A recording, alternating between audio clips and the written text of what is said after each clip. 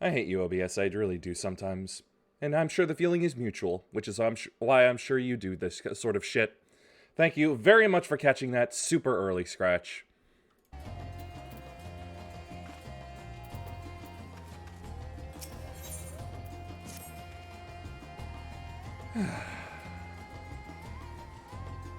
Had enough rest, have you? You never were one for being idle. Right, Barshad bade us come to Meghaduda. I've already forgotten how to say that. At our earliest convenience. The others will join us there once they have finished tending to the prisoners. Ah, wait, on second thought, you and Astidian should go on ahead. I need to make a quick detour by the Great Work. We left Graha in the Alchemist's care, you see. Oh dear, that's not good. Best fetch him before he's crammed into a specimen jar. Exactly. Just you and me, then. The guardsmen at the table should wait at the gate. What the... Wow, I am breaking down so bad already. Wow, what is wrong with me? Oh yeah, right, several things, and none of them can ever be fixed.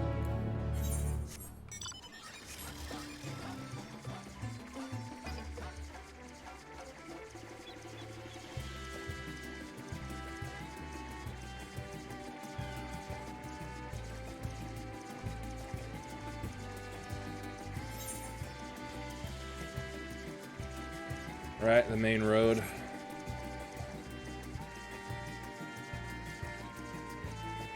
I really should have done more soup finding around here. I really should have, but... Oh, God, just Labyrinthos is just the worst place to go searching for soup or just even side questing if you don't have the ability to fly. That is just pure torture with how far out of the way you have to keep going to move between the different layers. Especially at this point where none of the elevators frickin' work. That is an area where you should have just given us the ability to fly right away.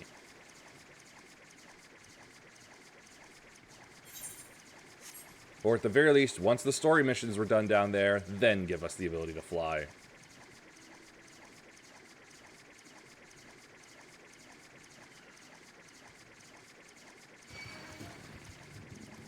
I'm not interested, you ancient giraffe.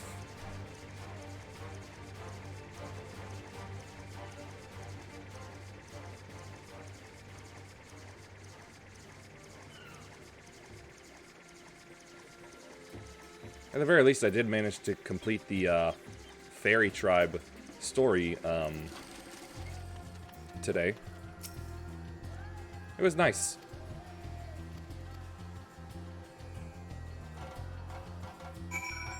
I better be able to fly over this guy later. Yeah, it's pretty fun. It was a lot of fun. I just didn't like the Porksy in it. Though I've been to Razat Han before, this place is a veritable maze. Rather than risking getting lost, we had best ask for directions from this sentry at the fountain. Lead the way, and don't expect me to act as your tour guide like certain others. Is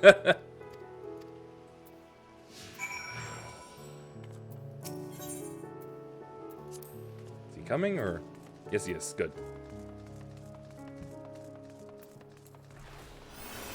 So, okay, Stinian, I have sprint and fast walk. Oh, wait a minute. Oh. Oh! Yes, please! I'm absolutely doing all of this before talking to that guy.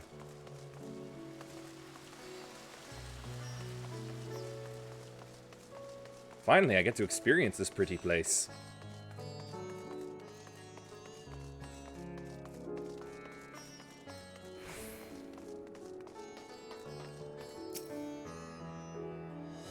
Oh, for fuck's sake.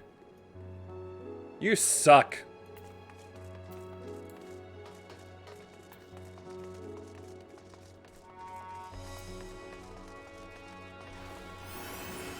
I want to say I've been to bazaars like this, but I'm pretty sure it was in Turkey, and this was styled similarly, but still significantly differently.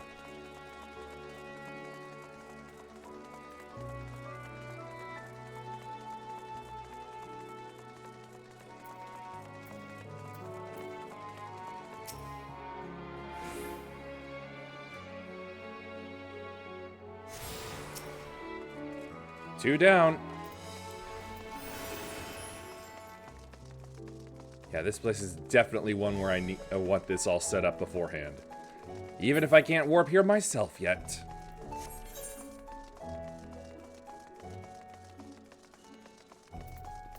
Splendors.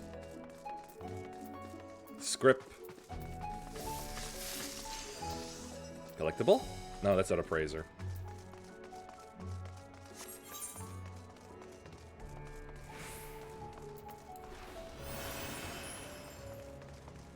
Always looking for someone to spend my tombstones on because I've just been hoarding them and can't really spend them on anything.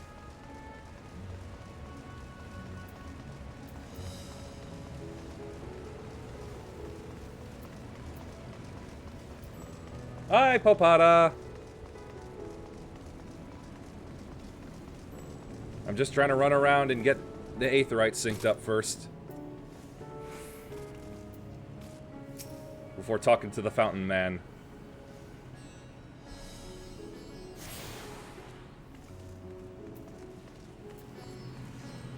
Other way around.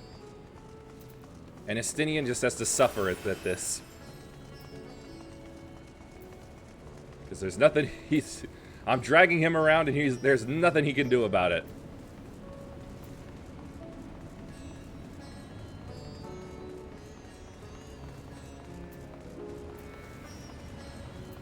Crap, I should have used it. Dadgummit.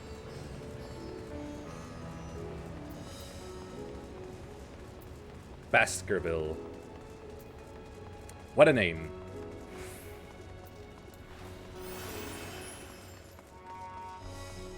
I wonder if it's wrong that I associate that name more with Ace Attorney than I do actual Sherlock Holmes.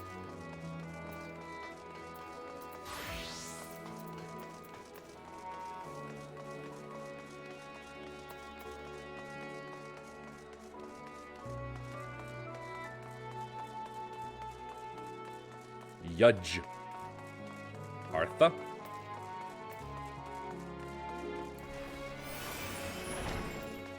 And here I was half expecting to just run smack into the door and it wouldn't open for me.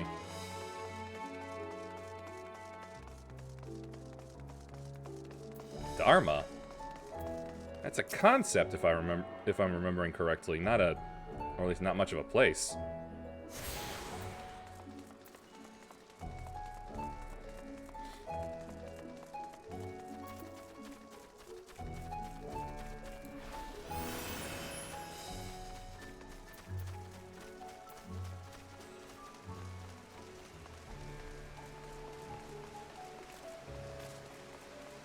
Lots of elephant stuff around here. If only I could remember Babar a little more clearly.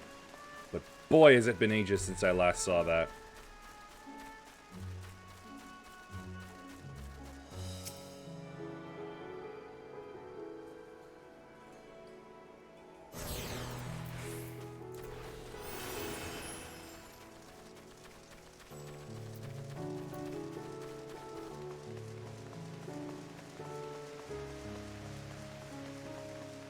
Damn it, I did it again.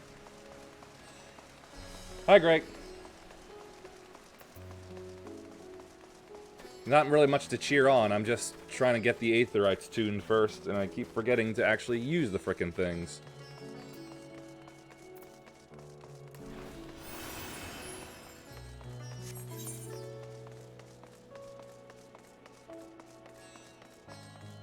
And as I said before, Estinian just has to suffer along with me.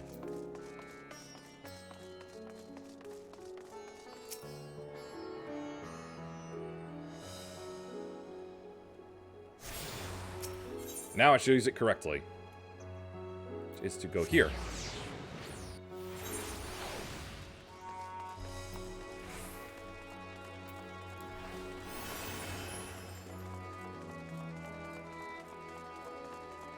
Just the last one. Across the upper walkway bridge.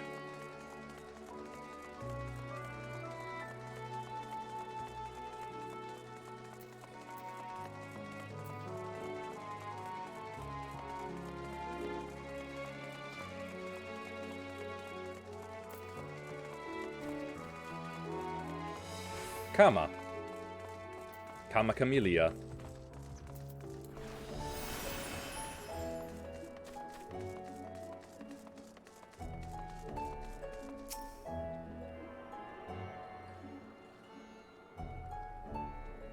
All done. Now I just have to wait for the plot to open up the main Aetherite.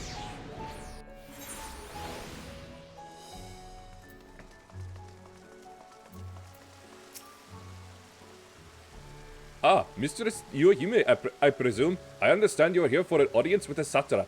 If you require directions to Nekaduda, I should be glad to provide them. The satrap's residence is situated in Dharma, the highest part of Raj Adhan.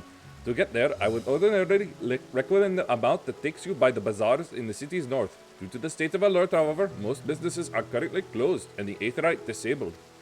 As such, I will provide you with an alternate path. Please ascend the steps next to this fountain, then continue left. There will be more steps, and upon ascending them, you will emerge on Pax's path. Proceed through the large door on the right, and you will arrive at I give up. In other words, we head up. Sounds straightforward enough.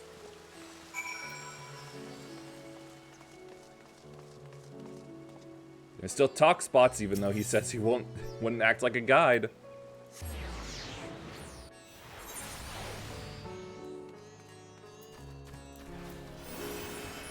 Charging through the crop trees.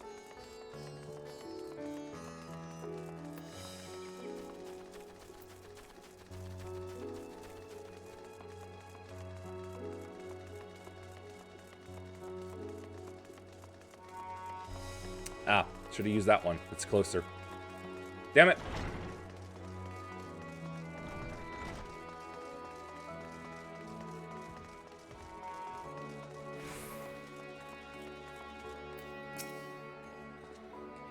Heading to Magaduta, are you? In that case, please follow this hallway to my right and go through the door at the top of the stairs. You'll emerge at the entrance to the airship landing, where another sentry should be on hand to assist you. Incidentally, if you ascend the steps to either side of me, you'll find the workshops of Ruvedia Fibers. Though you're free to observe the artisans, take care not to lose your way. Don't lose your way. Okay. Yeah, can I just not get there, please? If you're here for an airship, I'm afraid all flights have been suspended until further notice. So the state of alert is still in effect. Perhaps it's for the best. That aside, we're not here for an airship. We have business at Megaduda. Oh, in that case, permit me to direct you. From here, it's quite simple, really. Ascend these steps and then continue straight ahead and across the bridge. You cannot miss it. Up. Ho ho ho. And this is why I did the Aetherite.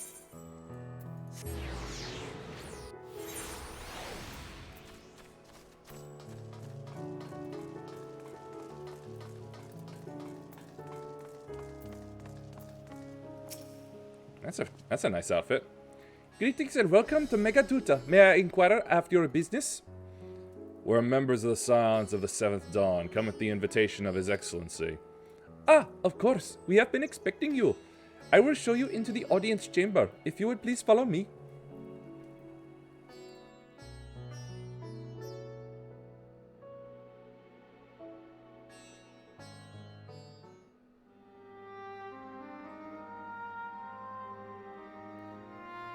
Everybody's here. And he's always got to be off on it, leaning against something.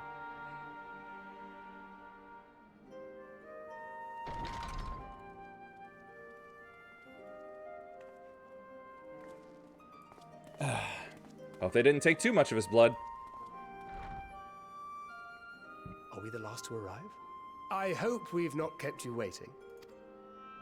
I kept us waiting. Not at all. Your comrade is feeling better, I trust. Much better, thank you. Harness remedies are certainly potent, in more ways than one. One becomes accustomed to the taste, although I hope you never have cause to do so. Pray, take your ease. If you could stomach Archon Loaf, you should be able to stomach anything.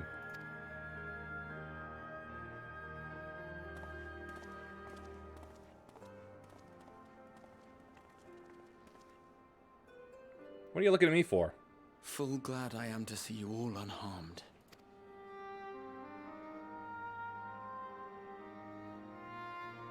Valiant scions, for your heroism, you have my boundless gratitude. I still find those giant fangs of his ridiculous design. You cast down that dire tower and set free its hapless captives. You cleanse their souls of its corrupting influence. Not yet. I believe the work is still ongoing. No words of thanks will suffice. In place of platitudes, I offer a bounty of warding scales. Hey, be careful of that. You keep shedding your scales, else you'll end up being like Seath the Scaleless. Pray accept your due reward, along with the goodwill of Radzat Han. Alchemists throughout the land were put to work in the forging of your talismans. The finished ones have been collected, and now await you at the High Crucible of Alchemia. Where?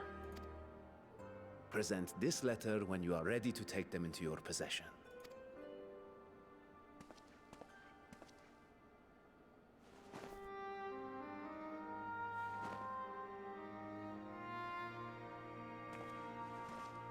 We are humbled by your generosity. Know that the inventive wisdom of Radzat Han will be vital in restoring serenity to our star. Every single one of those scales came from you, didn't they? You must still be in such pain. I don't know. Does it hurt to molt? Oh, I see. 'Tis of no moment. A mere annoyance compared to the dreadful suffering inflicted upon this land and its people.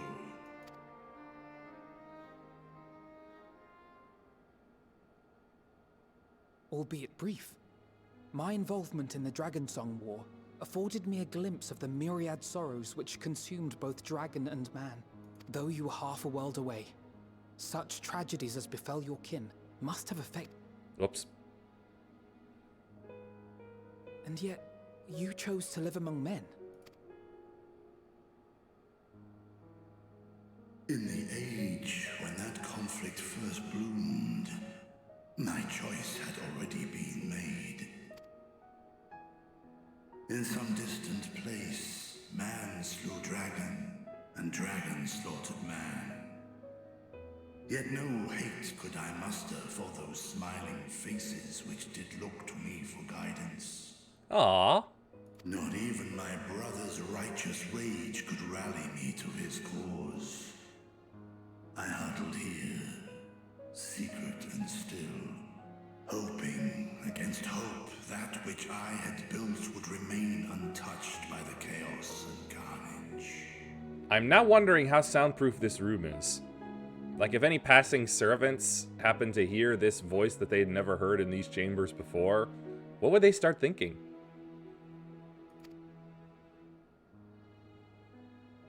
Estinian, your lance is We clipping. share the same desire for peace, great Vritra.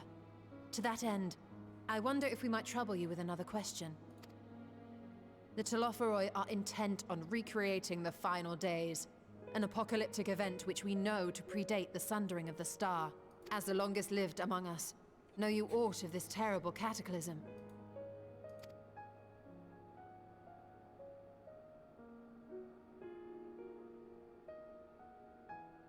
Nay. When war and strife drove my sire from his home, he crossed the great expanse with only our unhatched eggs as company. This guy is like the goblin shark of dragons. He alighted upon a shattered source, its 13 reflections long since scattered beyond the rift. Of events preceding his arrival, he knoweth naught, save that which Hydralin hath deigned to disclose. I see. So again, 'tis the inscrutable Hydaelyn to whom you must look for answers. And she never speaks in plain English.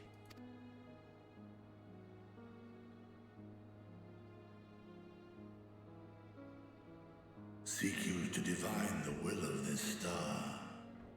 If so, I have a tale which may afford you some small comfort.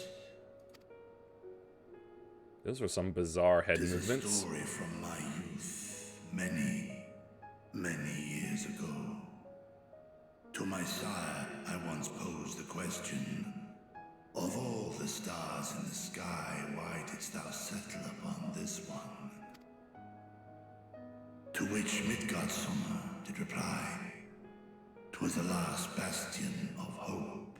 He believed, so long as Hydaelyn endured, so too might dragonkind. Which was part of the bargain he struck with her? Solemn and portentous were his words. What deeper meaning they held, I could not, dared not pursue. 'Tis a stone I've left unturned ever since. If only I could call him whenever I wanted to. Take solace in the knowledge that whatsoever Hydralyn does strive towards, 'tis an ideal which hath earned my sire's conviction.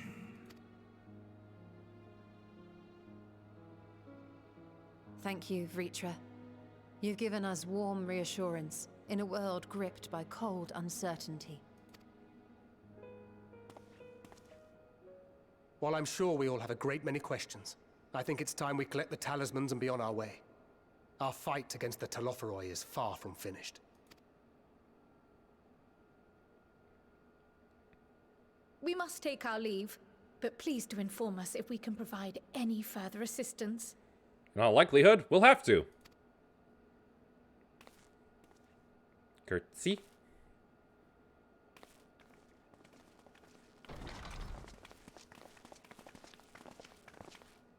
Prithee, a moment. Alright, moment's over. Bye!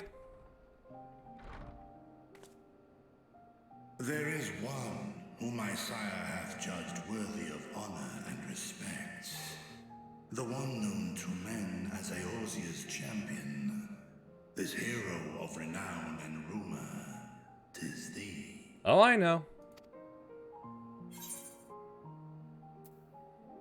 Yep, we crossed paths.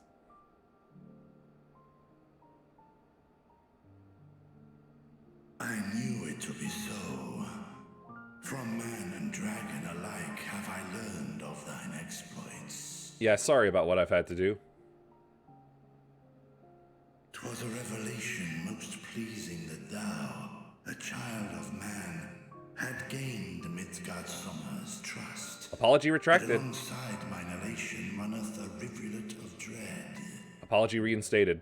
For upon thy life's reel wind too many threads of fate, power, wheel enmeshed with woe.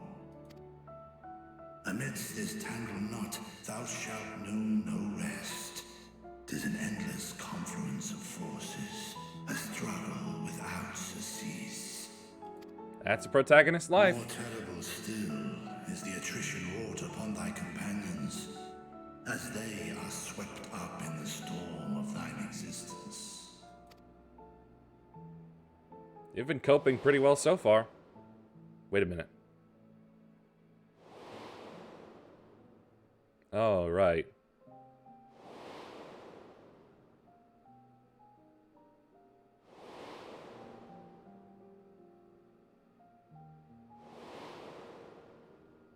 I was wondering when he was going to show up.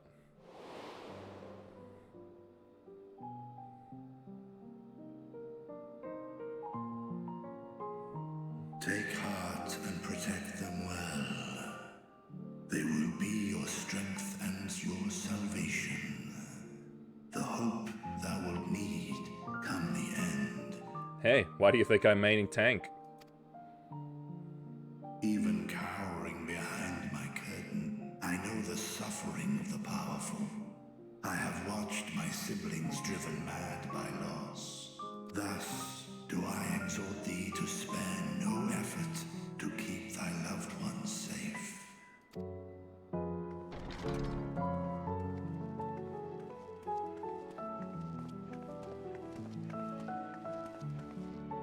Ah, apologies.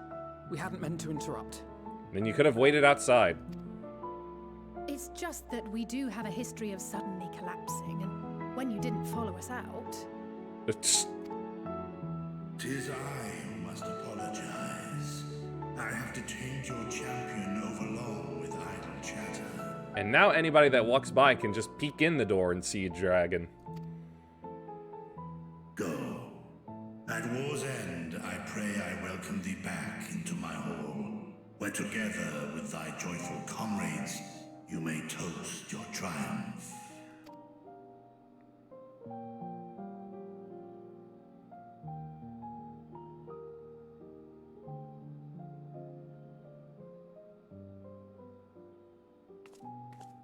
Even the stools are elephant-based.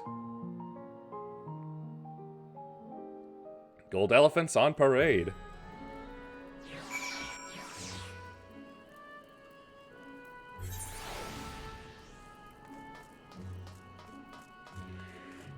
Where's that coming from? So, what were you and Vitra talking about? Nothing that important. Nothing? Very well, if you say so. The others have gone ahead to the High Crucible. Let's catch up to them. Sure, where is that? Not more awful bread. The attendant was kind enough to give me directions to the High Crucible. First, let us return to the mulberry orchard. Oh no. Multi-step again.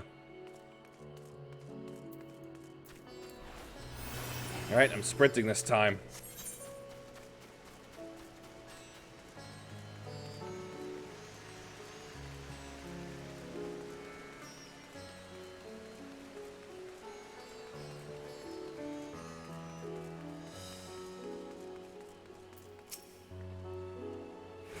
From here, we're supposed to follow the path left and past the mulberries. I wonder if there are monkeys that chase weasels around here.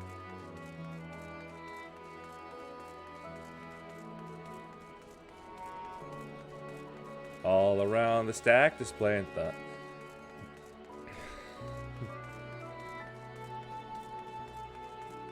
The stalker chased the bandit. The stalker thought was all in fun. Pop goes the bandit. Where the street turns, enter the door straight ahead, then descend the steps. I thought the Crystarium was confusing, but it doesn't compare to Radzat-Han. The Crystarium was laid out very logically. This is not logical. The architecture and decorations make it even harder to get your bearings. Anyway, let's see where this door takes us.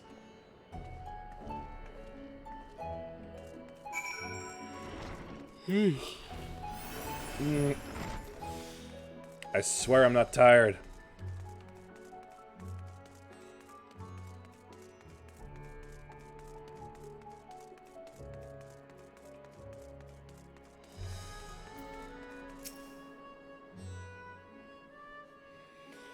And here is the Aetheryte Plaza. So far so good, and there isn't much further to go. From here we just need to cross to the other side of the hall, then press through the larger of two doorways. The High Crucible lies beyond. I suspect the others have already collected the warding scales. Come, let us join them. That's a cowboy outfit.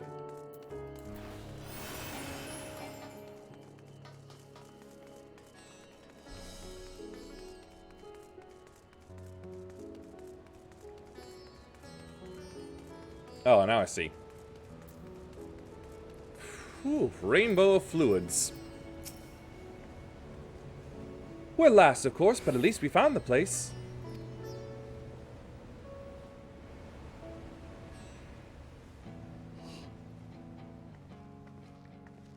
These are the talismans we were promised. They look like boxes to me.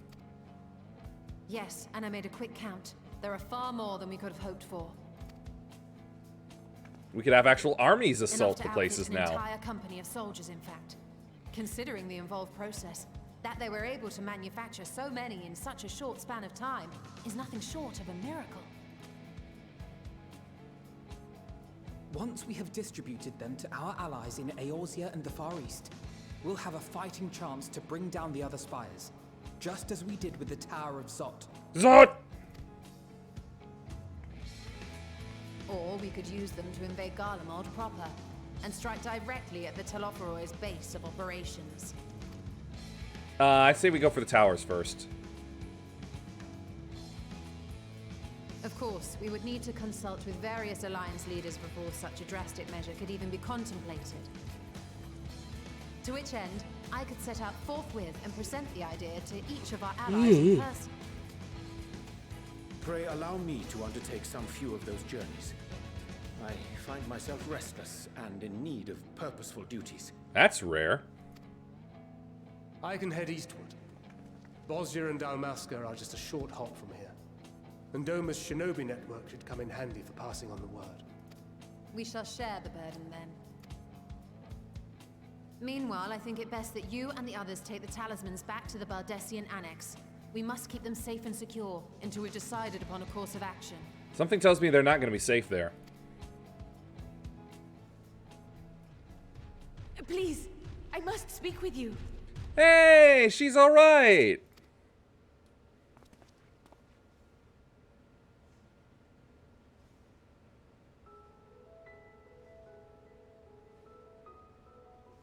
Nidana, you're awake.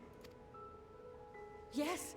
When I spoke with the carer at my bedside, she told me that one of the scions, a young woman, had cleansed me of the tower's corruption. It seems I'd been asleep ever since the treatment. But when I awoke and learned you were all still here, I knew I had to come. Why?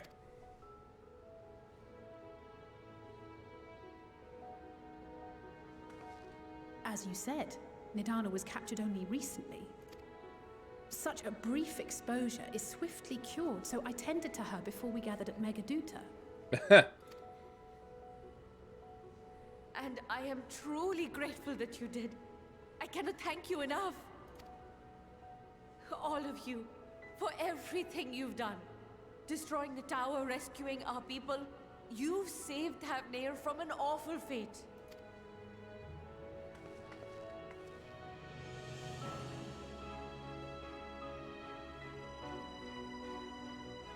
We did good. Yet who hath truly saved whom? Due in no small part to thine inspirational courage, the alchemists were successful in reproducing warding scales of proven efficacy. Up. The talisman? Is this true? They're in the boxes right behind us. Or I suppose to the side of us.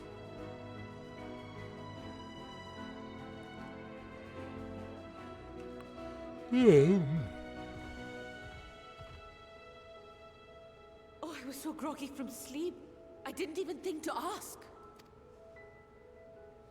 Oh, our great work sent across the seas. It was worth it. Oh, it was all worth it. Hello? Oh, the flower. Look at that. Its color is completely changed. What do you have there? It is a flower that will supposedly remain alive for a long time. How unusual. I wonder if the effect is a reaction to Akasha. Huh? I'm afraid I'm not familiar with that term. Akasha? It is one of the unseen energies defined by Harnish alchemical theory. Though a gross oversimplification, some describe it as an essence influenced by feelings. You imply that it is distinct from ether? Foreign scholars often conflate the two, but we see them as separate concepts. Interesting. Ether is an energy which permeates the land. It exists within animals, objects, even the air we breathe, affecting all through which it flows. The Force. Akasha, on the other hand, exists in a domain beyond our reach. A gift bestowed from on high, or torn from the heavens in some traditions. The Higgs boson. Akasha can neither be created nor destroyed. It is beyond our power to purposefully alter or manipulate. The only thing observed to influence it is an abundance of, I want to say, spiritual emotion. As a veteran of the battlefield, surely you've experienced moments of desperation or exaltation when you've transcended the usual limits of your capabilities. There's also been a lot of anger, too, at some mechanics. That is a manifestation of Akasha, the invisible essence harnessed by heart, mind, and unyielding spirit. I really must hear more about this theory. Our disciplines are based entirely upon the idea that ether is the fundamental form of all energy. Later, Ishtola, you said you were going to do something else. I'm glad my haphazard explanation has piqued your interest. But even for us, Akasha is a somewhat abstract field of study. A lack of practical application lends itself poorly to formalized research. Which is why my analysis of your flower can amount to little more than idle speculation. I am sorry. Nonsense. You have nothing to be sorry for. Your insight is much appreciated.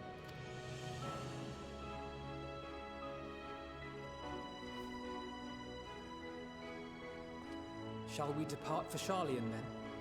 I will see to it that the talismans arrive at the annex. Will you be sure they won't be immediately confiscated? And we will be in touch once our talks are concluded. I suggest you rest while you can. From here onward, sleep is bound to be in short supply.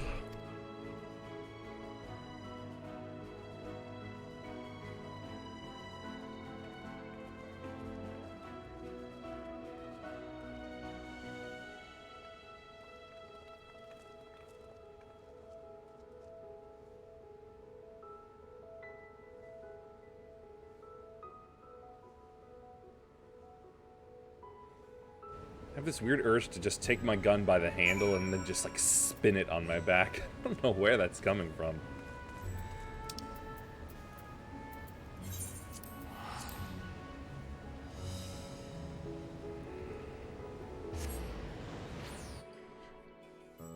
Just like grab it, spin it like a wheel of fortune.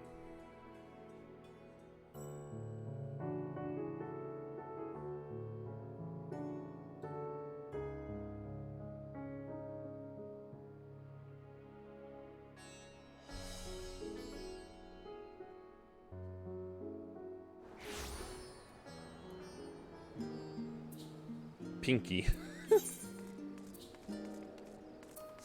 Same thing we do every night, Pinky. Try to take over the world.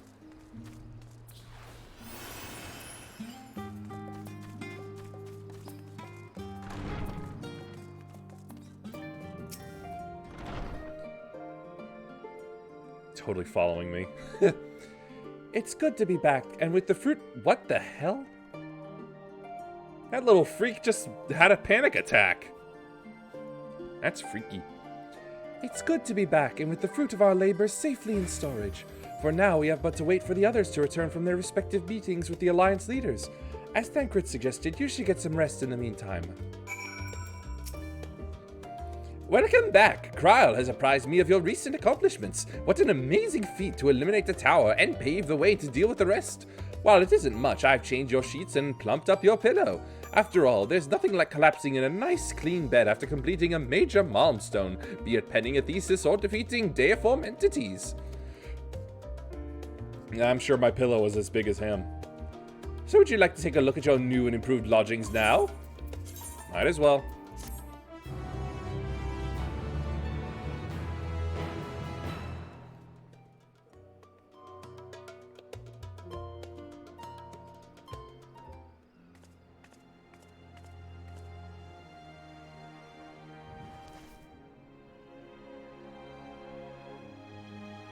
And now it's back to normal.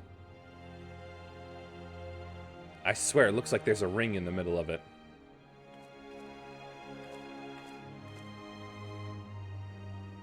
Take heart and protect them well. Come in, knock knock. Why do I have a ladder? Hello? Good, you're here. You haven't eaten yet, have you? That all better not be for me. Quite a spread if you're interested. Only the finest dining from the last stand. Oh good, someplace with actually edible stuff.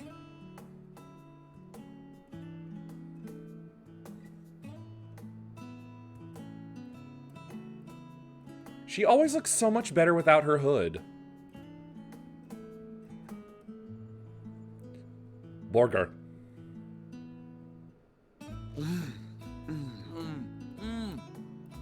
It looks like it's sliding out. I guess she doesn't like pickles.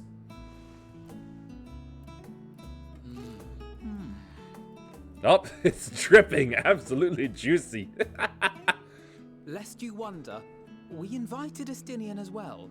Let me guess, he's got some pillar to lean against. But he refused with a rather grim-faced, "No, thank you." I suspect Charlian cuisine is not to his liking. I mean, he probably tasted the bread. I don't know about that. Pizza! Perhaps our lone wolf just needed some time apart. Those cookies are massive for her. To perfect his brooding stare? No, he's got to perfect his lean. Next time, I'll drag him out by the ear, sit him down in front of a Charlian feast, and see that he eats every last bite. If you can even reach his ear. An excellent idea. Of all people, warriors must take proper meals and rest if they are to maintain a healthy constitution. Poor Estinian, beset on all sides. Yeah. Although don't act like you aren't one of those sides. Speaking of one's physical condition, Mistress Kryl, I hear you recently played literal host to Heidelin herself. And Heidelin's a poor guest. And what an experience that was. Tiring, yes, but no lasting harm done.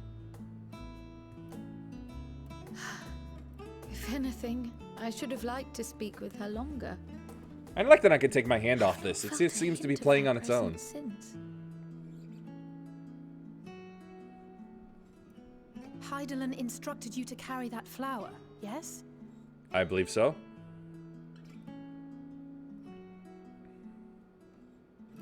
Twill be your guide, test and proof of your conviction. And then something about seeking joy in darkness, was it? Seek, lest. Come to think of it, isn't that what happened with Nidana back in Radzat-Han? The flower did seem to radiate a joyful glow, as if reflecting the elation we all felt, the relief of a people with renewed hope.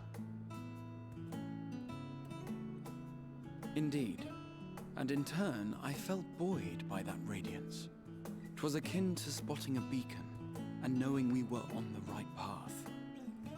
I know we've not yet triumphed over the Telophoroi, or learned the full breadth of the Forum's plans. But even within the midst of our struggles, we find small moments of joy to sustain us. It's the little things. Rare and hard-won, perhaps, but it is this pursuit of happiness that gives us the strength to carry on day after day.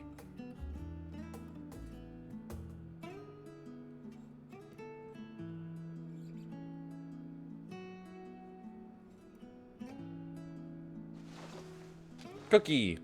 Hey, that's mine. To the swift the spoils. Though I recall that levitation spell of yours was quick enough. Ha! Only barely. And even at my best, I'm still too slow to wield it effectively in battle. Mayhap I simply require more practice with this new magic. You unearthed it from the depths of Numenon, I presume? Aye, and from a veritable mountain of arcane tomes at that. 'Twas necessary to facilitate my solitary explorations. Or, to put it simply, you used it to sneak around the Forbidden Archives. Floating over heads. That's a clever thing to do. Yes, well, after a fashion. After all, nobody ever looks up.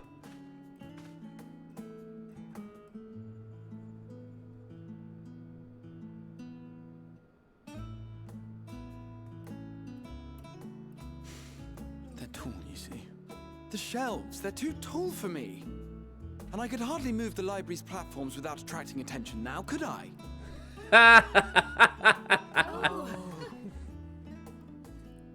Kral knows all about that.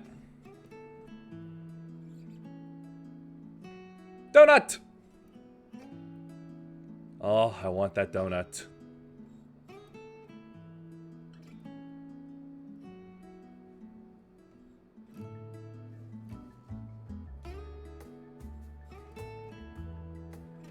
Isn't it nice to have your windows open and no bugs come in?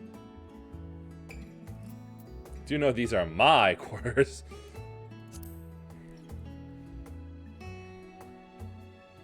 One last cup of tea, then. Dickon said this brew helps relax the mind before bed. And gave us some leaves for free. Tea is just hot leaf juice.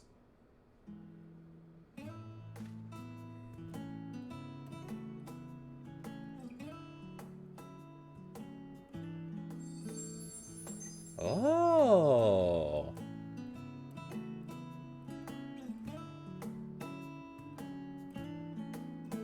It's a mood flower.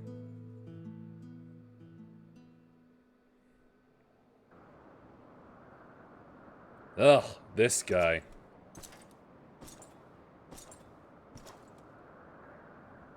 His right arm being like that reminds me of Melania.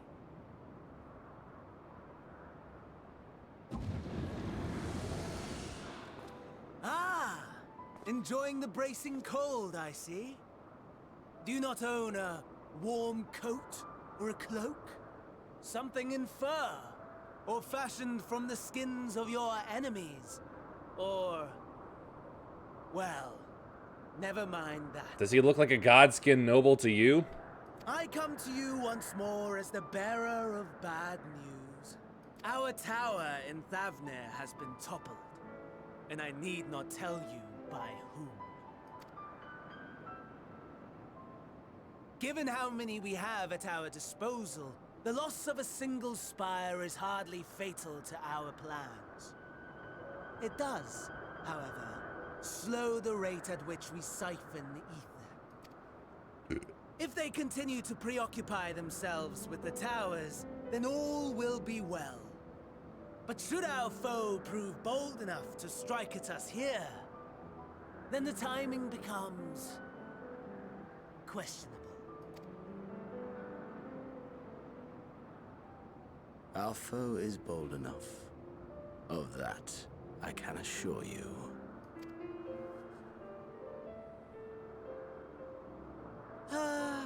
Yes, very well then. I suppose I must prepare a proper welcome. Honestly, Talk of your nemesis is the only thing you seem to enjoy. It is. Does nothing else spark your interest? Nope. No. All else is equal. Equally boring. Equally tedious. Equally disappointing. The world is a tepid bog into which we sink, too weak to thrash as the mud clings to our eyes and fills our throats till we blissfully choke. I wonder how long he's felt like that. Like, did he come out of the womb just feeling that way, or was this something that he discovered later in life? And how late in life? But then came the light, blinding and pure and hot, so very hot, enough to set my soul aflame. Look, I'll settle for cute, alright? The hot is a little too much, okay? I basked in the afterglow until the void yawned once more. And then I knew the muck would never claim me again. There was naught for me ahead, so I drew the curtain on all that had come before. I had a feeling he had an orgasm during that fight. Burn. Burn. Let the whole star burn. I will have my contest. I will reclaim my moment.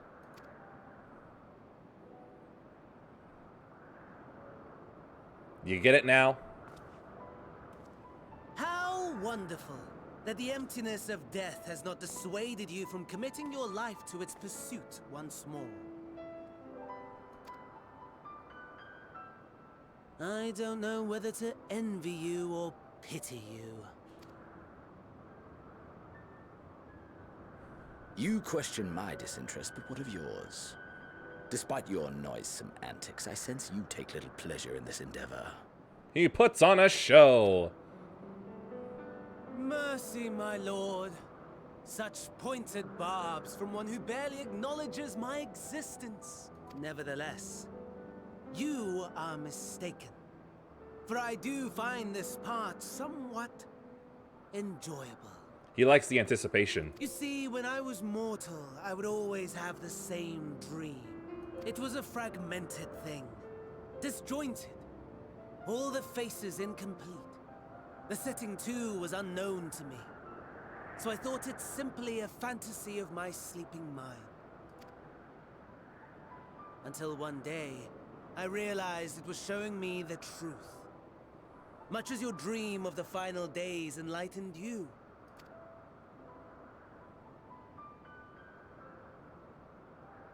And soon, very soon, the rest of the world will see the truth of my dream, too. All around me are familiar faces.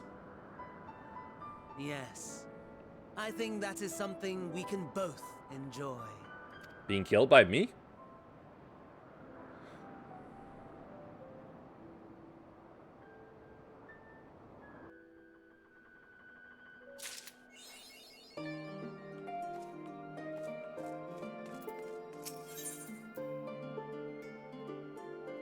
Ah, the 82 stuff.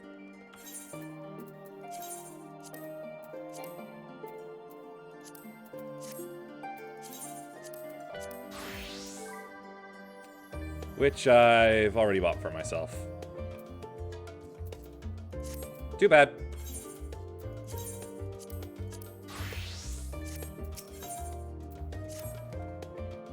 Oh, there you are. Feeling refreshed, I hope? I was about to make my way to the studium, as it happens. I wanted to try and speak with Scholark Montchampagne and thank him for coming to our rescue in the rostra. As it turns out, he come here to see us following the hearing, only to find that we'd already departed for Thavner. Knowing him, he was probably hoping to chew the cud with his former students. Since we're still waiting for Ishtal and the others, I thought now the perfect time to pay him a visit. Care to join me? Then it's settled. The twins will be coming too, assuming Alphanod can tear himself away from his new toys. I'll let you rally the troops while I go on ahead to the phenomenon. Considering my recent impropriety, perhaps I should avoid showing my face around the studium for a time. That might be for the best. If the others should return, tell them we will not be long.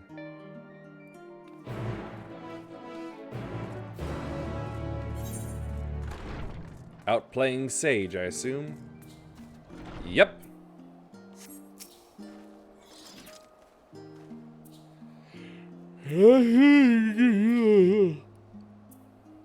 For partner, I need affiliate first, Auron. You're the one that's got to get partner. Heading out for a stroll. Don't need affiliate partner first. I wish. Just one or the other, please. The Skolak himself was here. In that case, what are we waiting for? I too am eager to see him, though I somewhat dread the thought of visiting the studium. I dare say our notoriety precedes us. Alphinaud of all people worrying over his reputation, and at our alma mater, no less. Will wonders never cease? You'll understand soon enough. Off we go.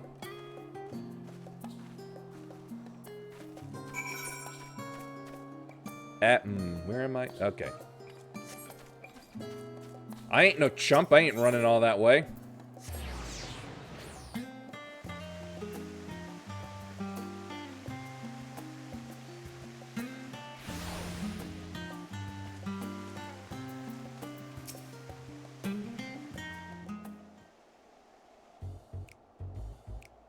Oh, we got the jazz here. Here it is, Phenomenon.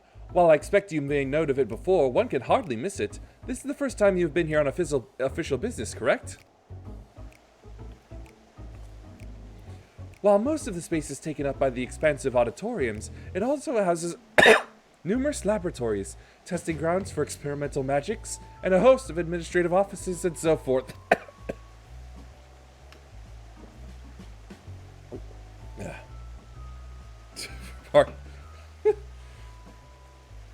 One at a time, one at a time. At the center of what would later become the studium, it was established to promote the study of aetherological phenomena, hence the name. Do-do-do-do-do. Though with aether being a fundamental aspect of nature, its scope expanded to include every conceivable facet of life and even the universe itself. And then in the 432nd year of the 6th Astral Era, Phenomenon was decreed complete and the studium officially opened as a place of learning. Do-do-do-do. With a long and storied history, it is without question the world's leading authority in aetherology, the arcane, the occult, astromancy, and countless other fields, standing proud as Charlene's foremost educational institute. You always did enjoy giving the grand tour to new students. Indeed, I've long since lost track of how many times he has recited that same foppish speech. Fop. Such is his undying love for his old stomping ground. He was in top form back then, youngest to enter the studium, guaranteed with the highest honors in magical arts and aetherology, undisputed champion of the debated chamber. Hold on, you both joined the studium at the same age, yes? And from where I stand, you're equally prodigious scholars.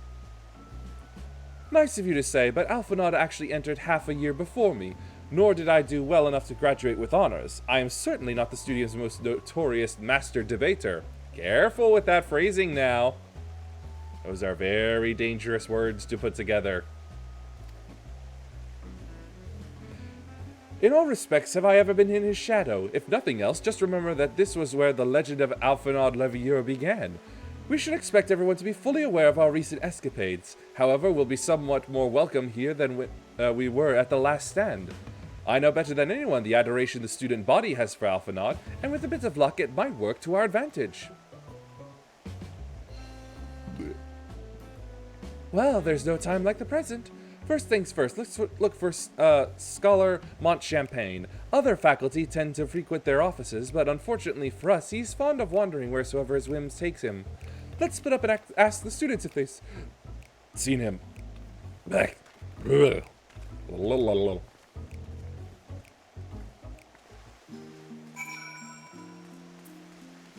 I love hearing the jazz.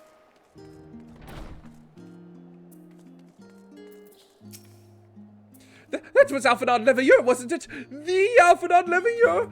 And he's with his sister and Master Baldezian's granddaughter! This can only mean one thing. An event of epoch-shattering proportions is fast approaching! Spread the word! He's not wrong.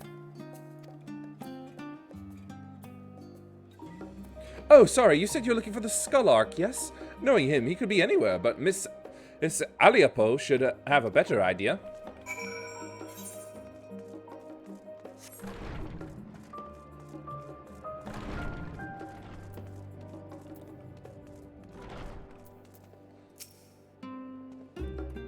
Are you Ali Yahui?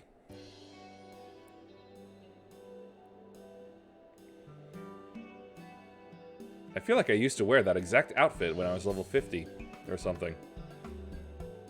Wait, nope. 60.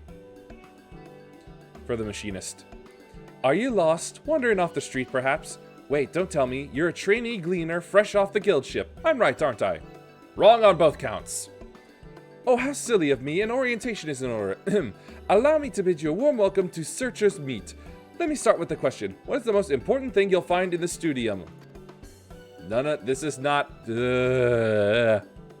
That's right, books! And what's the second most important? Why, that's simple. Everything else.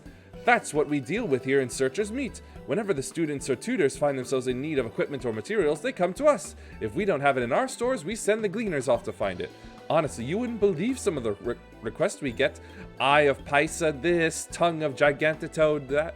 Gigantode that. It's enough to make your hair stand on end, which is possibly what some of our students are trying to accomplish, this being a school of magic and all. As our newest gleaner, you'll have your work cut out for you, but I think you'll find it quite rewarding. I'm not a gleaner. Tracked down many miscellaneous knickknacks in my time, but I'm no gleaner. Yeah, that's right. I have.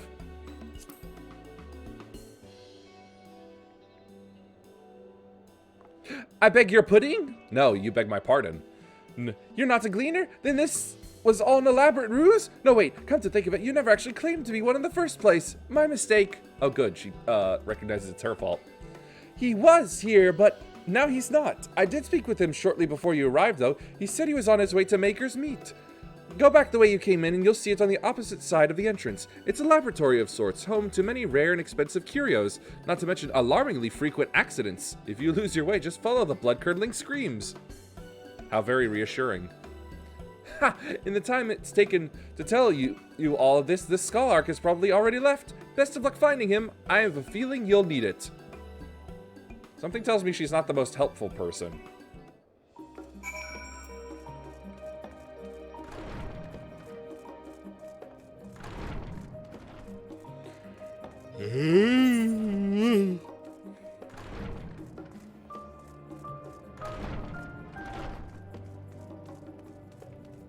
Yes, this is prime kaboom space.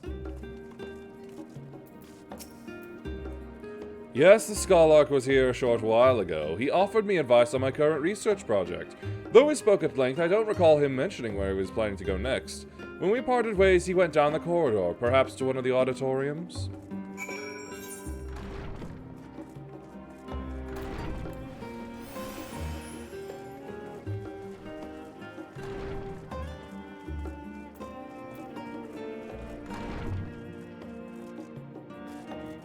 Ah, yes, this is a familiar sight. Oh, college. How I wish I hadn't taken ye.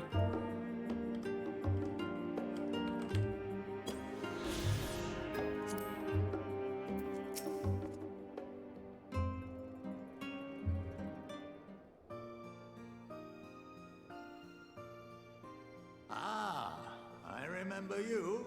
I should hope so. I hope to be very distinctive. I pray we have not caught you at an inopportune moment. We wanted to offer our thanks for your kind words in the forum.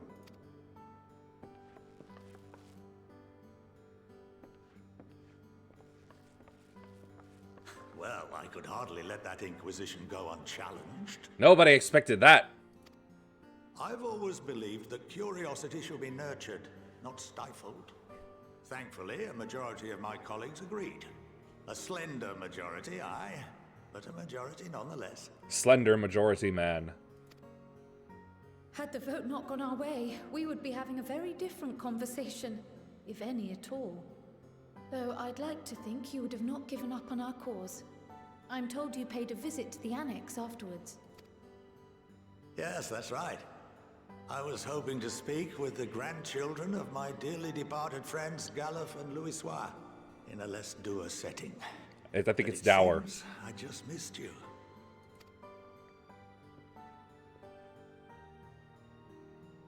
I still can't believe how much you've grown. If only your grandsires could have seen the way you presented yourselves to the Forum. Why, it fair brought a tear to my own eye. What does he have on his fingers? You must have the patience of a saint, putting up with this lot and their antics. Never mind Matoya's prize student. And Matoya herself. Luckily, I know a thing or two about managing unruly younglings. If you ever need advice, don't hesitate to ask. I would assume I just pull on their ears. Yeah. Yeah. If I may, there is a rather more pressing matter we wish to discuss. What can you tell us of this duty that the Forum must fulfill? Nothing, I'm afraid. Like all humble servants of the Forum, I am sworn to secrecy. Could you write it out in pictographs on the chalkboard, maybe? Or rather, I couldn't tell you if I tried. Magical throat locking? Our duty is of the gravest importance. Furthermore, if the particulars were made public, it would incite widespread panic. In other words, you're doing something wrong, and you know it.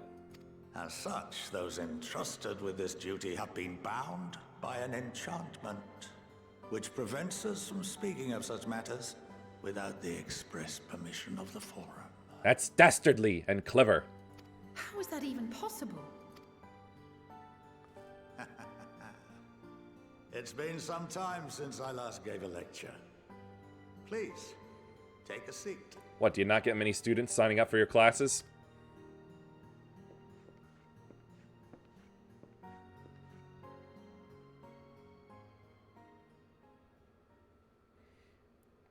Montechad, this guy is pure. I know, yeah, I like him too.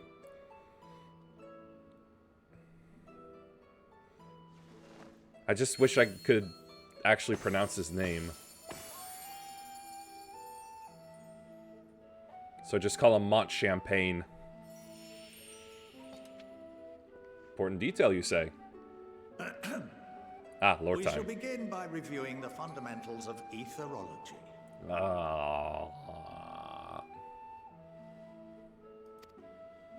The ether, which imbues us with life, can be categorized into three forms. Two are of the incorporeal sort, the soul and the memory. Can anyone tell me the third?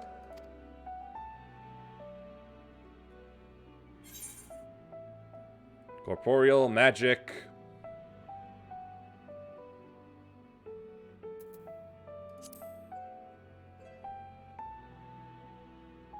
Yes, very good. This is the form with which the layman is most familiar, consumed by even the simplest of daily activities, and replenished by the food and drink that sustain us. This form of ether is in constant flux. Calm down, Zoe. In contrast, the ether that comprises the soul is rarely subject to dramatic change. The same can be said for memory, as the two are intrinsically linked.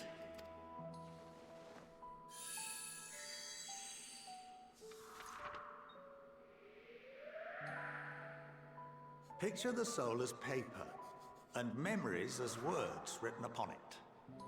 Welcome to the hydration. But I want after-school studies. I've been a very naughty student. Of course you have been, Katasha. You would totally be a Gyaru.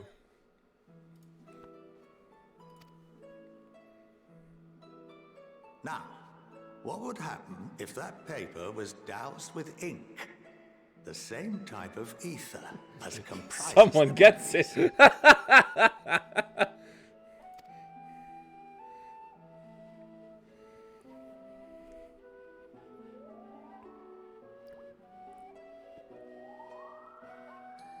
Wipe, wipe, wipe.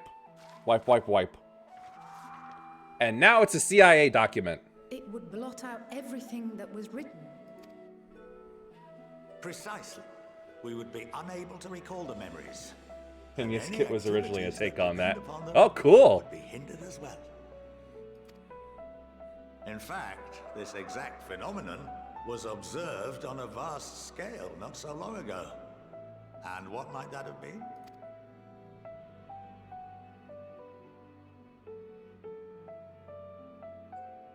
The seventh Umbral Calamity. The people of Eorzea vividly recall Bahamut breaking free of the Lesser Moon and raining hellfire down upon the realm. Under a But burning no one could seem to moon. remember the events that followed immediately afterwards. Nothing wrong with that. No, not in the slightest. Indeed. Yarus To fascinate this me. day, we have yet to determine whether it was an unintended consequence or a deliberate act. It was probably the result of waiting 3 days and not playing the melody, the Song of Time. The enchantment which binds me and the rest of the Forum is based on a similar principle. And yes, it is a contravention of the Sharlayan prohibition against the practice of memory manipulation. So he vaguely remembers what it is, but if he ever tries to say it, he would forget it immediately? Only when a new member is inducted and told of our great duty are they subjected to the process. I would like to become a new member! A necessary evil. You have my word that it would never be used to manipulate the populace. The U-99 are members of the populace, or at least taken from it. I should hope not. But can this enchantment be dispelled and your memories restored? Oh, never mind. It's just apparently some vague sense that he knows what it is, or how important it is. If 9/10 of our members give their approval, then the process may be reversed. Then, and only then, would we be able to speak freely to others of our sacred duty. In other words, about 90 people. Barring that, we must wait until we return to the ethereal sea. Till death do us never speak.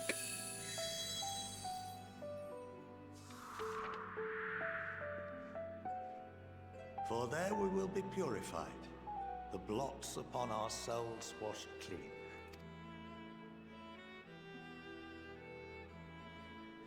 More like he tries to say it and a spell catches him from speaking it. Yeah, they know. They just know it's important, but they can't speak directly of it.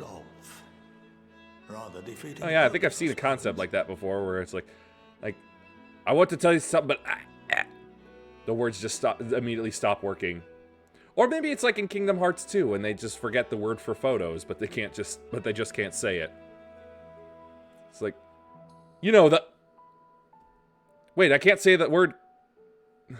It's.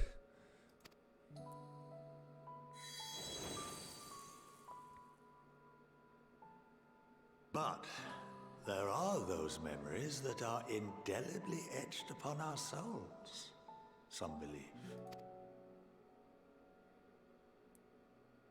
What happens after that? We are reduced to pure ether, coalesce with that of others, and create souls anew. Alternative schools of thought assert souls remain whole and return to the corporeal world, reborn into another form. Reincarnation. Both theories have their proponents. Personally, I consider each equally probable.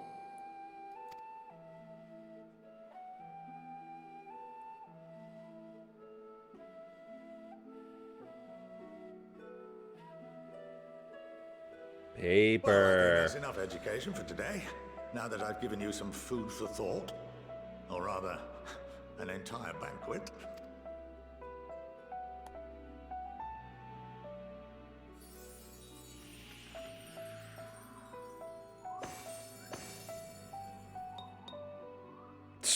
Hey, Ink, you gotta go. Oh, right.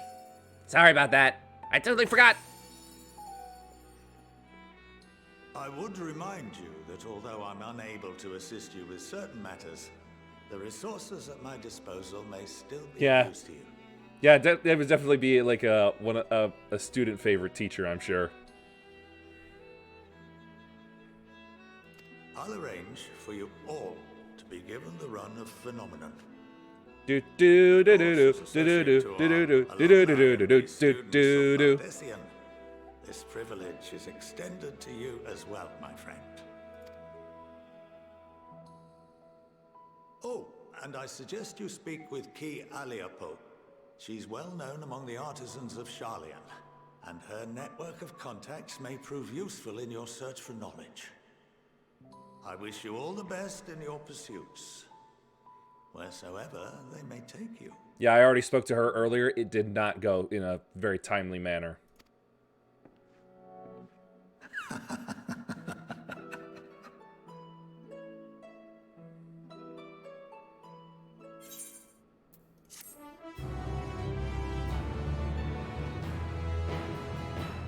Granted the run of Phenomenomon.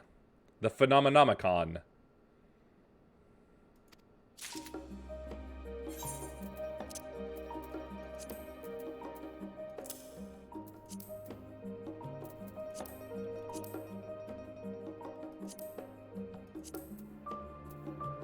Yeah. Better. Snake, you can't be up there. Silly thing.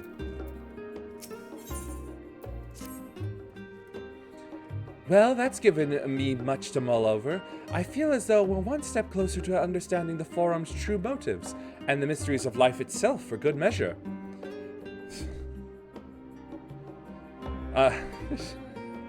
Monty Python's The Meaning of Life just went through my head for a moment there. It's funny, I came here with the intent of expressing my gratitude, only to leave more indebted than before. I have a feeling his friendship and support will be a great boon to us in days to come. And on that note, let's head back to the Annex. Perhaps on the way you could better acquaint yourself with Ki Aliapo, and as the Skullark suggested, while I share our findings with Raha. A capital idea. Capital idea, old bean. Good sport. Hey, what?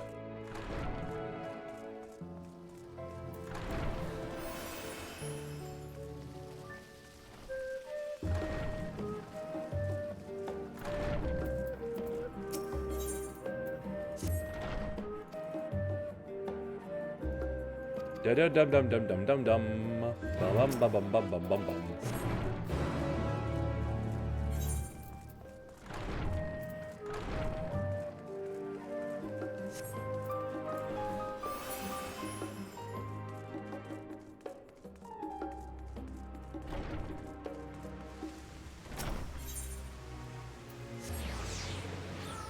Whew, going to the right place.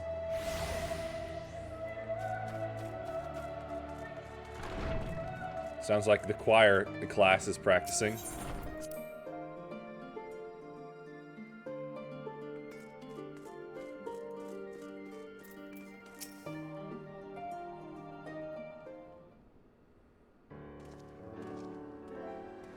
Ah, welcome back. From what I hear, your trip to the studium proved most educational. While you were away, I received word from our fellow Scions. As expected, news of the warding scales was met with much joy. Preparations are now underway to bring the leadership of the Grand Company of Eorzea and the Eastern Alliance together to determine a way forward. Our friends have asked that we bring the scales in our possession to Limsa Laminsa. So the time has come for us to go on the offensive? Ah, double words. Double meanings. It's too early to say for certain, but that does seem to be the way the winds are blowing. I, for one, can think of no reason to oppose such a plan, but let us see what awaits us in Vilbrand. Let's start by getting the scales out of storage. Give me a hand, would you, Estinian?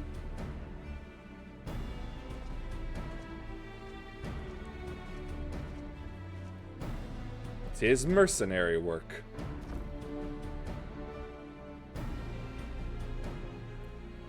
We could stuff her in one of those boxes. Phew. I didn't realize these crates were so heavy. It's because they're as big as you are. I shouldn't complain, though. Vritra and the alchemists of the great work put their heart and soul into each and every one of these scales, so you must treat them with the utmost care. Are you not coming with us? As much as I would like to escape the Forum's watchful gaze, I have little choice but to stay behind. We're already on thin ice, and if I, in my capacity as our official representative, were found to be consorting with foreign powers, well, you can imagine how that would go. I shall remain here and do my utmost to avoid ruffling any more feathers as I await word from Master Matoya and our other allies. With luck, we'll soon have good news of our own to share. The tide is about to turn. I can feel it. To Limsa Laminsa. Limsa Luminlicia. Lumenladen Lololo.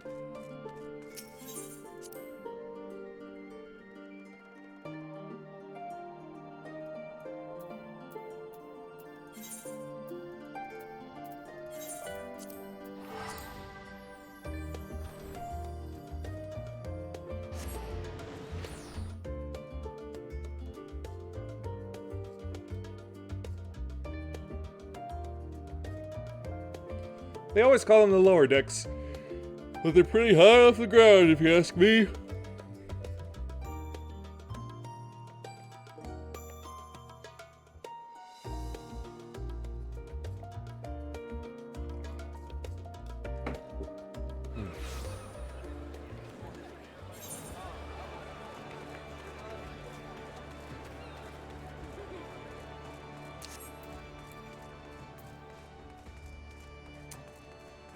Apparently lagging with the animations around here. And other loadings. Oh boy, this could even be worse. Oh wait, no.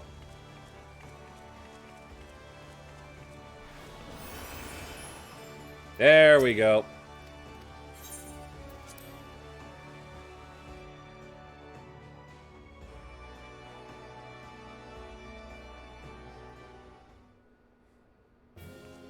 What's up, Blowfish? And others. My apologies for calling you away from Charlene at such short notice. On the contrary, we were honored and grateful, and pleasantly surprised to be joined by such esteemed company.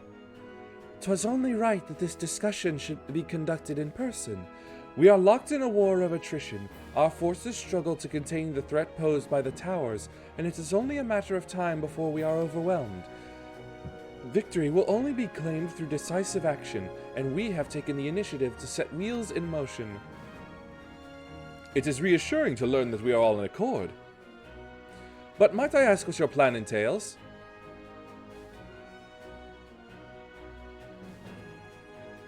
It hinges entirely on the warding scales and our ability to utilize their potential to the fullest. During your time in Charlene, the allied nations have been engaged on separate fronts, with no end in sight. To make matters worse, a surge in abductions of kobolds, Sahagin, Ixal, and Ananta have given rise to an increasing number of primals as well.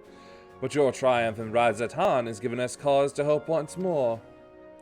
The time has come to free ourselves of this menace, and it is you, the Scions of the Seventh Dawn, who have shown us the way.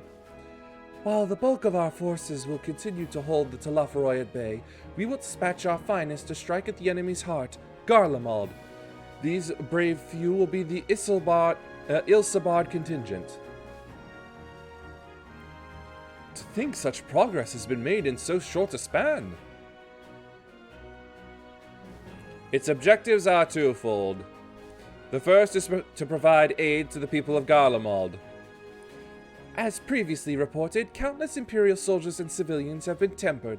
Robbed of their free will, they serve the Telophoroi's every whim without question.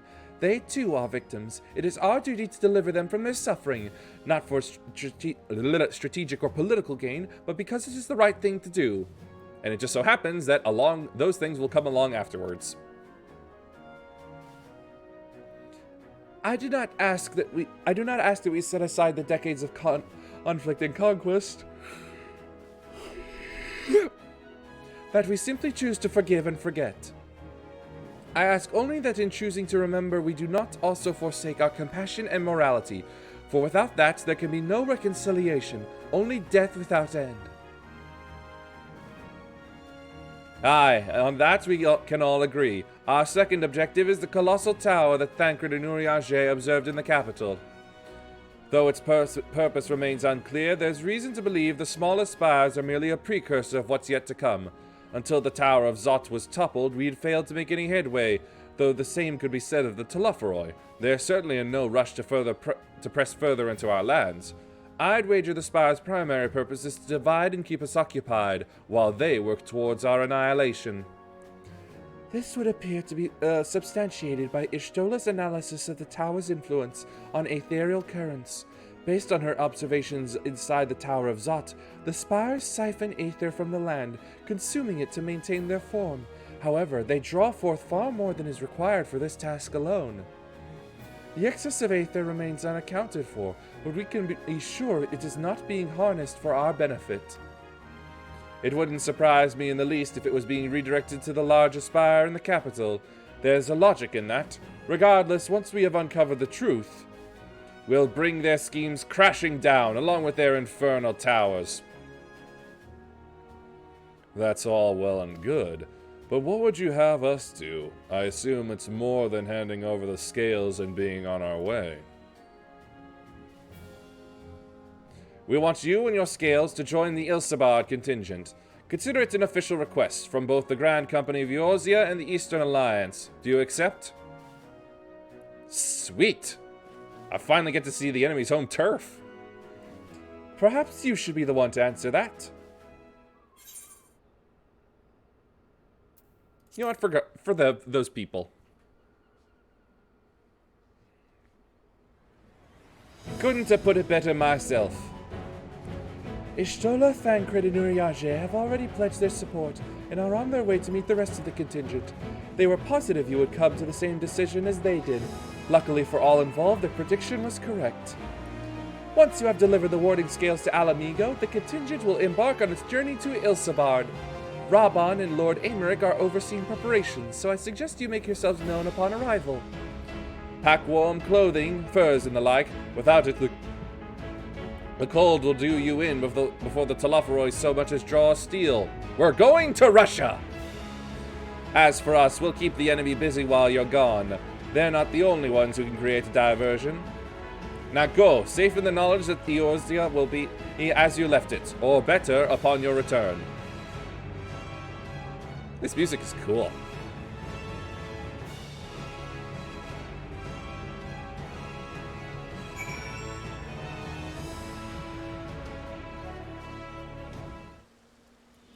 And it's over.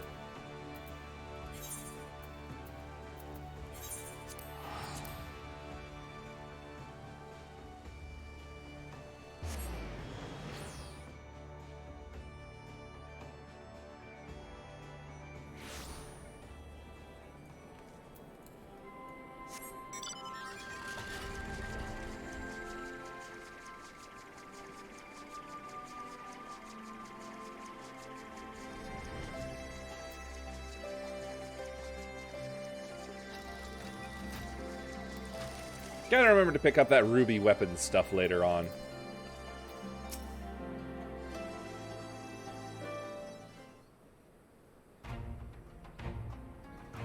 Ah, the Wanderers return. You've been busy bringing down a tower and producing the keys to destroying the rest of them. You should be proud. Those warding scales of yours are what's made this whole venture possible. Will you and Lord Aymeric be leading the contingent?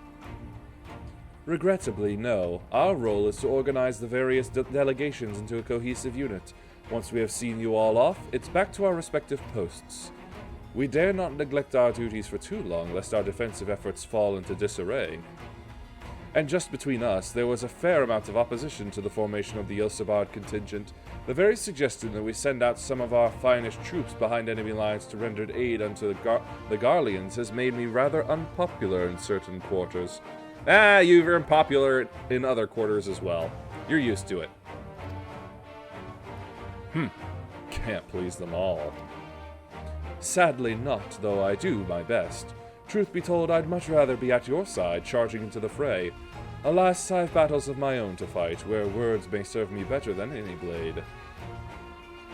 I hate to say it, but Lord Aimrick's struggles mirror my own. For the time being, the best we can offer you is the peace of mind from knowing Eorzea is in safe hands. As you fight the good fight in Ilsabard, I and the other commanders will do what we can to convince the naysayers that our cause is just. Thank you, both of you. Oh!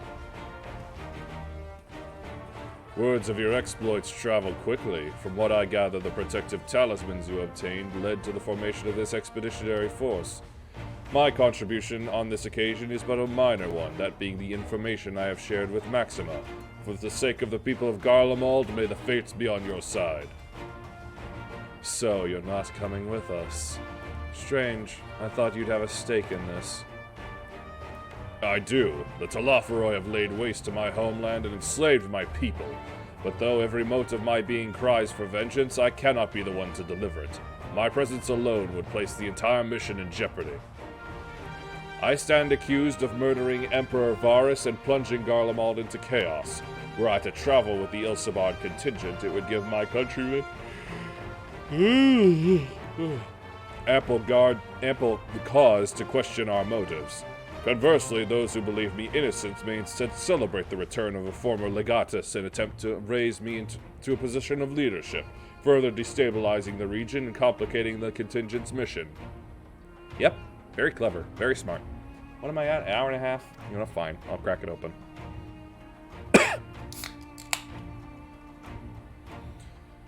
Whether I'm branded a villain or hailed as a hero, I would only hinder your efforts.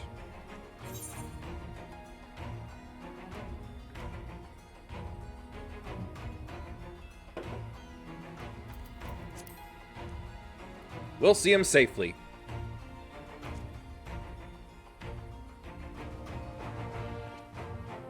For what it's worth, you have my gratitude.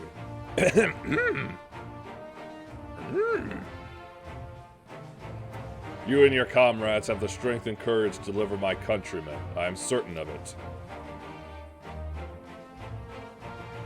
In light of Gaius's rather unique circumstances, I instead will assume the role of your guide.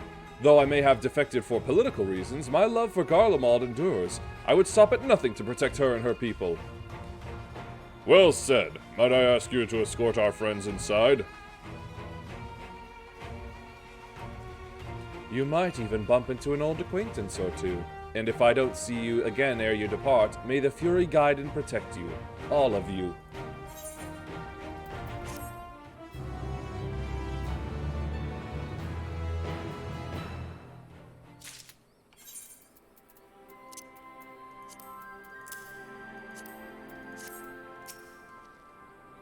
Oops. The other members of the Ilsabard contingent are gathered in the royal palace. I shall inform them of your arrival, so please make your way inside as soon as you're ready. I'm ready now. Best of the best. The cream of the crop!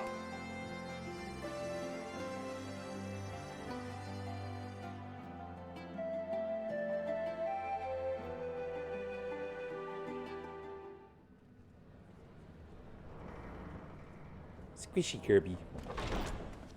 By the 12. It's a lot of people. Oh my gosh, entire group of Lalas. I believe that's called a class. I hope you don't mind, but we went ahead and started without you. As you can imagine, our traveling companions were eager to become acquainted.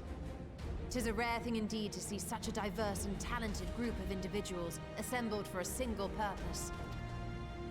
We fight not only for the sake of Eorzea, but for the entire world. Come on, get your push-ups in! People of Garlemald. Much rides on the efforts of the Ilsabard contingent. Indeed, which is why I am glad to find myself in the company of many trusted comrades, yourselves included. Where did you come from? Lucia. Of course, as a Garlean herself, why wouldn't she be part of this? I have come at the behest of Lord Emmerich, who has honored me with the role of Ishgard's representative. for the good of all nations, not least my former homeland. I am determined to see this mission through to its end. Good to have you. We have a hard road ahead of us, but walk it we shall, together.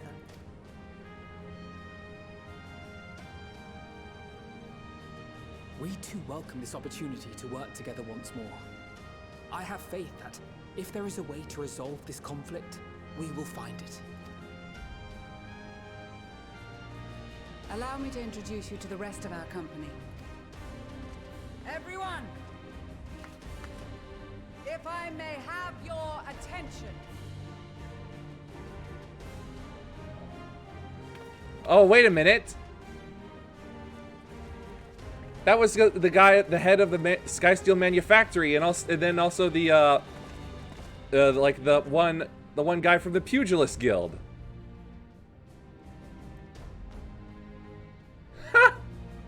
What do you know? I guess we're right about familiar faces.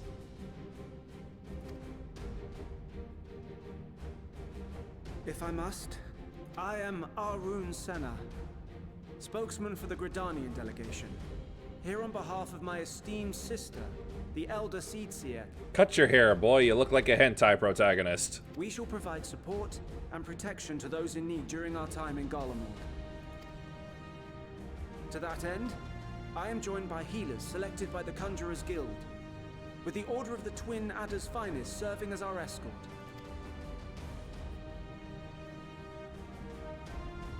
Suppose I'd better say my piece. Oh, you. Wait, I know you. The name's Sicard, in case you've forgotten. Truth be told, I'd rather you had forgotten. Any road, the Admiral asked Captain Hillfear to send his best, and for whatever reason, he picked me. Ha! Of course, if I'd refused, I'd be the laughing stock of the bloody executioners, and my reputation's taken enough of a keyhauling as it is. But more importantly, like any pirate worth his salt, I know when you're staring down a storm, you gotta trust in the commander of your ship. So if the Admiral wants us to go to Garlemald, not for plunder and glory, but the promise of peace in our time, then that's what we'll do. Since we all know how much the Empire loves its steel, we thought we'd bring along a few smiths to make the most of it. Give them a pile of scrap and they'll cobble together anything you fancy. Nice. Of course, just like the Gridanians, we got fighters of our own. We might have come with a more constructive purpose in mind, but we're more than capable of cracking skulls, believe you me. Yeah, I believe you've brought in the Axe Users Guild. Well, you're certainly raring to go. But then again, so are we. You always are, Lise. The most dependable warriors of Uldar and Alamigo have assembled at the Sultana and General Aldin's behest. Yep, that's the one from the Pugilist Guild. If Garlemald has truly fallen, then the whole place is likely to be crawling with Telophoroi. We'll need plenty of troops to clear and hold a path for others to follow. Great, where are the troops? All I see is a kindergarten. That's where we come in. Naturally, Marshal Terrapin and I will be leading from the front.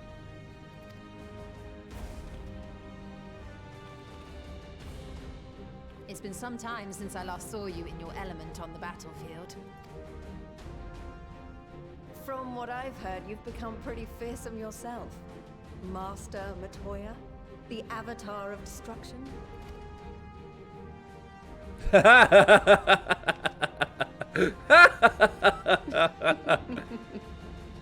With comrades like these, I know we'll succeed, no matter what awaits us. Sorry, I just thought I was a little lost a few frames on myself. And then we might finally get a chance to enjoy a good long rest. But until then, let's give it our all.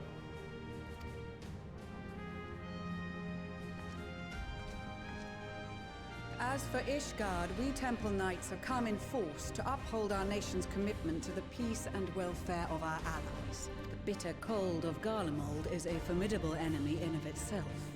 our experience fighting in ice and snow will prove invaluable in the days ahead. Ah, yeah, that's right.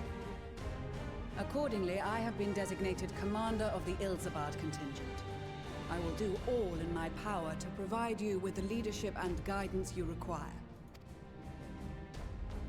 The four high houses, House Hylinart foremost among them, have arranged for a host of machinists to join us on our mission. Their knowledge of Imperial Magitech is sure to be a great boon. They will address any problems of a technical nature, together with the smiths of Limpsa Lomitsa. Yeah, there he is. There's the head. There's the machinist tutor man. There is another awaiting introduction. Oh. Lord Emanolain? Shh. Oh boy, we get the pansy. Ah, yes. Emanolain de Forton, at your service. Though, lest there be any misunderstanding, I should stress that I've not become a fearsome warrior while you were away. I didn't Rather, expect you to. Far from it, actually. My brother, in his infinite wisdom, decided this would be an excellent chance to make something of myself. Oh, and fight for world peace and all that. But, should the opportunity arise for a spot of ballroom dancing, I will be your twinkle-toed gentleman of light. Yeah, that's not gonna happen, I'm sure of it. Now get back in line.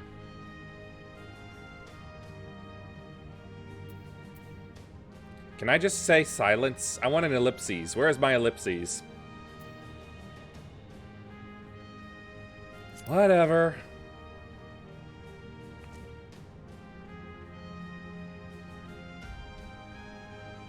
Huzzah! I cannot wait to regale Honoroa with my tales of daring do. I believe that concludes introductions for the Grand Company of Eorzea.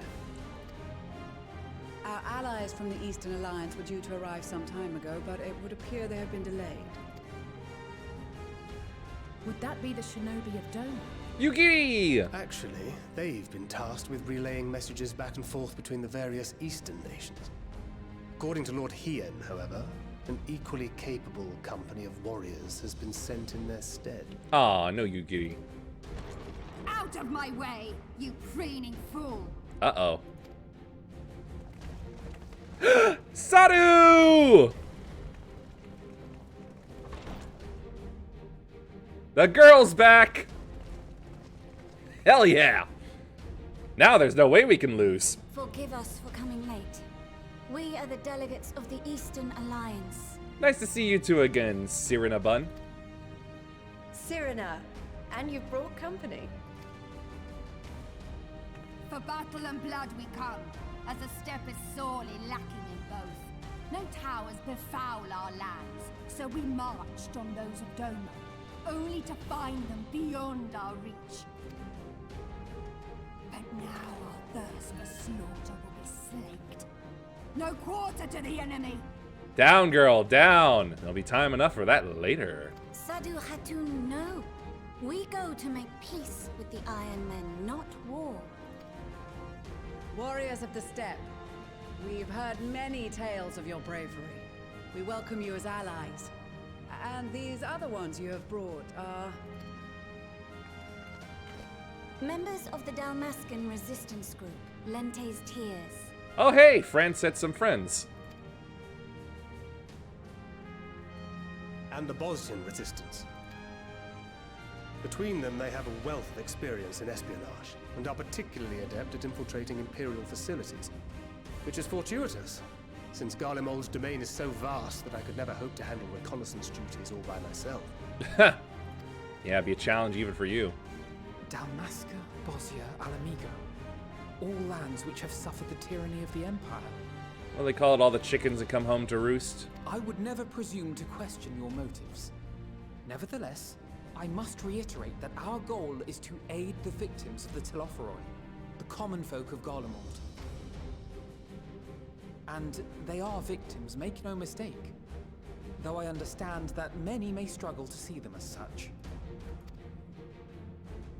You're more right than you know. For every one of us that answered the call, there were a dozen that refused. Not only in Alamigo, but everywhere we went. And who could blame them? The Empire's always been the enemy. But after seeing what we've seen, fighting and working against and with Garleans, there's no denying the simple truth. They're just people. No different from you or I. They've got their share of liars and murderers, but so do we. So do we all. Fordola, who once swore herself to Garlemald, has proven herself a trusted ally time and time again. Every Eorzean here knows Cid Garland, the Imperial defector who shared with us countless technological wonders. Maxima, who stands with us today, tried to reform Garlemald from within and make peace with Doma. I'm just utterly in awe of everything here. So you can believe me when I say that every fighter here understands and accepts that the Imperials are not monsters and are deserving of help. Or at least that they were able to put aside their feelings for the greater good. The greater good. It won't be easy. But we're all determined to make this world a better place.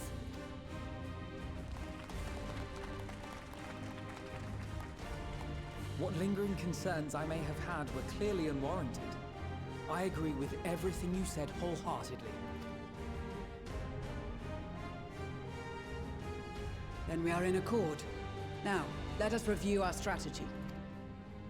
To reach the Garlean capital in northern Ilsabard, we must cross the central mountain range. Ugh, always with mountains. Fortunately, Garland Ironworks can provide aerial transport, sparing us this most treacherous part of our journey. Yay!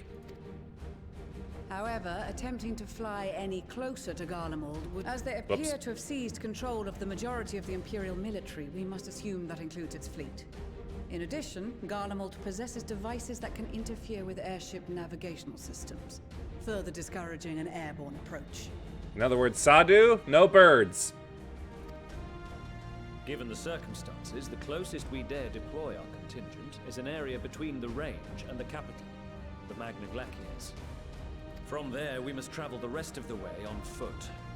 We will also need to bring the airships with us to ensure we can withdraw with haste. Although much of the terrain will be blanketed in snow, we should be able to make use of local roads and shipping facilities. The vast ice field will afford us an unobstructed view of the surrounding area. On the other hand, it will also allow others to easily spot us. So, it is imperative that we only make camp in positions where we can easily defend ourselves. And the airships, which must be kept safe at all costs. Can't let those balloons be popped. We cannot account for every possibility, so we must be prepared to think on our feet. We will be tested. Sorely tested, I expect. But for our homes and for our people, and a people not our own but in need, we will succeed. Spare no effort in your preparations. Once we depart, there is no turning back.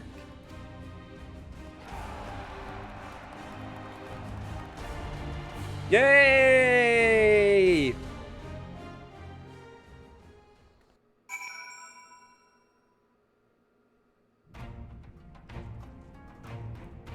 Finally, we do the invading. Besides the delegates assembled here, the Almaja and several other tribes offered to send troops of their own. Unfortunately, due to their physiology, many would struggle simply to survive in the harsh climate of Ilsabard. They would also likely prove tempting targets for abduction by the Telophoroi. Let's see. Lizard, fish, mostly featherless bird. Yeah, I can see that, yeah. Very unaccustomed to cold. Well, no. Maybe the Ixal. If they were the Ixal from Ishgard and not the ones from Gridania.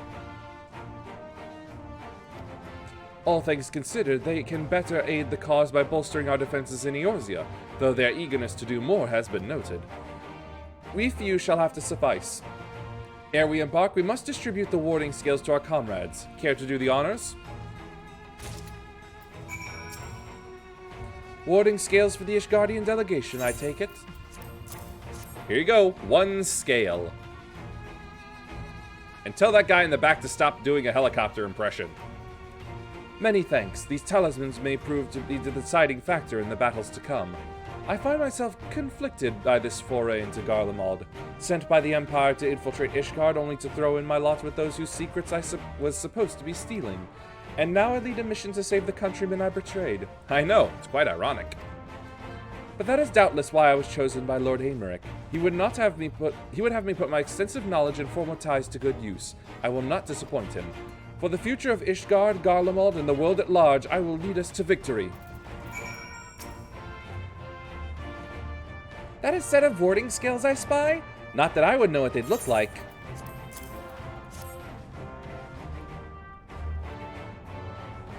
Wow, look at these! Even a layman like me can tell they're bursting with aether. All the better to fend off the tempering waves? Is that the right term? Anyway, these will give us one less thing to worry about, which leaves the other mountain of whatever else is waiting for us in Garlemald. Only one way to find out, eh? And nervous or not, I'd march through all 7 hells if it gave me a chance to put Xenos back in the grave where he belongs. Oh, here, you got something for us. Ah, them scales everyone's been talking about. Pretty little things, ain't they? Reckon they'll be worth a gil or two when this is all over, but we'll hold on to them for now. And one more thing. I know what you're all thinking. Why didn't they send Ainzar instead?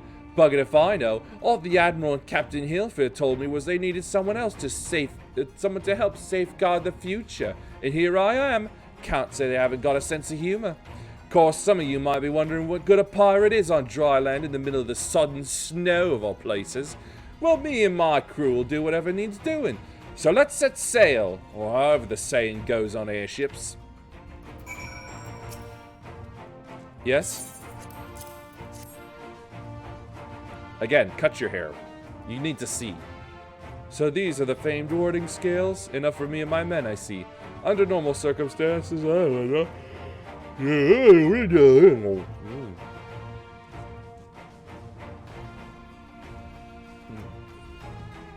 I would not be allowed to travel outside of the Twelveswood. The Elder Seatseer, however, has granted me special permission.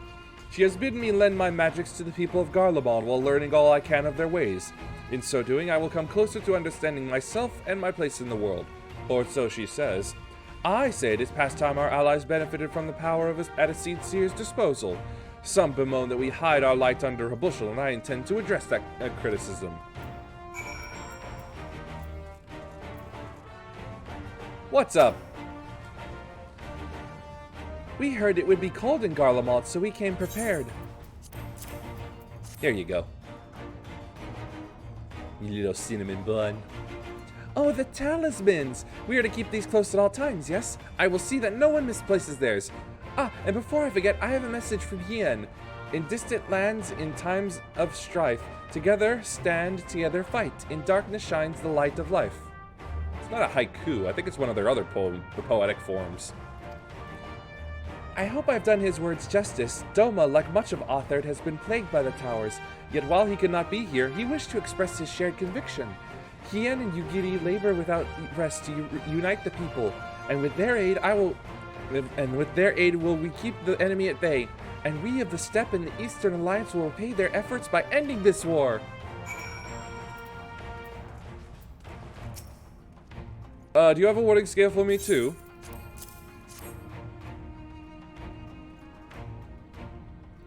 Thank you for this, and for going to such incredible lengths for the sake of my people. Though I have little to offer in return, I would impart some advice, if I may. You have been told by many to wear the cold of Ilsabard, and I cannot stress enough that this is no token warning. I will be distributing specially made warming tinctures, courtesy of the Alchemist Guild, but understand that they are no substitute for proper protection. I leave the provisioning of said protection to your discretion. Now, let us proceed to the Alamegan Quarter. While you make your final preparations, I will have the pilots ready the airships.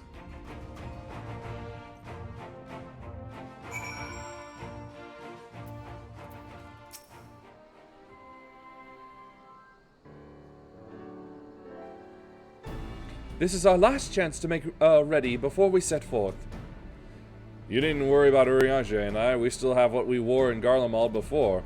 Estinian claims to be quite warm and toasty beneath his armor, and since he spent a fair bit of time up north recently as well, I have no reason to doubt his words. Most of the others will be borrowing Grand Company stock. The rest of you could do likewise, I suppose, provided you're not overly concerned with style. I'm perfectly fine in what I'm wearing. Not to put too fine a point on it, but I wouldn't be seen dead in one of those ridiculous overcoats. If only I had time to find something to my liking.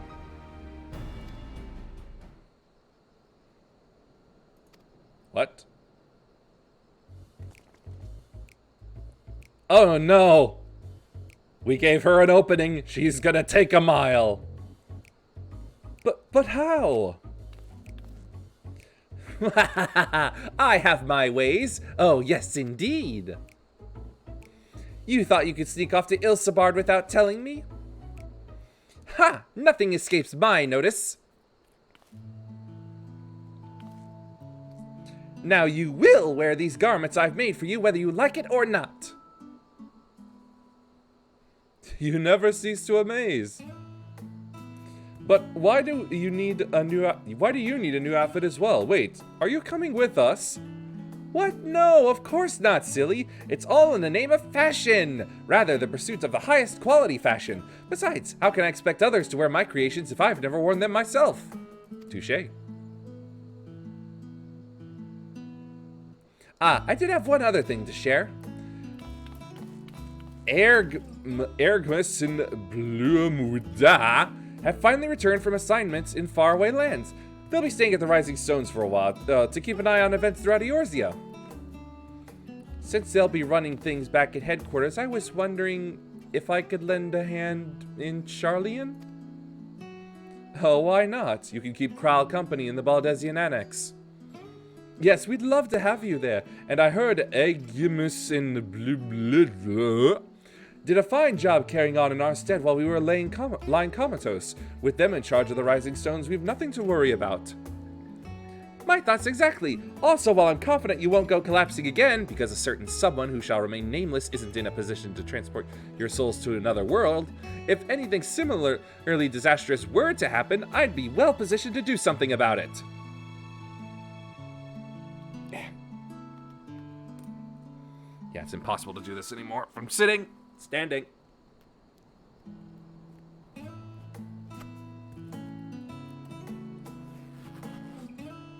I wanted it zipped up. My hoodie, that is. Hoodie, that is. Anyway, I've got a few things to take care of, and then I'll make my way to Charlian. I really do hope these new clothes are enough to keep you warm in Garlemald. It's not much, but it's the only thing I can do for you, other than pray for your safe return, which I will, every day. Let's not keep the contingent waiting any longer.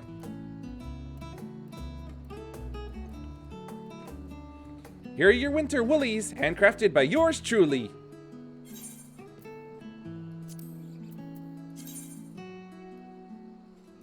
Okay.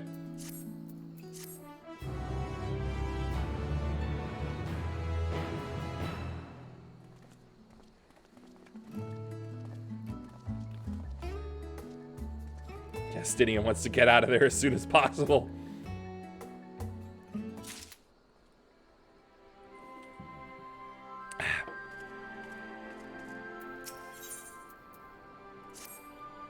I'm told the airship pilot has been sent to meet you. Ah, there he is. All right, this is where we go our separate ways. Do be careful, won't you?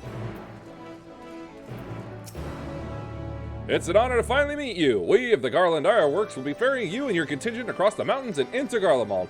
For many of us, it will be something of a homecoming. Our illustrious founder was only our most notable Imperial defector. For that reason, the company is committed to the success of the expedition. Our resources are at your disposal, and if there is aught we might do to be of further assistance, please do not hesitate to ask. If you're ready to depart, I will ready the engines. Several cutscenes. And associated battles. Sure.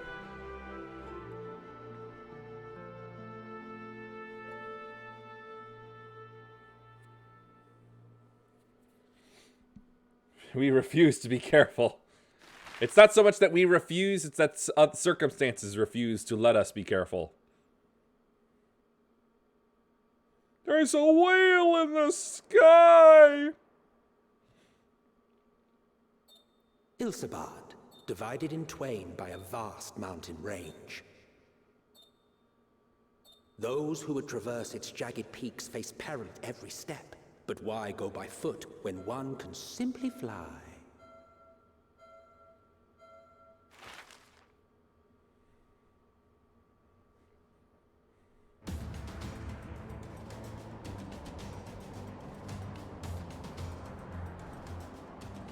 On the outskirts of the Imperial capital, in the frozen wastes of the Magna Glacius,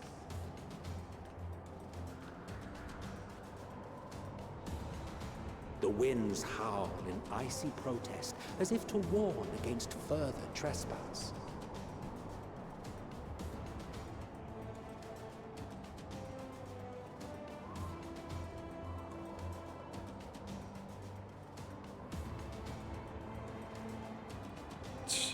I thought you'd be used to this, Amanda Lane.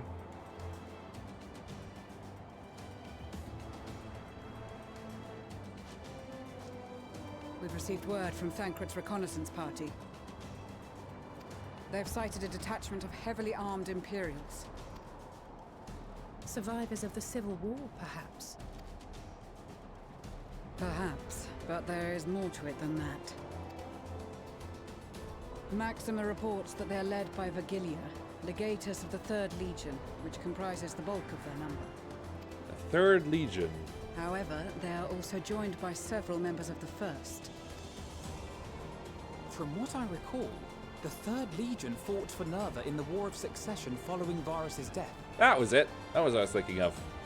The 1st, on the other hand, were under the direct command of the Emperor and rejected Nerva's claim to the throne.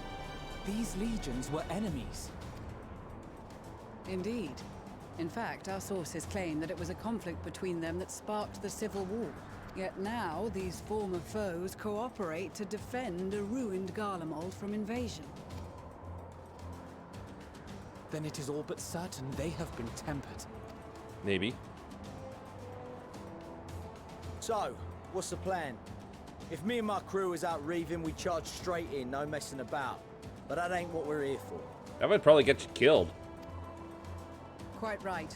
Soldiers or no, they are people of Garlemald. The very ones we have come to aid. Direct confrontation is unavoidable. Nevertheless, we must make every effort to limit casualties on both sides. Rather than kill them, I would remove them from the field. How so? Savage beatings, disarmament, and imprisonment? Not impossible, but easier said than done in the heat of battle. I can do savage beatings. Having observed the opposition, I imagine Thancred had something to suggest? He did. He and the other scouts have already infiltrated a supply depot some distance beyond the Imperial detachment's current position. Stored within is a stockpile of Magitech armaments, and once we give the signal, Thancred's team will destroy them all. In so doing, we will deprive frontline troops of materiel, and likely force the detachment to send men to investigate. In other words, less upfront to fight. Divide and conquer. Not a bad idea. Once the scouts have finished their preparations, we will split into 2 groups. The first will form the vanguard, while the other brings up the rear with our supplies.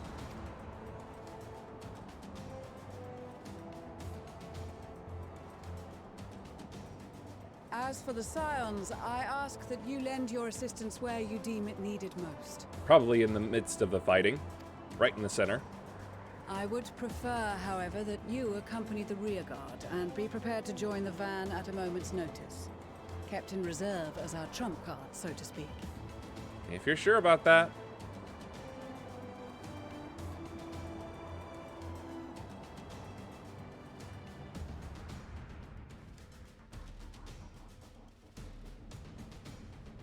Meanwhile, at the Imperial Supply Depot.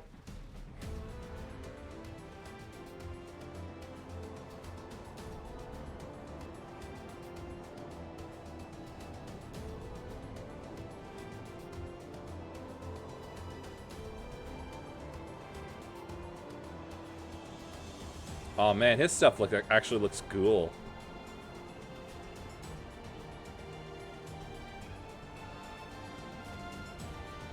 proposal was well received. More specifically, they asked that we destroy the Imperial's toys in as spectacular a fashion as possible. Big boom. Miss Stoller always did have a flair for the dramatic. She's not an easy woman to please, but I shall do my best to satisfy her thirst for fireworks. Yeah. All right. Wait, it Once wasn't more her for idea. my peace of mind. Our first objective will be to rig the enemy's magitech with explosives. After we've withdrawn to a safe distance, we'll detonate them remotely.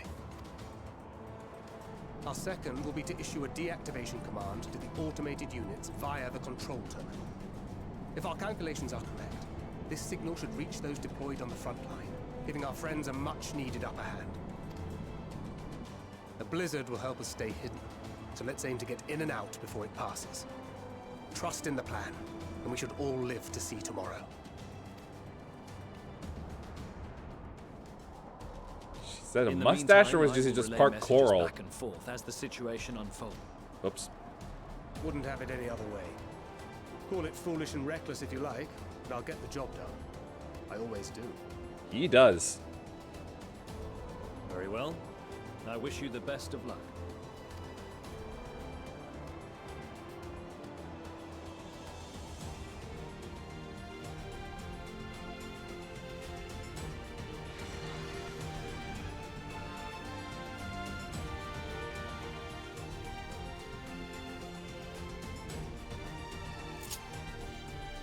I had a feeling I was to be thank crit. Let's see here. Solid barrel combo, right? Nebula, that's the damage reduction. Swift deception. Mask your presence, making it impossible for most enemies to detect you. Increases movement speed. Cannot be cast upon battle. All right, quick stealth. I'm familiar with that with stealth units in the Old Republic. Silent takedown. While hidden, delivers an attack that neutralizes imp soldiers. Where the target is magitech weaponry or a guard dog, deliver an attack with potency of 100 instead. Bewilderment bomb.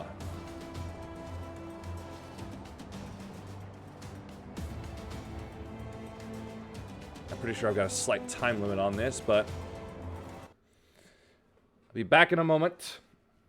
I'm feeling my brain unraveling that caffeine isn't helping with.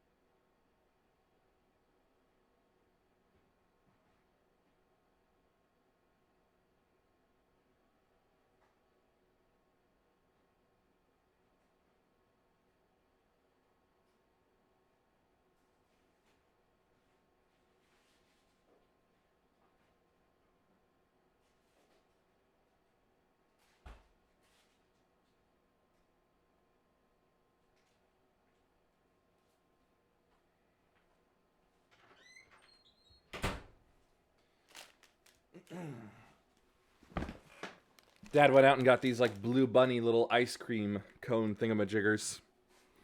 They're covered in they're like covered in chocolate a little.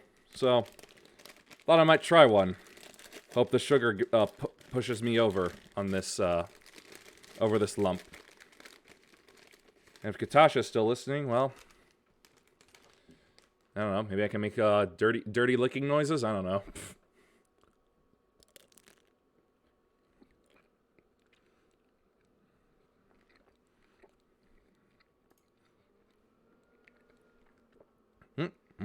Yep. Tastes just like I remember it. Oh.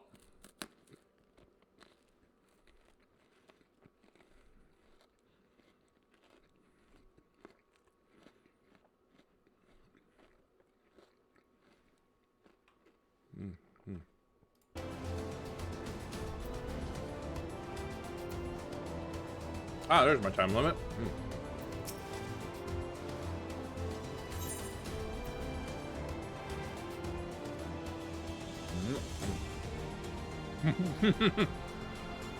Yes. Crunchy ASMR stream. Keep your wits about you. It's time. We only have one shot at this, so let's make it count.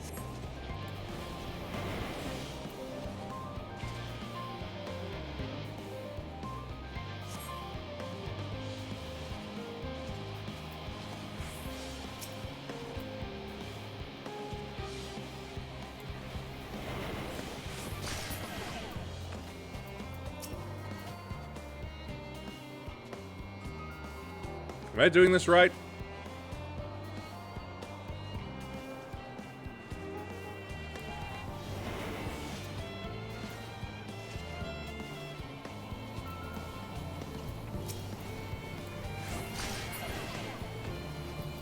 Sounds like a whip crack going off.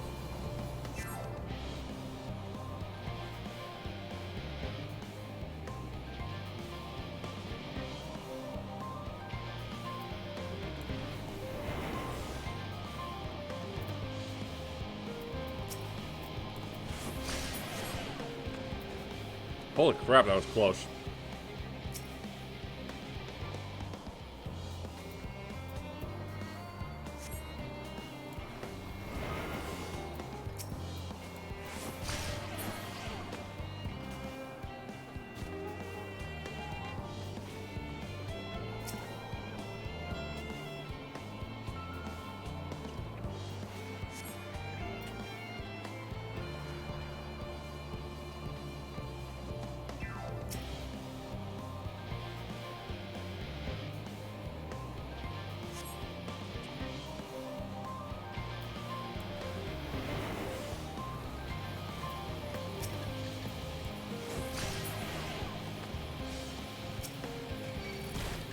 Ah, hell. Must be losing my touch. No, I just thought there was only the one.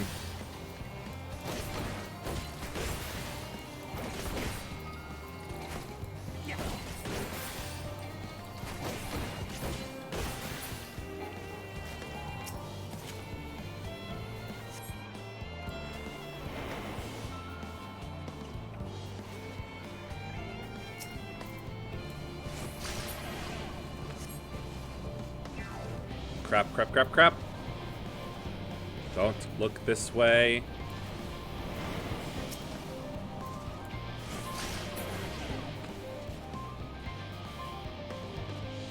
I'm not that great at stealth games. Let's see. Range of 20. Right.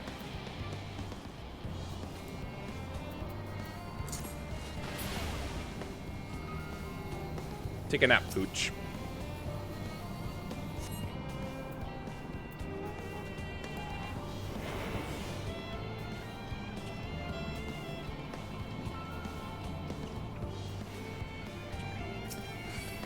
Damn, spotted.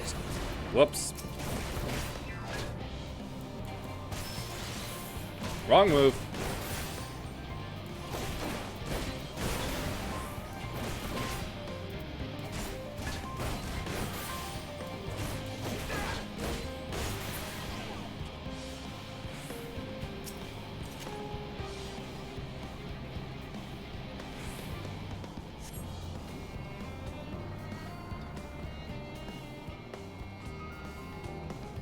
Okay, slashers I'm watching.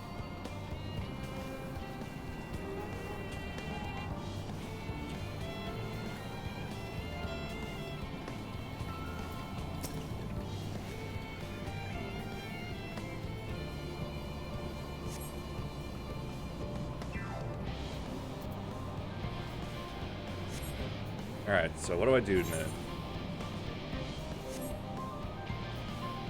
Oh, I see. Nope.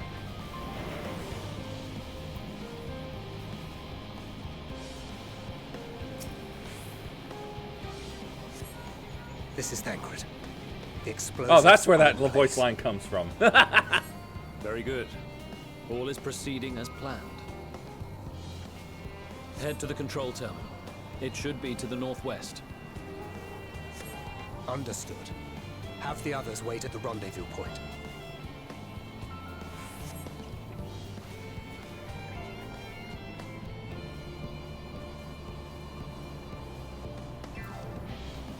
Do I have to go through the mech, or can I...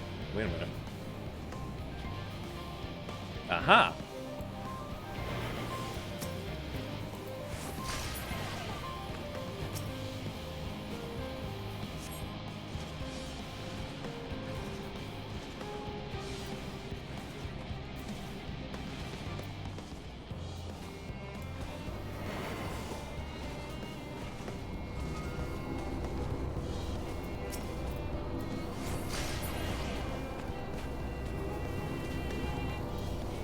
I am so terrified right now.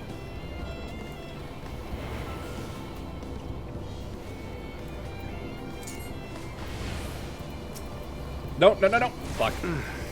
Must be losing my touch. No, you're just being played by an idiot. That's all.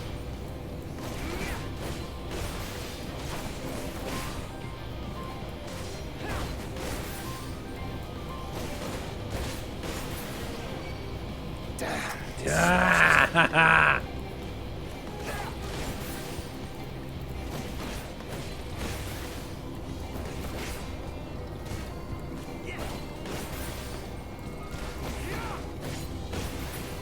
Solid Snake, I am not.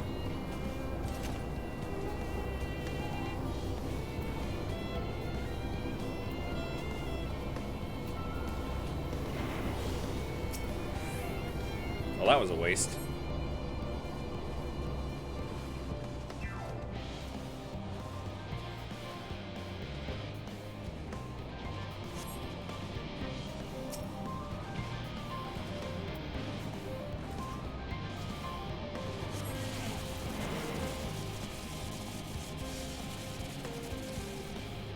Oh, thank goodness.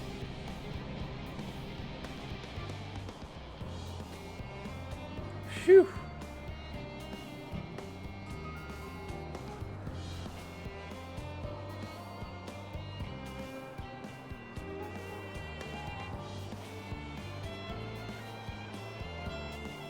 You are returned, and none the worse for wear, to my considerable relief. He's got a few scratches on him. What news from our comrades?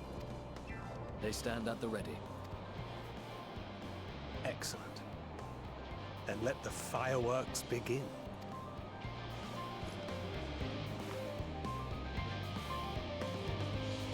A little needle.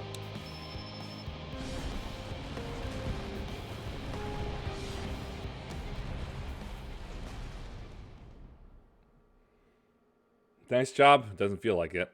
A few moments later, at the rear of the Ilsabard contingents... missed that.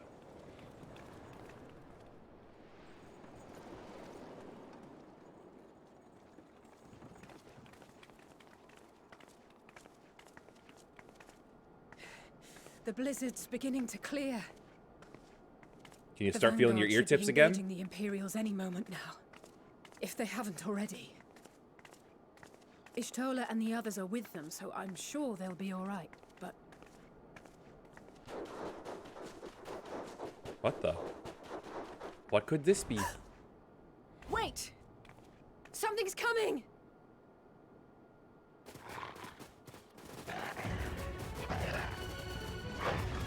Dogs and bots! Oi, oi! Looks like we ain't the only ones who sent out scouts. Keep them away from the carriages! We lose those, and we're as good as dead! Oh shoot, I should have been a tank for this then.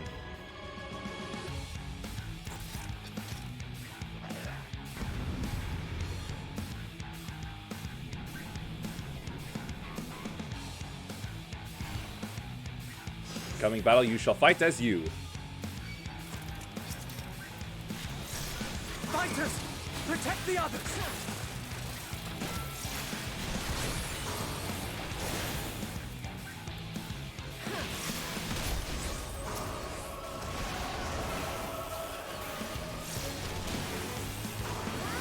Boom! I'll defeat your telephone dog.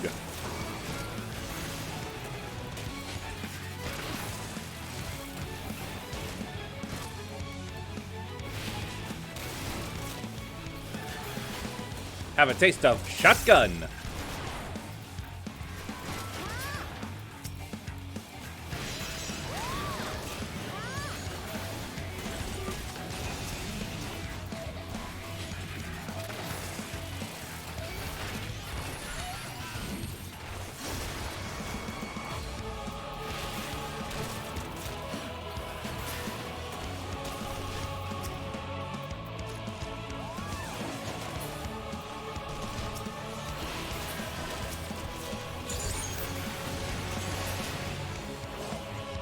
Everybody else coming in? Good.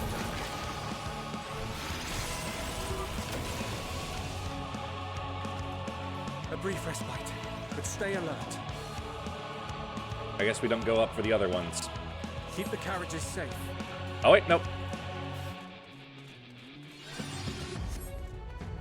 I'm coming to Manalane. I know you need the help.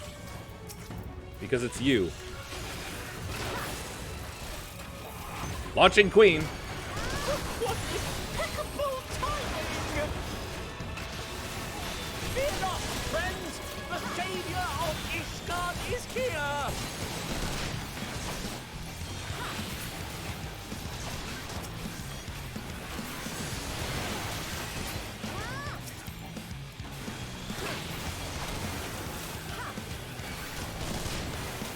Drill!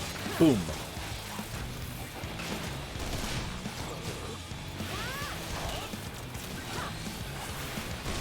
Look at that, a Manalane actually doing some stuff.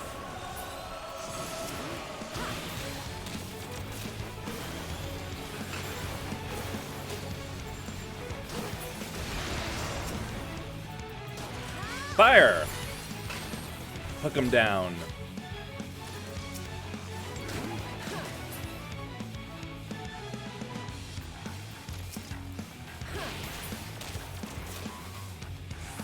A fine display, but the other carriages are still in danger. No duh.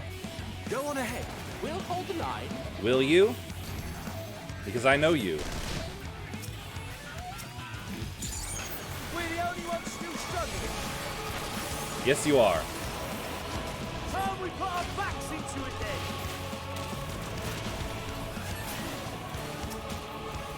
I've been itching for a good scrap.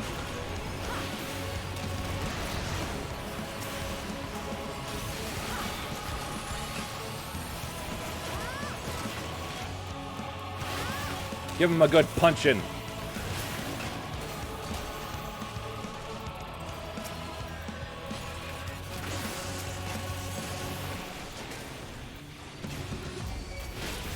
Gauss. 2 and 3.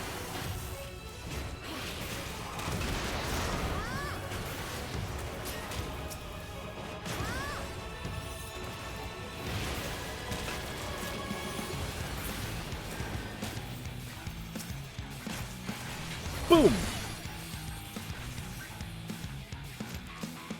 We clear? Oh, I missed one. Oh, wait.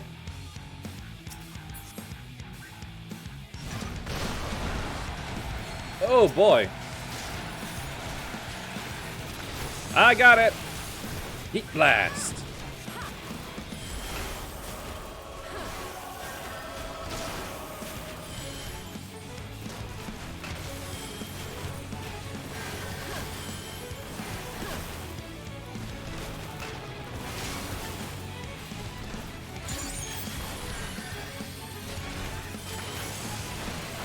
Throwing everything I got at it.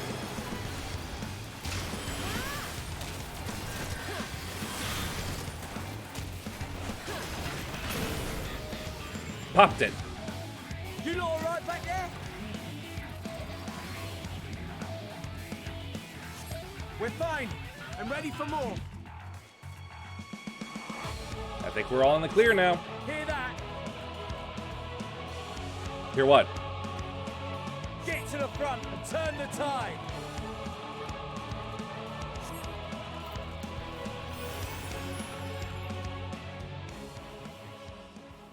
What was going on up front? I didn't hear anything. Meanwhile, on the front line.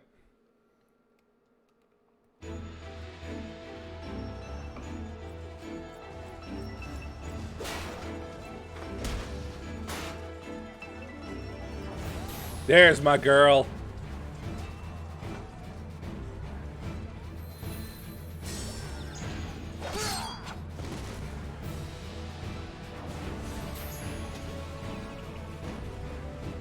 Removed from the field was not a euphemism for enthusiastically murder. Who said he murdered? It's nothing that won't heal in time. The trouble is, their tempering has made them utterly fearless. Subduing them would be easier if they had the capacity to submit in the first place. He's got a point.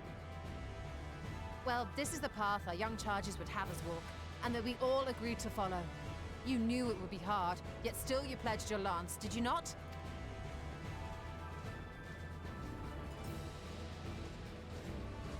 Walker incoming. That I did.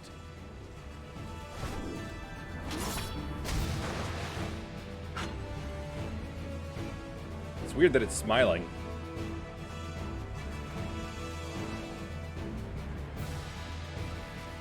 Oh boy, Magnite gets a big opponent.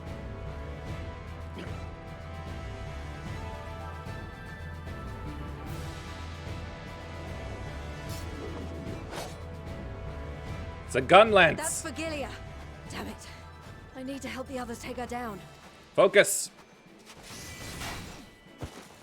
There's no end to them. Hello. I am here. I was wondering when you'd turn up. Precisely when I was needed.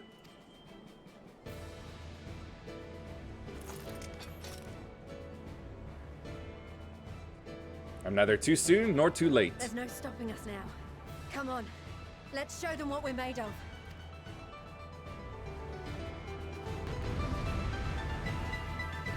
Let's rumble!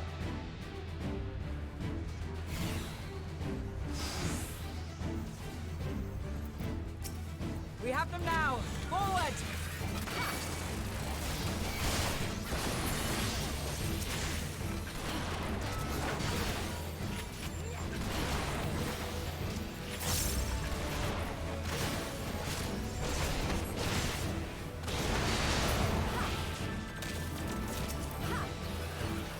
Right! Let them have it! They'll have all the bullets. Uh-oh.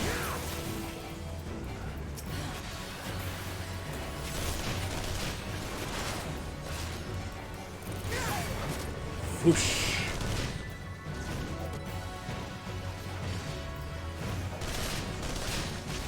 And after a bit of fire, how about some seasoning? As a raging bull! Whoa. Was that him? Yep, that was him. Boom. Oh, hello.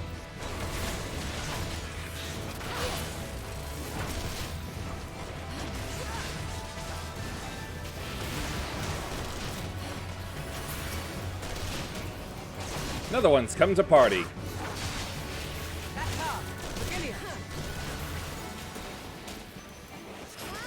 Van Corculum. Do not fall behind!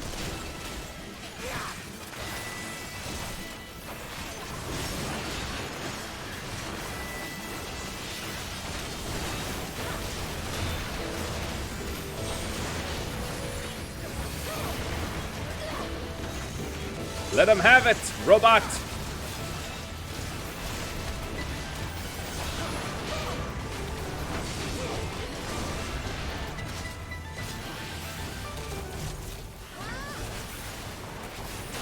Hey, I'm with my girl.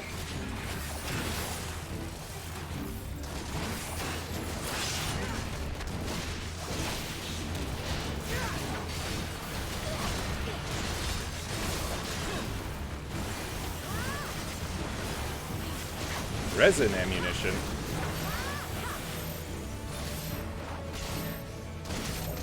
Protect the cinnamon roll.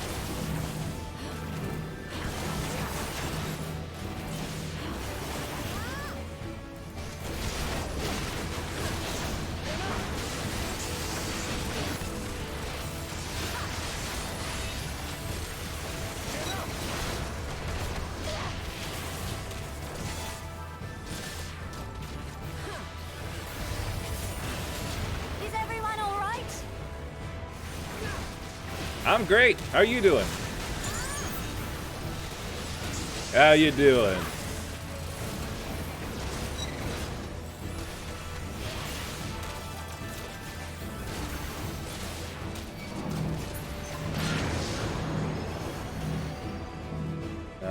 Here? Ah, great, she's flooding the field again. or die!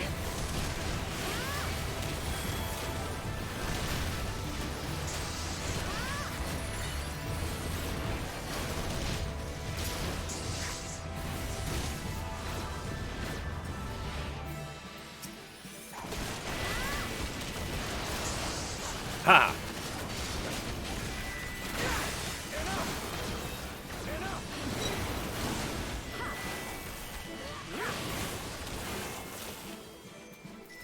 Give her a bomb of my own.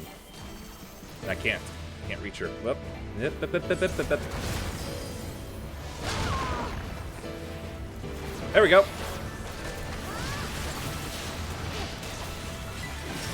Critical! What's the tactician?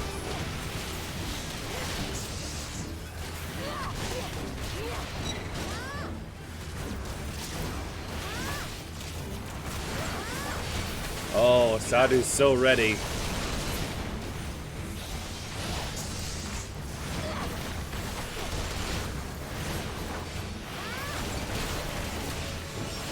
Whoops, wrong move.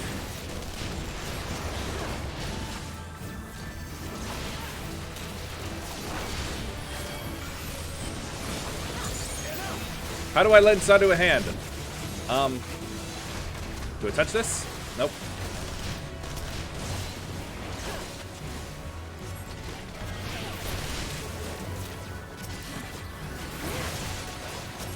Tremble before the sun! Where did that hexadrone come from?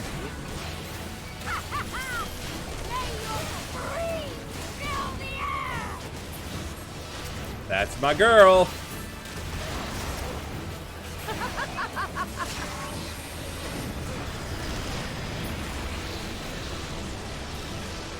So that's why she's called Heaven's Flame.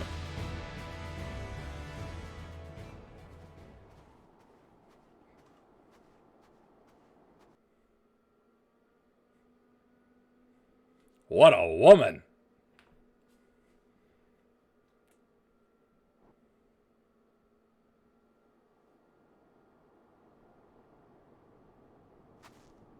Her spear is really cool. A worthy adversary. Rest, recover, reclaim yourself. Then we will fight again, to the death. Later, sweetheart, later. Sadu had tune. Little son gets no love. The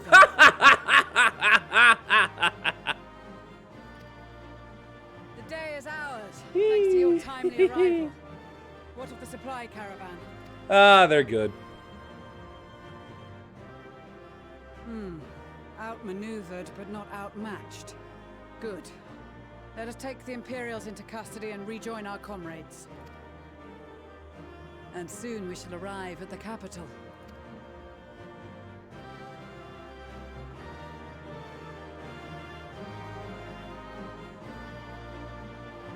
Yeesh, that's ominous.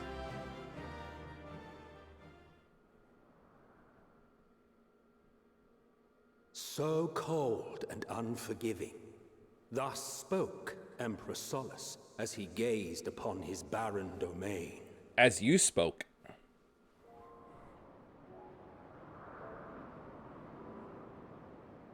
800 years it had been since the Garleans first set foot here. Bested by the Kavosi, after centuries of war and driven from fertile southern pastures into the blasted northern wastes.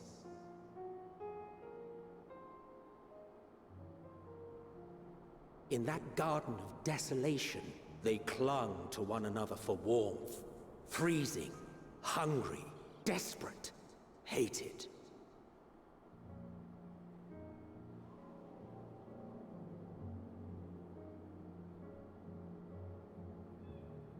Such a techno look to it. The chosen forsaken.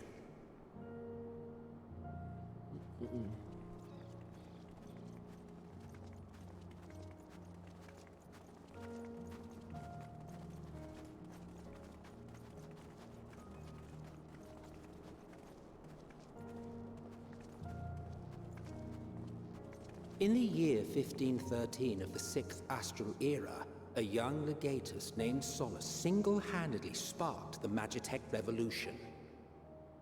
At least the outer homes are still intact. How did he conceive the machina that feed on ceruleum? Once a common, soft-spoken soldier, how had he so quickly ascended through the ranks? Like so many others, those who knew the truth are gone. Taking in the capital with his eyes for the first time, I recall thinking to myself, far colder on the earth than in the heavens. Yes, far colder indeed. Bitterly so.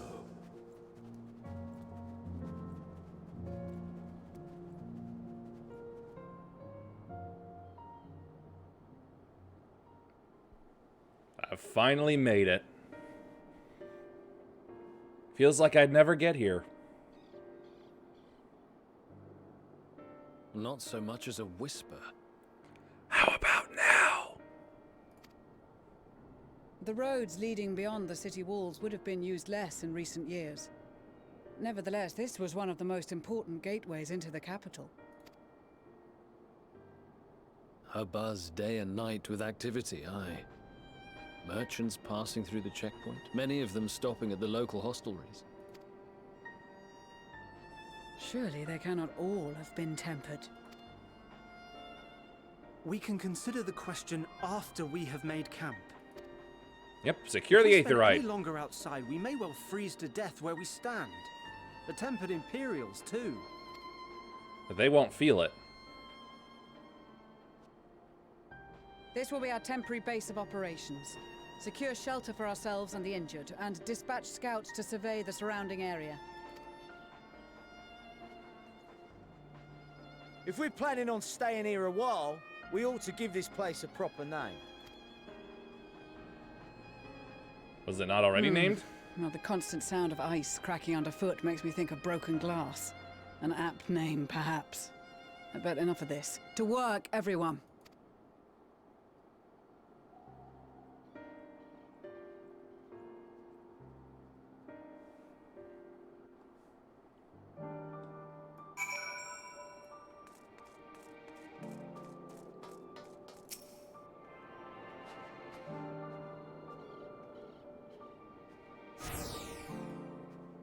At long last.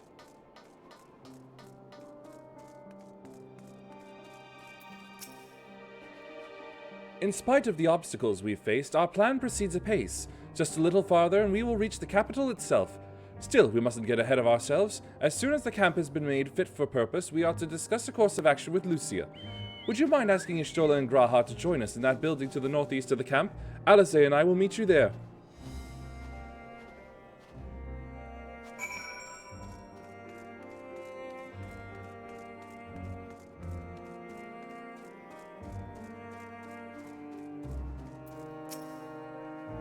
A meeting? Yes, I'll make my way over once my head is cleared. In truth, I've been feeling out of sorts since we arrived.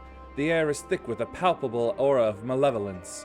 'Tis the monstrous tower on the horizon, jagged, hideous, unholy. Even at this distance, its presence is overwhelming. Much like the sensation I felt in the Tower of Zot, one only far more terrifying. Aether flows unceasingly toward it, converging into a swirling mass of unfathomable power. For a blessing, the constant chill in the air is helping to anchor my senses in the here and now. Tell the others I shall be with you in a few moments.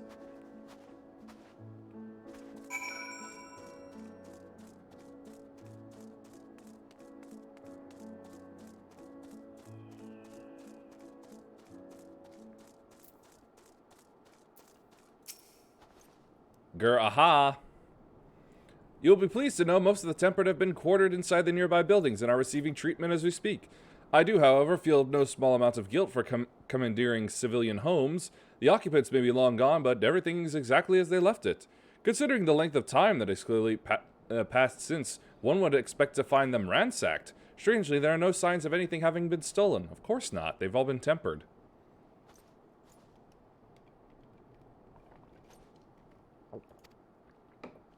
It's possible that everyone fled at the first sight of trouble, though it seems to me they left far too many useful possessions behind. Although there is no conclusive evidence, I strongly suspect they were tempered. Sorry, I was merely thinking aloud. You mentioned a meeting? I'll make my way there.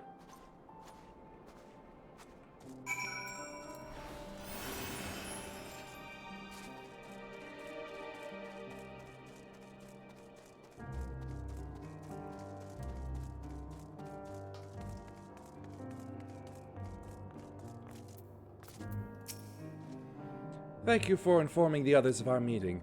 When everyone is here, we will begin.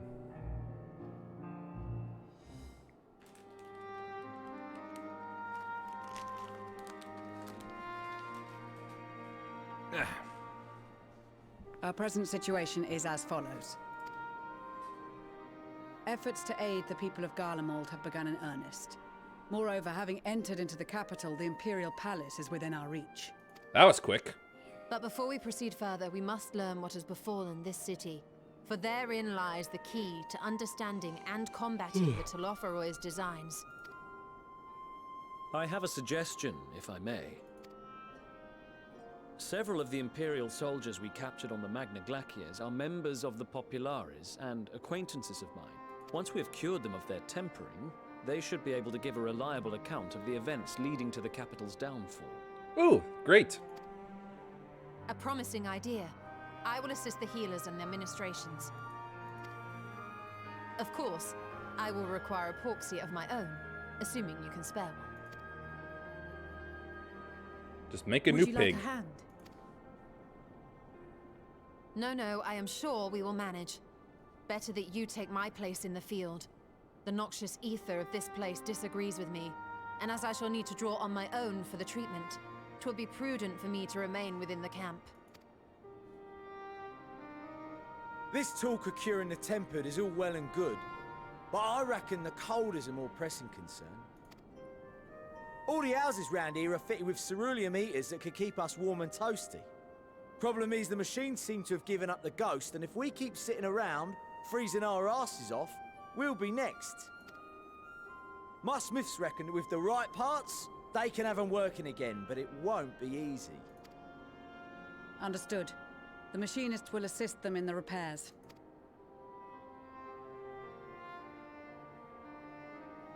The rest of us should either stand watch or survey the area.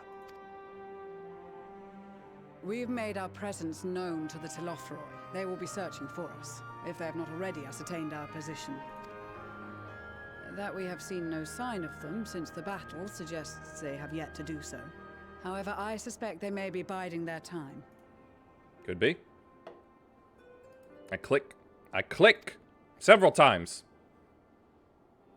Or perhaps we are beneath their notice. Here's a twist on that. They have other things that they're trying to focus on than us right now.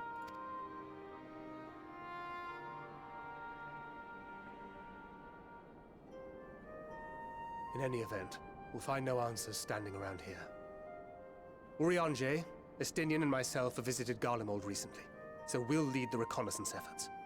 Perhaps bolstered by a few Bosnian and Dalmatian scouts from my previous excursion for good measure. Bosnian just makes me think of the Bosnian artillery song. It's a real good song. Even if I don't understand a word of it. Don't forget about us Alamegans. We have experienced scouts of our own. Well now, this is turning out to be a rather sizable team. With such numbers, we should be able to cover a wide area with relative ease, including that surrounding the Imperial Palace. How about you, Graha?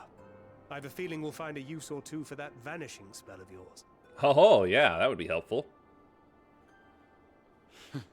'Twould be my honor to be of service, though I doubt that you of all people need rely on my tricks. That leaves us with guard duty. Oh, well. As a matter of fact, I have something else in mind for the two of you and Alphino. Oh, really? Between here and the center of the capital lies the Eblan Rhine. I would have you search the area for survivors. A river? Your keen sense of direction, honed in your extensive travels, should prove useful in navigating the ice fields. Any survivors will surely find them. Ice fields. I love ice fields. Oh, wait, no, I don't.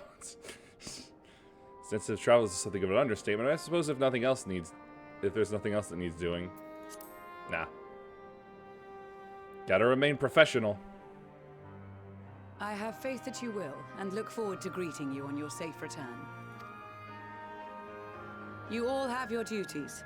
Let us make haste. May the Fury bless and keep. Whoops.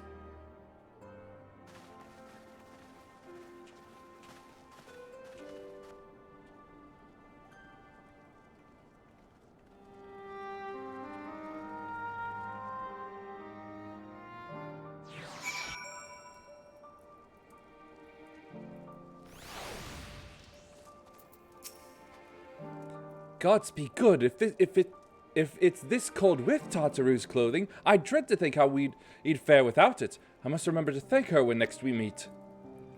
Look at him. This can't be worse than Ishgard, man. You look totally fine there. It makes me realize, too, that while the people of Garlemald have spent their whole lives in conditions like these, even they'd be hard-pressed to survive away from the warmth of their homes. If there are any survivors, we must find them and quickly. For their own health. What ho, chums? Been given something to do, have you? As it happens, I too have been ordered to make myself useful. Sounds like a rather tall order. Ooh! Oh, he's gonna need a skin graft for that burn! Since you ask, we're to scout the Ablan Rhyme for survivors. What? Wander around ice fields on the off chance you'll find someone? You'd take forever to finish the job without the benefit of my expertise, or more specifically, my telescope. Come, friends, I know just the spot to begin our search. I'll probably regret this, but we may as well humor him. It's basically what we do all the time, every time with Amanda Lane.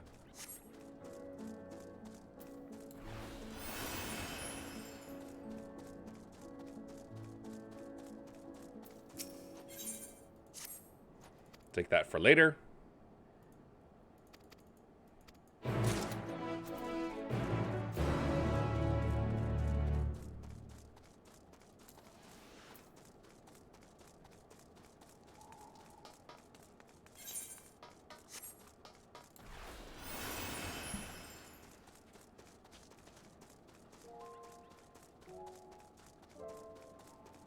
What kind of music can I expect from here? Soup!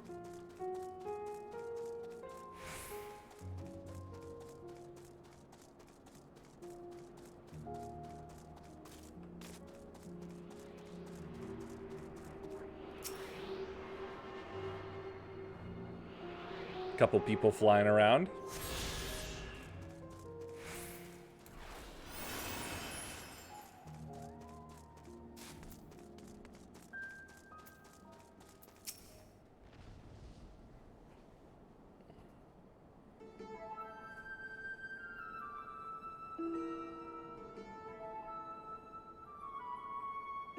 I spy with my little telescope a massive sheep thing. Or maybe it's a cow. Not what we're after either way. Is that an aether current? Ah, no, just a wind sprite. Other than that, it's all snow, snow, snow. But lo, what do I see over yon hillock?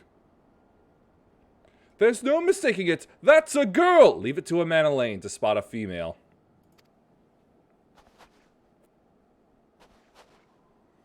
A survivor? Show me. Over there, behind that tree. It looks like she's running away from something, though surely not us. She wouldn't even know we're here unless she had a telescope like mine. All I can tell is that she's wearing a pale green dress. A rather fetching one at that. What did I just say?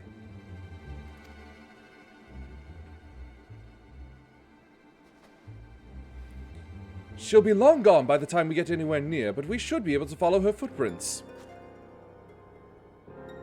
It's time to track. I'll let Lucia know where you're heading. Oh, and take these warming tinctures with you. The poor girl must be chilled to the bone, if not on the verge of freezing to death. That's actually very thoughtful. Thank you. But won't you need some for yourself? No, I'll be fine. As a man of chivalry, my honor demands I do no less. And lest we forget, the very reason we are here is to protect those in need. Now go, and Godspeed! Finally, he does something right. Probably out of the kindness of his heart. Probably.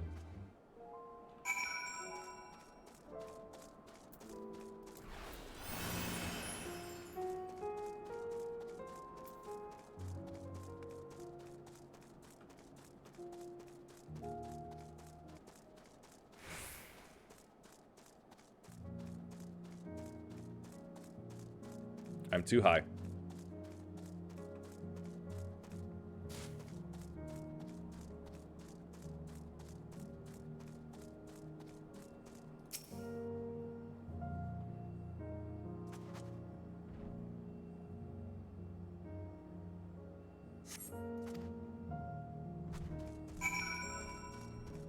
Don't tell me I've been following you two.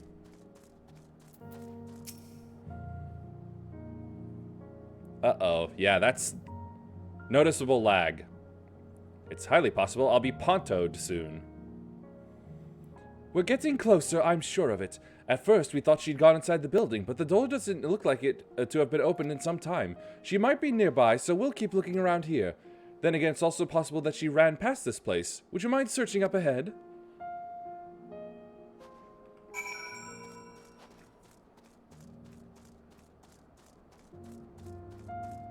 Yep, there it is. Just what I was waiting for.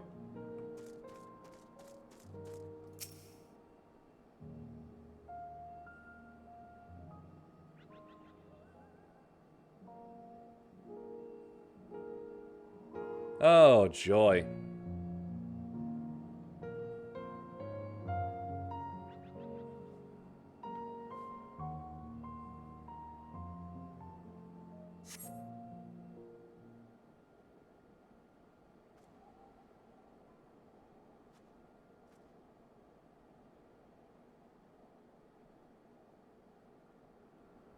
Aha! I saw.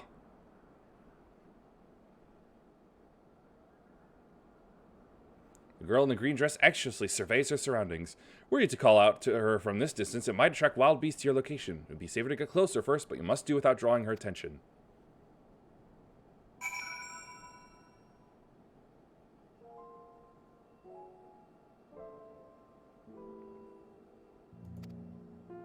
Oh no. No. I had a side quest to do something like this back in Thavnair, and oh my god, was it impossible for me to do.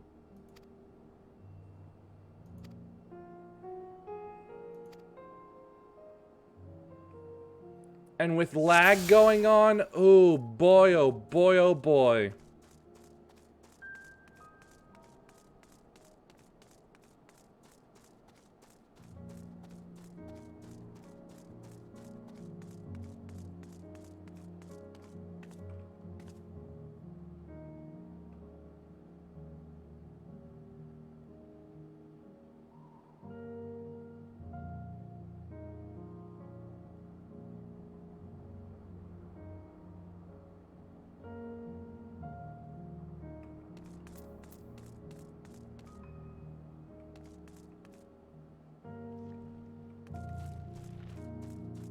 What the hell is that wriggly bunch of mouths? Didn't mean to click that.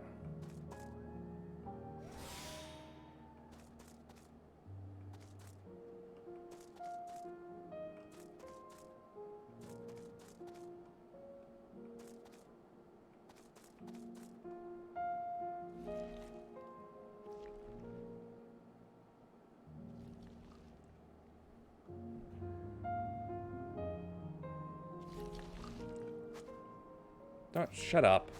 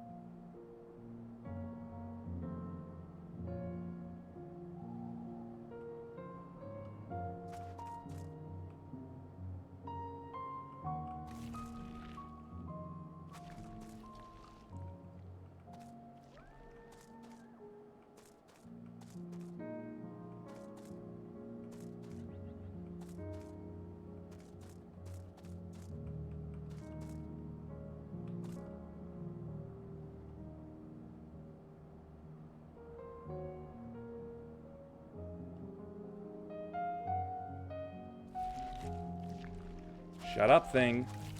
Yep.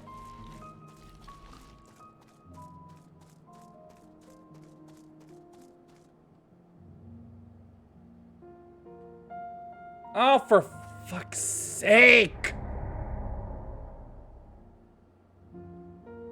God damn it! You don't even have the decency to return me to the actual starting point. This sucks.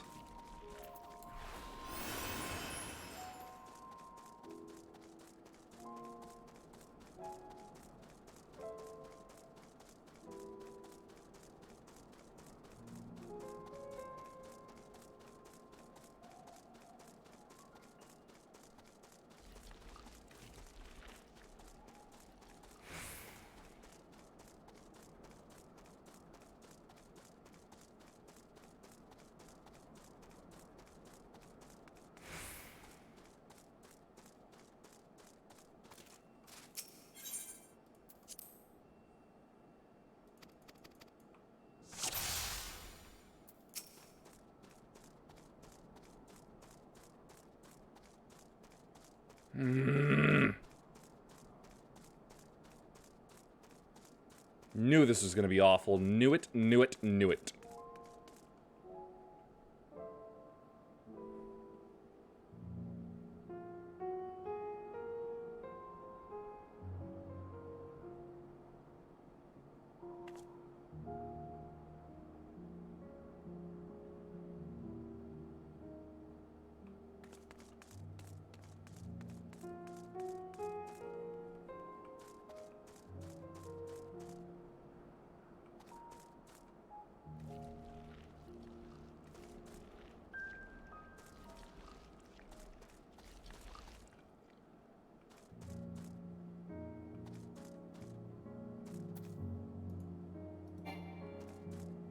Not what I was hoping for.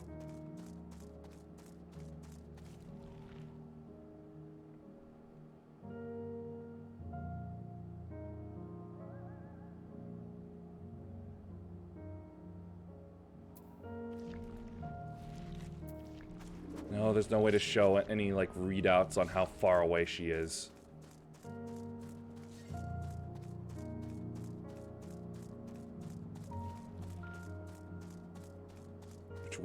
Which would be very helpful, but I guess I don't have such things.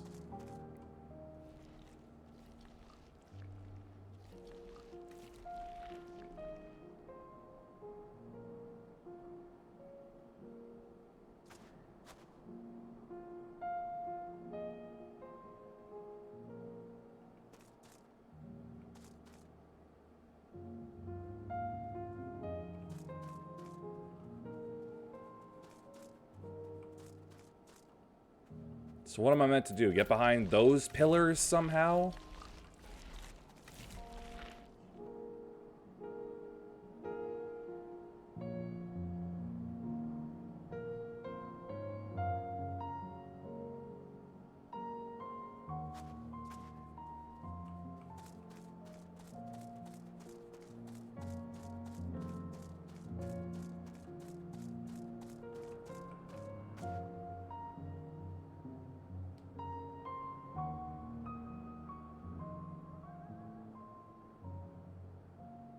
Better be the final spurt, in which you keep running and don't look back.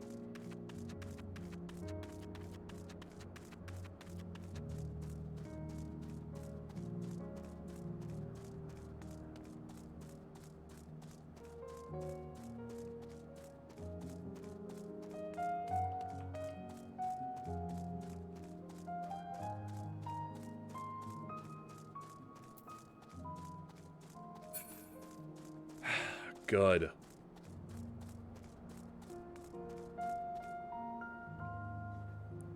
Ugh, that's not very well designed. Not to me, at least.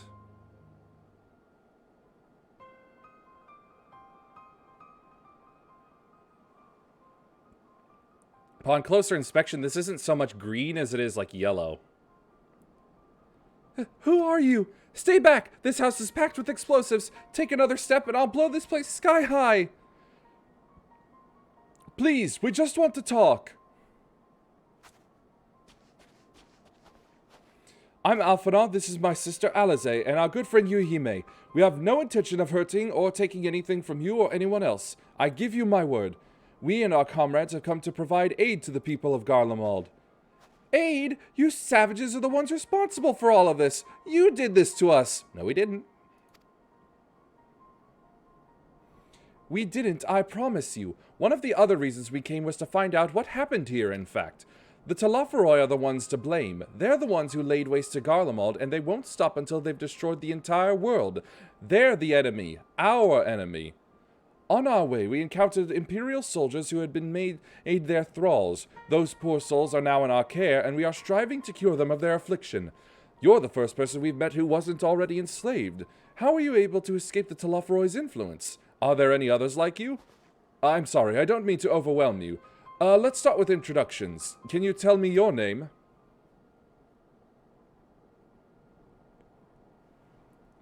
My name's Licinia. As for how I've managed to stay sane, I've been asking myself the same question ever since that night, and the roar, that terrible roar, and then the screams. I was screaming too, I think. I'm not sure, I can't remember. Oh no, a train off the rails. Then came the silence. Everything was still. It was like waking up from a nightmare. I thought that maybe the fighting had stopped, so I stepped outside.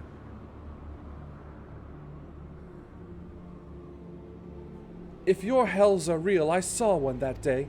I ran, past friends, people I'd known all my life, eyes vacant, dead, staring at the sky. Others were mad and violent. I saw them struggle with soldiers, but didn't stay to watch. I fled as far as my legs would take me.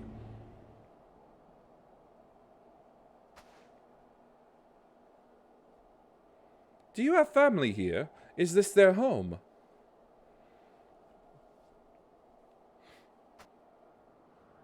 No, this is Victor's Spoils, a mansion for retired soldiers. Not much of a mansion. Or it was, but now me and a few others are, borrowing it. As for the explosives, I was making that up. I just wanted to keep everyone else safe, and I didn't know you were... The truth is, our supplies are running low. You said you're here to help. Can you? Of course. Whatever assistance we can provide, we will. Thank you. I'd better tell the others first, though. Wait here. I object to being called savages almost immediately, though.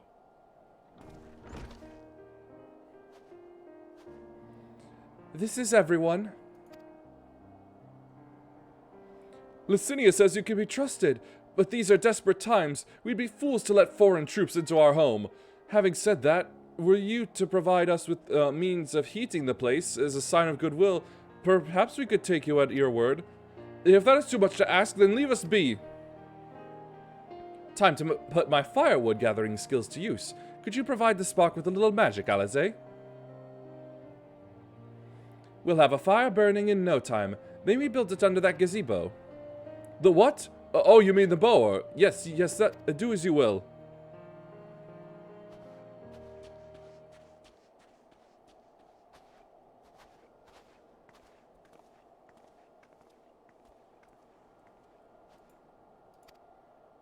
You still suspicious of us?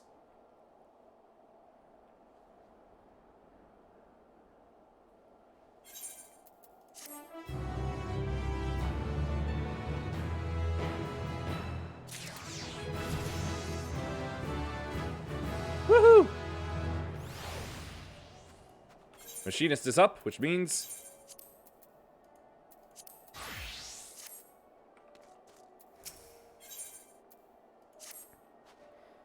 Sorry, I'm still finding it hard to come to terms with all that's happened. Now that you're here, I'm hoping things might change for the better. You know, I've worked up quite a sweat from all that running about, so I'll leave space around the fire for the others. As you can tell, they're in a far worse state than me. We were planning to look for somewhere warmer or with more food, but they're not going anywhere until we nurse them back to health, which I don't know how to do. Is there anything you can do to help them? No, not really. All I have is clemency.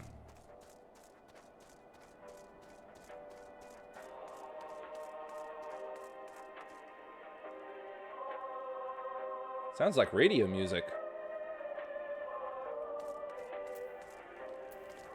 Oh, that's why. I can treat their frostbite and their wounds, but it will take time for the fire to do its work. Now would be a good occasion to make use of Amanalane's tinctures, the ones that can warm the body from the inside out. Would you make sure everyone gets one?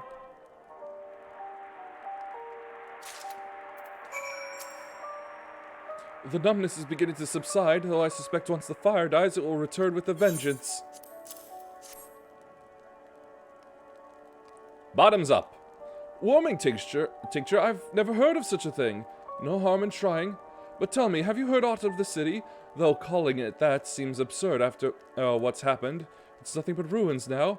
The few buildings still standing offer no more than meager protection from wind and snow. Food production, water purification, the magitech that sustained us has come to a grinding halt. What machina that remains operational cannot be run for lack of ceruleum. Of course, ceruleum ingenis is full of the stuff for all the good it does us. No one here knows the first thing about extraction or refinement. All is well, yes, never better.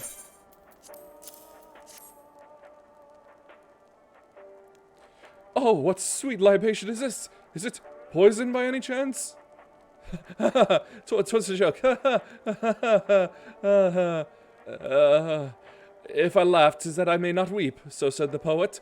And alas, my tears would freeze on my cheek ere they fell. We are the blessed damned, to bear witness to the fall of the great empire, while our brethren lie dead, or live on as puppets of flesh. First came the war, then came the roar. When morning came, Garlemald was no more! In a cacophony of gunfire, explosions, and screams was our beloved capital razed to the ground. From the rubble rose the disheveled remnants, their lavish finery caked in ash as they shuffled mindlessly toward the palace, each bearing a fragment of stone or metal, an offering perhaps to the architect of our destruction. A hopeful few tried to reason with the deranged, only to be beaten for their kindness. But I knew better than to plead with the horde. I fled with my health, if not my conscience preserved. Now I wait with my fellow cowards for our final judgment. What do you want?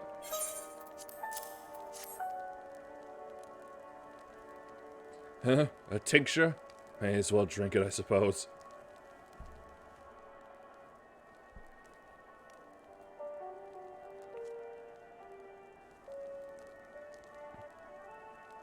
It's a radio! This? It's a radio. You don't have them where you come from, I take it? We use them to listen to messages sent by others, even over great distances. There are different types, but this model is by far the most popular. Made with quality components, crafted with the finest ore, sourced from Locus Amoenus, that it is. Among Us! Not all that useful since the capital fell into ruin. The people at the broadcasting station must have either fled or ended up like all the others because all we've been hearing is the same music being played over and over again. Home beyond the horizon, an ode to the brave men and women sent to reclaim our ancestral homeland of Locus Amoenus. We may have founded an empire in these frozen wastes, but we always hope to take back what was once ours. It is a solemn reminder that though we must suffer great hardships, better days will surely come. Despite everything, I believe that Emperor Varus yet lives, and that he speaks to us through our radios. It was a cunning strategy, faking his murder. He must have foreseen this catastrophe and chosen to conceal himself, that he may one day make his triumphant return. Nah.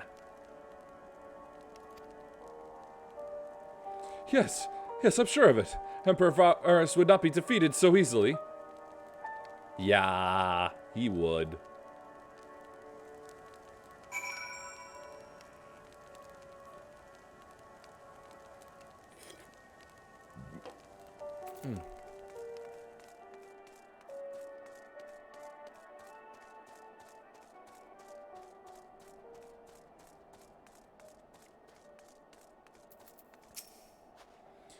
What's that?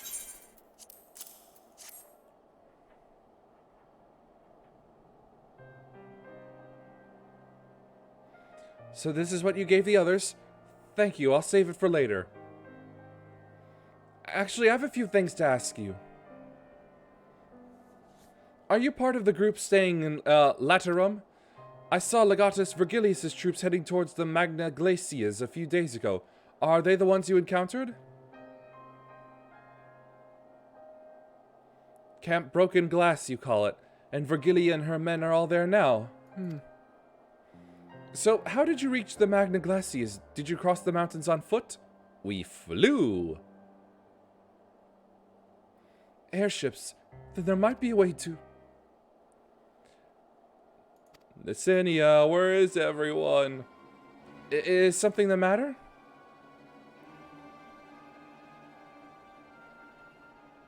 A voice from inside, you say? You must be imagining things. Everyone's out here. Perhaps a baby Almasti has found its way into the house. It wouldn't be the first time. Without the soldiers to scare them off, wild animals have been roaming closer to the settlements. Some have been known to attack people, too. I've just had an idea. If you and yours are strong enough to defeat a Legatus, then surely a few beasts shouldn't pose a threat. If you have a mind to continue helping us, perhaps you could head to the other side of the lake. There's a small group of tappers living there, people whose job was to extract ceruleum. They still do, from what we can tell. I've already tried asking if they would share their fuel with us, but they're not willing to give it away. They want food in exchange, lots of food, and that's something we don't have and can't get on our own. On top of that, to even reach their den, we'd have to make our way past all those creatures. Would you be willing to go in our place? We only need enough ceruleum to last until the others are strong enough to travel to your camp. If the offer still stands, that is. Oh, and I don't expect you to give up your own supplies, but there might be another way to pay the tappers. If it's ceruleum you need, you'll have it. I'll play dumb for now. Thank you so much. To reach Tapper's Den, you'll have to cross the lake. The ice is thick enough to support a person's weight, but if you'd rather not take the risk, you'll need to take the long way around. Finding the entrance can be a bit tricky too, so it's easier to just look for someone standing guard outside. However you decide to head there, please be careful.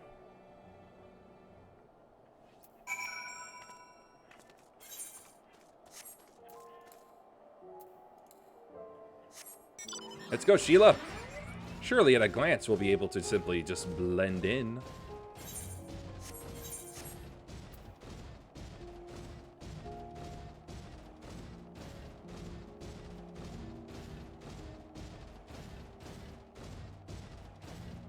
Yeah, that thing has way too many mouths, and they're way too jiggly.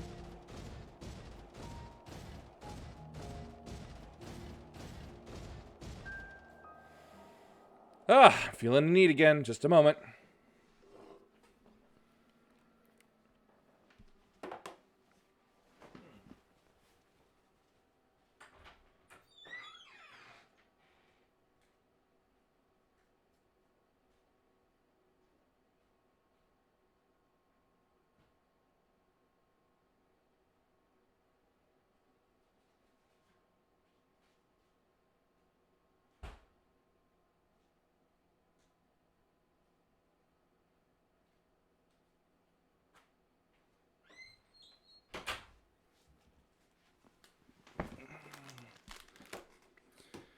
First one was vanilla in a chocolate shell. This one is just chocolate in a chocolate shell.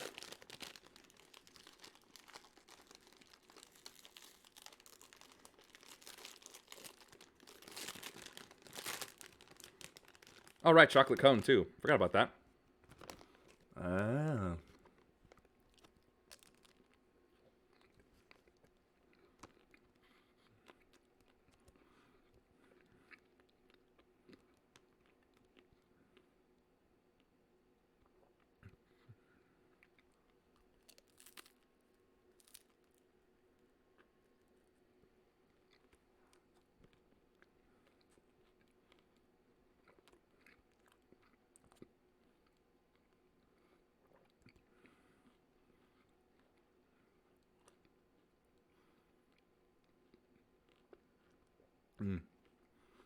Crumbles apart in ways I can't predict, so I gotta be careful. Don't want any falling on the floor to never be seen again, except until ants start coming in.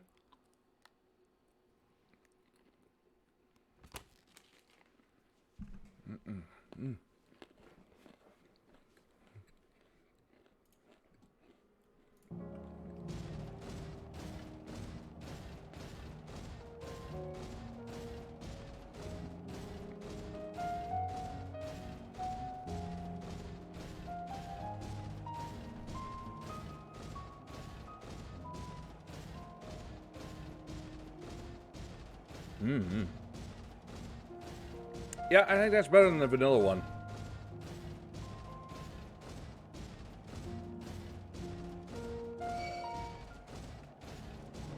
No land fish. No fighting. Land fish gator thing.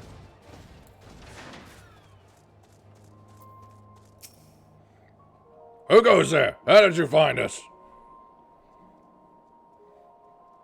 What do you mean I stand out like a sore thumb? If the purebloods over at Victor's Spoils hadn't given away our location, you'd never have found us. Those stuck-up arseholes thought they could come waltzing in here demanding ceruleum with nothing to offer in return. Ha! Looks like the boot's on the other foot now. The other foot now, the capital's gone to shite. So they've resorted to sending you to negotiate. I know your game's sellsword. If they think we'll give in to intimidation, they've got another thing coming. I wasn't going to intimidate you, but I suppose now I will.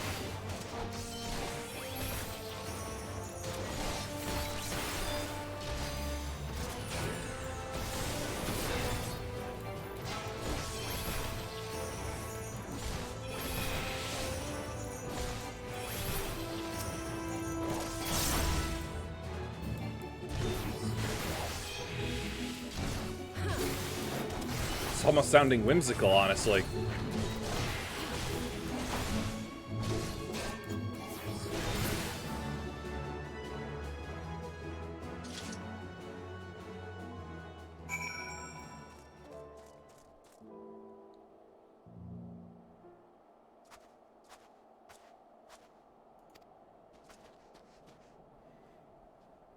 Just after you left, Licinia asked me to go and catch up with you, in case you needed a hand. Someone must have let slip that I have a little experience in transporting barrels of ceruleum.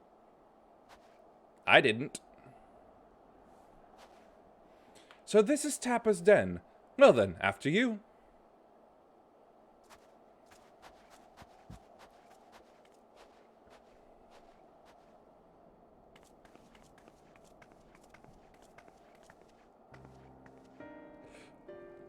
I'm sorry, how does this cat have a horn on his head? Who are you? What happened to the guards? Eosians and rebels here to save the people of Garlemald? That doesn't make any goddamn sense. Why in the hells would you pass up this chance to put those Imperial bastards to the sword? Let me guess, none of you are Garlean. You were brought here from other lands? Girabania, Yangja, Bosja, Dalmaska, to name but a few. Some dragged here against our will, others fed bollocks about a better life, and all put to work extracting ceruleum. All given the esteemed title of Anne, placing us firmly on the bottom rung of the ladder. But the old hierarchy means nothing in the new Garlemald, says we. About the only thing that's escaped more or less unscathed is cerulia engines. Still sustaining us even with our Baymasters out of the picture. We heard you're experts in drawing up ceruleum from the bottom of the lake, but how can you do that if it's frozen over? Ha! Wouldn't you like to know? Trade secrets, I'm afraid. At any rate, it's not as if ceruleum is used for much these days, what with a city in ruins. We take enough to power our heaters and save the surplus for later. And though it helps stave off the cold, it does sod all about our hunger unless we could trade it away. Speaking of which, be sure to tell your contingent we've got ceruleum by the barrelful. If they're interested, we'll exchange it for whatever provisions they're willing to spare. We could certainly ask, but if you're all free to go now, why carry on living here? Free to go? Go where? Even if we manage to get back to our homelands, there's nothing left for us thanks to the Empire, and the knowledge and skills we've acquired working here would be practically useless outside of Garlemald. So we're staying for the time being, long as there's a need for ceruleum. We'll find a way to get by, even if Garlemald as we knew it is gone for good. I believe I forgot to add. Yes, I did.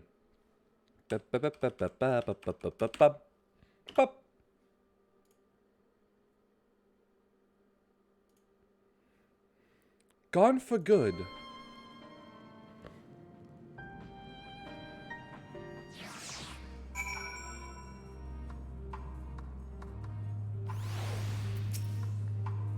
Regardless of what the Ilsabad contingent does for the people of Garlemald, the Empire itself is already a thing of the past. For many, that would be a cause for celebration, while for others, their whole way of life will have been turned upside down. After all the atrocities committed in the Empire's name, perhaps it is for the best that it is consigned to history.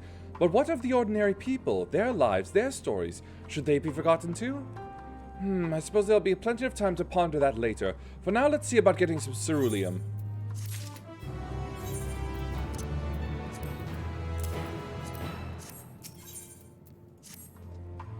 So you've come seeking ceruleum, have you?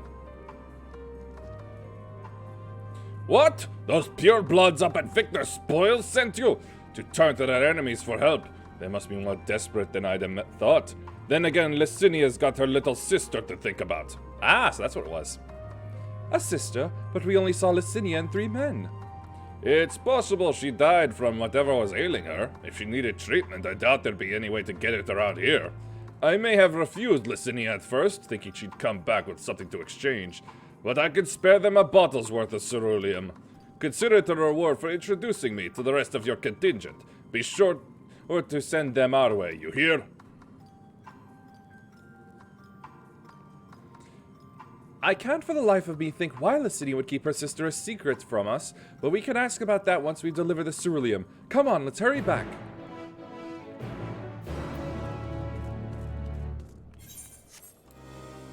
Hi-ho, Sheila!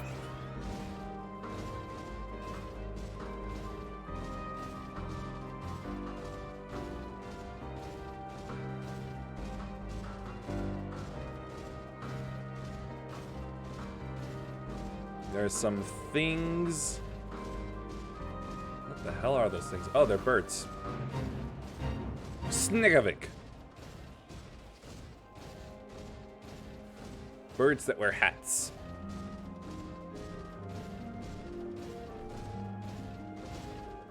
We can dance if we want to. We can leave your friends behind.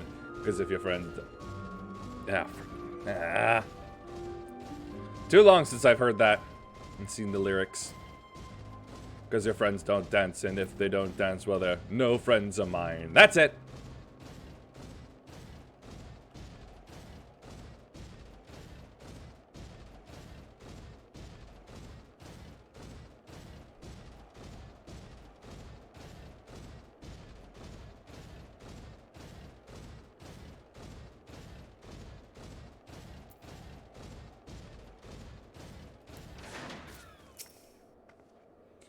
This isn't right. It's too quiet. I would have thought Alphinaud would still be treating them by the fire, but they're nowhere to be seen.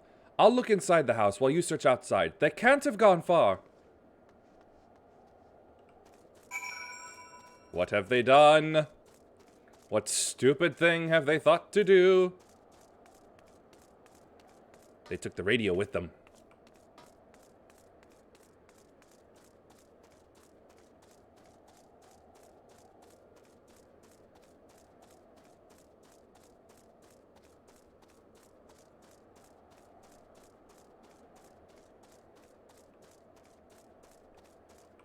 Hey, what's going on?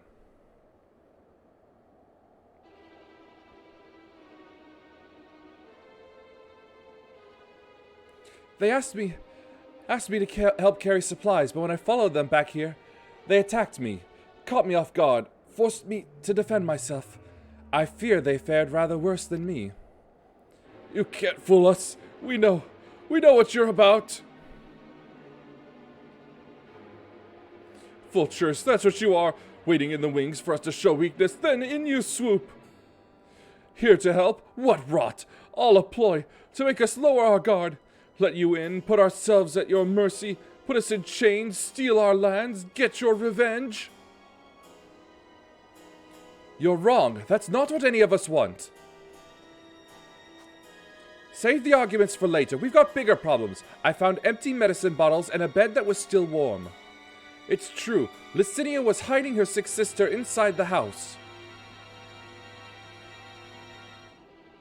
But now, there's no sign of either of them.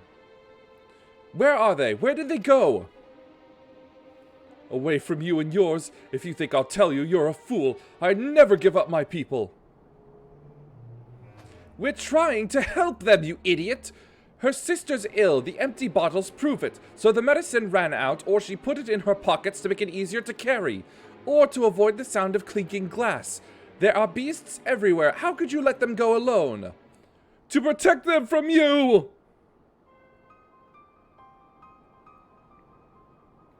You invade our homeland, taint it with the same sorcery used to slay our countrymen. A Garlean should sooner die than suffer the insult.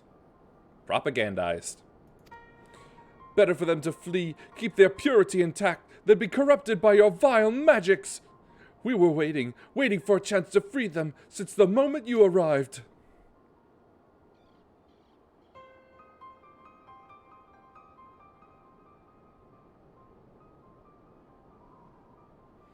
This is getting us nowhere. I cannot say how Licinia and her sister will react when we find them, but find them we must. Go on without me, both of you.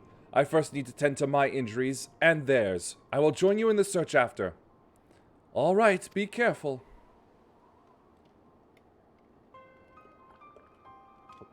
We'll do our best to find them quickly. There's only one path out of here, so that's where we'll start.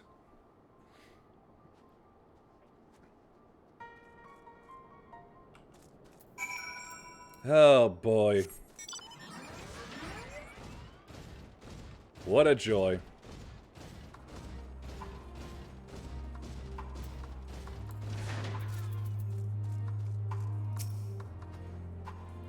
Two fresh sets of footprints. Young women, judging by the size. This is definitely them. Come on.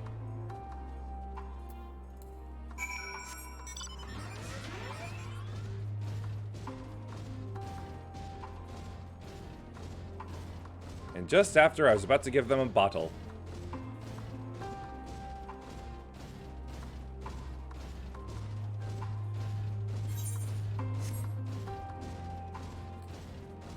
Work it harder makes it better, do it faster makes us stronger.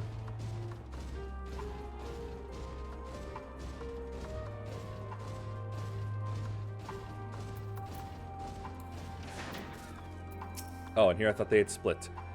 The trail stops at the frozen lake. Perhaps they chose this route so as not to leave footprints. I can't think of any other reason. Look at this place. It's crawling with beasts, and I can only imagine how hard it must be for her ailing sister to cross the ice. We could really do with Alphinaud's help, but we can't afford to wait for him. Let's split up and look for clues. Ah, hell. This is a big area. Let's see here. And they came around and down. Eastbound and down. Mayhaps even loaded up and truckin'.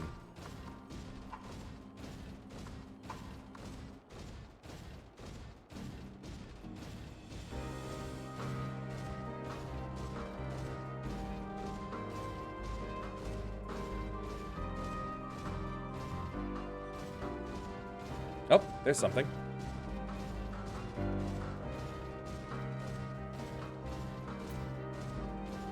Oh no, blood.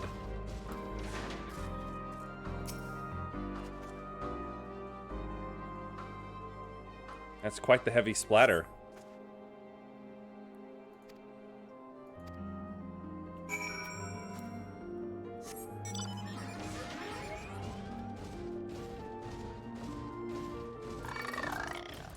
Ugh, go away. You're creepy.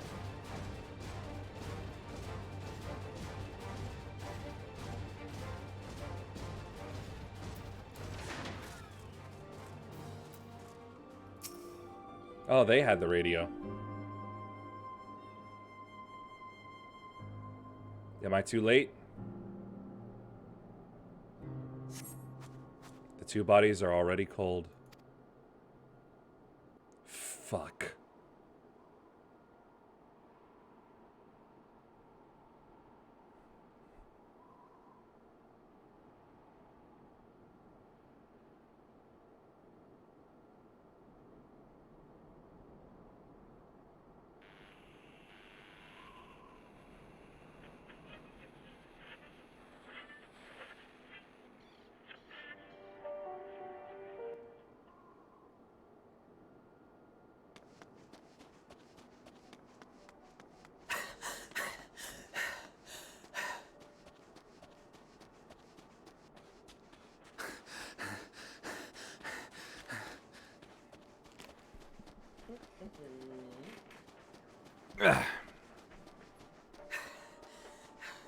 Blood trail. We found one. They were attacked.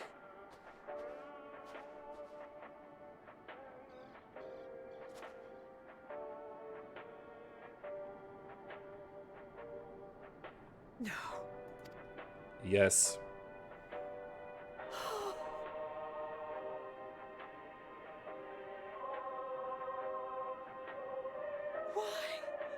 Why wouldn't they? Propaganda. Safer to brave the wilds than trust in our magic.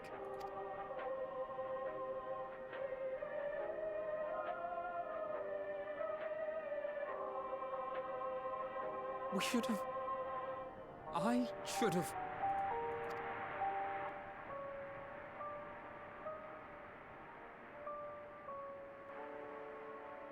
We can't leave them like this. We have to take them home. I suppose we might as well. What if we're only making it worse?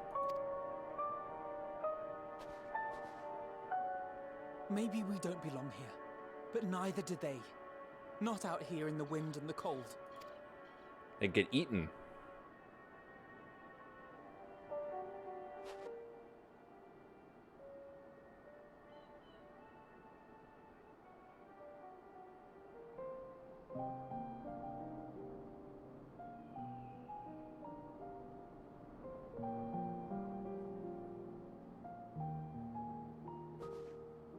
I heard the story about Varus's voice from beyond the grave. Of course, I didn't believe it, but Licinia and her sister did. Perhaps there is something to the tale after all. Nah, I say we break it.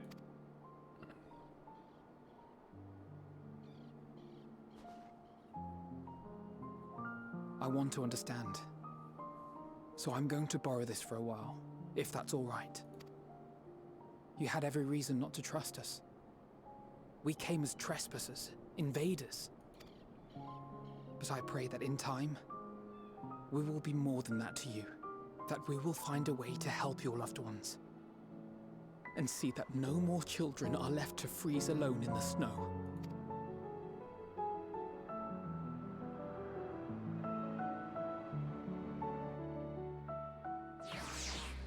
Ah, this sucks. There must have been something we could have done, but what? Should we have never come here? Would they still be alive if we hadn't? No. No. They were running out of time. You already said so about the empty bottles.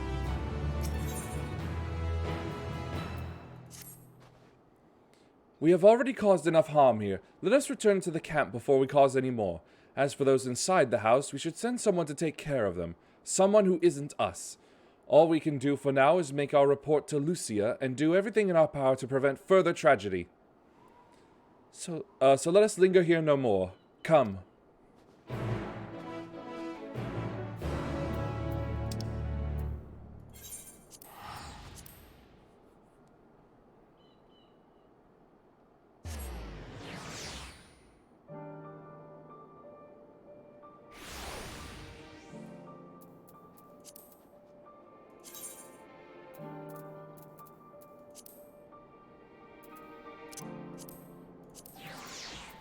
Why not bring out the cold lady for the cold?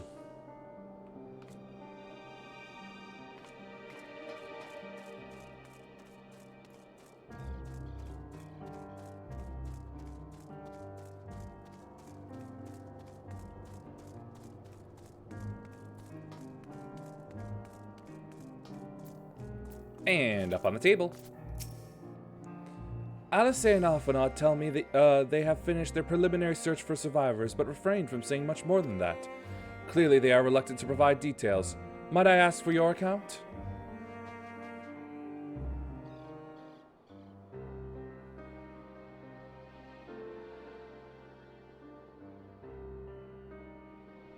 Thank you for your report.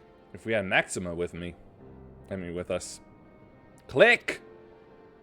We shall inform the troops of these developments, and instruct them to proceed with the utmost caution should they encounter any survivors. Allow me to go and speak with the ones at the victor's spoils.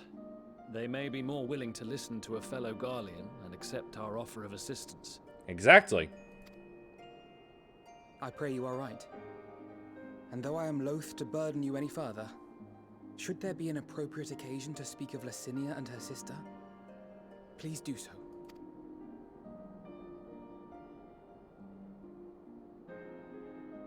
I am sorry to have put you through this. My distress is nothing compared to their suffering. So tell me, what else have we learned?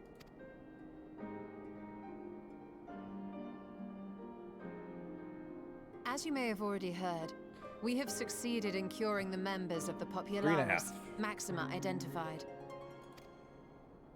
They have provided us with some intriguing insights into the current state of Garlemald. You don't say. The assassination of Emperor Varus was the catalyst for the civil war.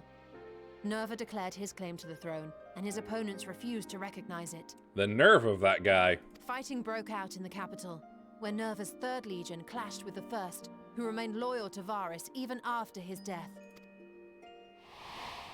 Of course, even Imperial warmongers would balk at the idea of turning their shining city into a battleground. Like burning down the wood to spite the wasps. Neither side would be so mad. But they did, didn't they? Unless something or someone inflamed their animosity to such an extent that they could not help but act against their better judgment.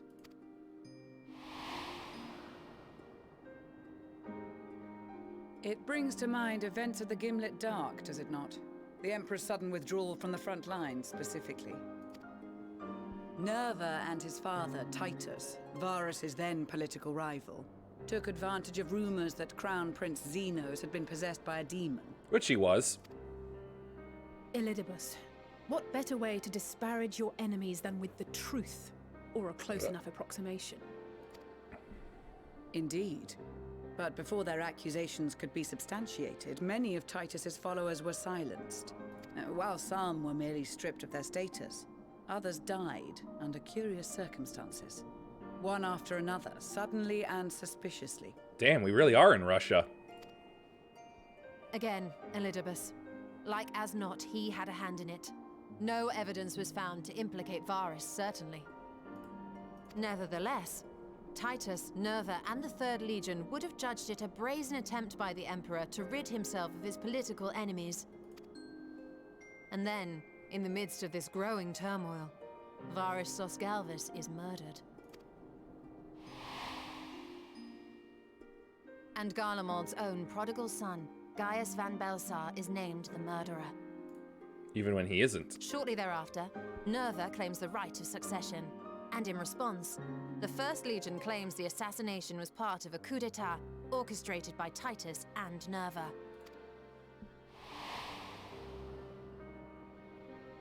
So no one is at fault, and everyone else is to blame.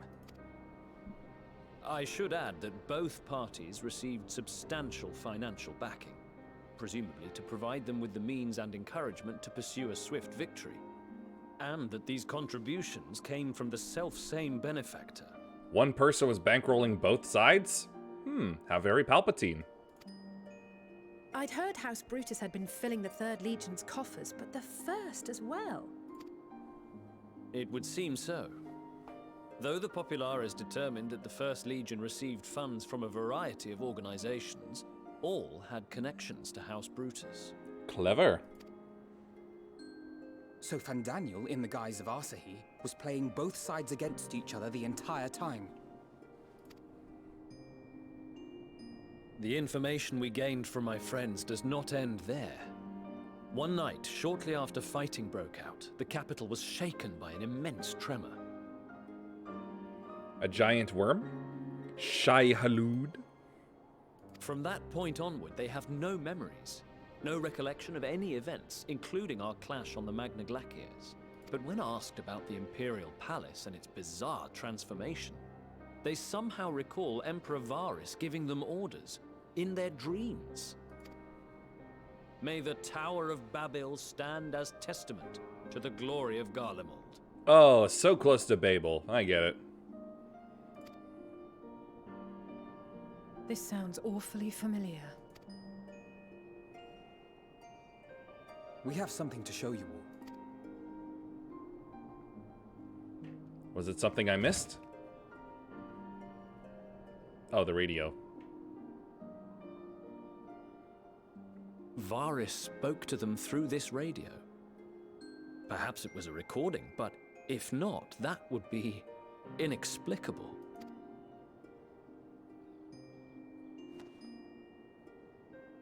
We are of one mind, then.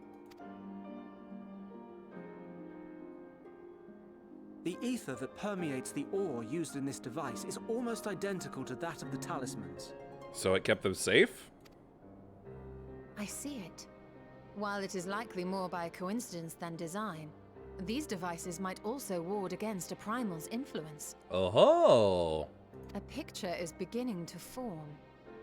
If the tremor felt throughout Garlemald was a wave of ether emitted by a primal, then while those within range would have been tempered, those huddled around a radio desperate for news concerning the Civil War would have been spared. Nice. No wonder Licinia kept it close. My friends, I must speak with you. What's up, Cinnabon? A young man was caught trying to steal our supplies. He is a soldier of the Iron Men, we think, but one who has not been made thrall. Oh, cool. Thankfully, Magni restrained him before blood was spilled. The stranger is outside, if you wish to ask him questions. He didn't do anything more than that, did he? I think we do.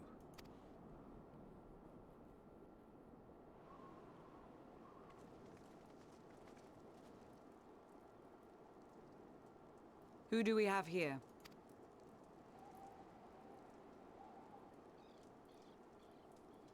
Garleans? Yes. Traitors to your homeland! Have you no shame?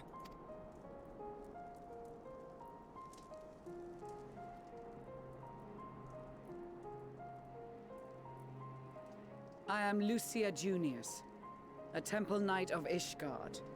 And you are? Julius Pier Norbanus. And that's all you invaders will get from me. We are not here to invade Garlemald. Far from it. Like you, our allies in Eorzea and the Far East fight in defense of their lives and their loved ones even as we speak. But it is the people of Garlemald who have suffered most. This we know. And that is why we have come to offer you our aid, that we may unite against our common foe.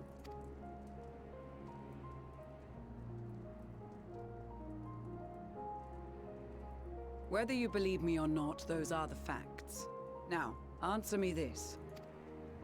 Why would a proud soldier of the Empire be reduced to stealing? The situation must be dire indeed for you to go to such lengths. If it is supplies you seek, we would gladly share ours, or turn a blind eye while you leave with your spoils.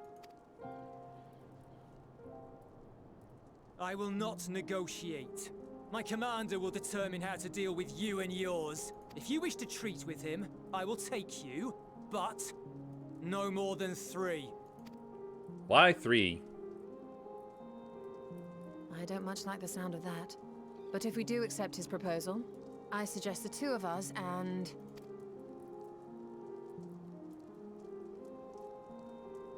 Please allow me and Alize to act as envoys. May I ask why? We have seen with our own eyes the hardships the Garleans face. How their futures and lives hang in the balance. It's not the warmest invitation, but it's an opportunity to prove our intentions true. Maybe not a chance to make things right, but a chance to make them better. What would your mom say if I let you 2 go by yourselves?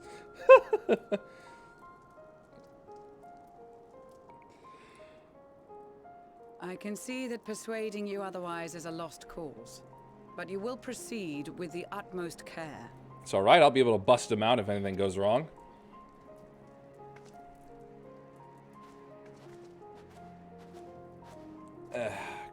Cracking.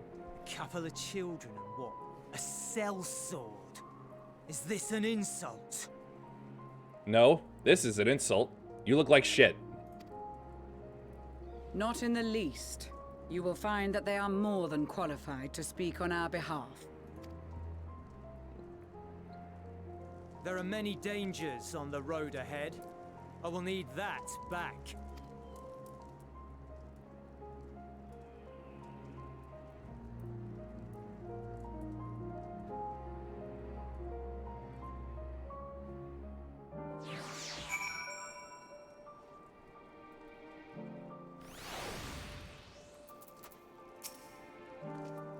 You will be received as invited guests, and so I urge you to observe proper social etiquette and conduct yourselves accordingly.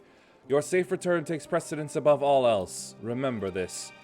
Thancred, in particular, would be worried sick if you are gone too long. May the Fury watch over and keep you. Alright, Major General Whiner, where are we going? Are you and the children ready? I will explain the route once we are outside your camp. If anyone attempts to follow us, we will judge it an act of hostility. We will not hesitate to take appropriate measures. I would expect nothing less. You have our full cooperation.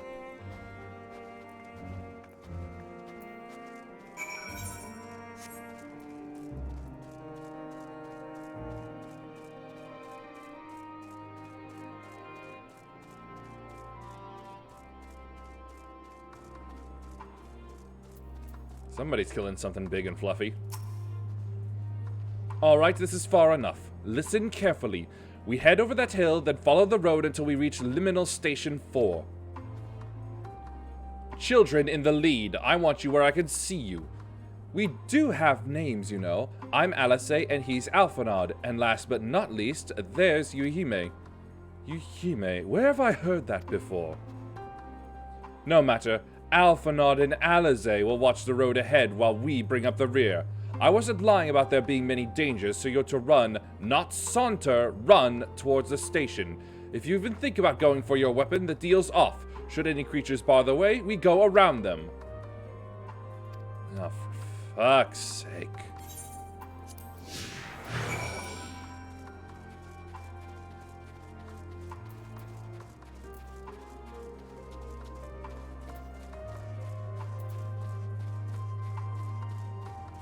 Polar bear.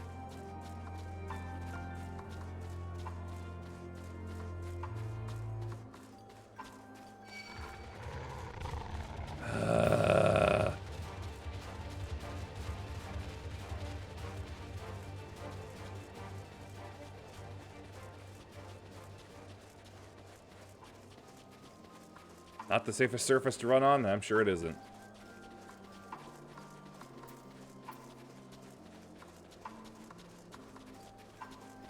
There's that big fluffy thing again. And now we've got some wolves. Canis lupinus. Vulpus vulpus. Fantastic, Mr. Fox.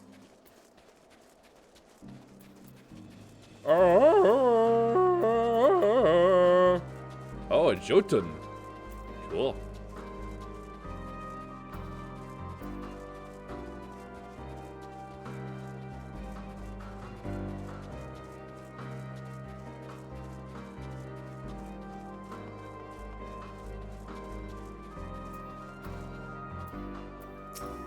Happy now? Oh, wait, that's right. You're never happy. Vulpus, where? No, not... No, Vulpus. Vulpus.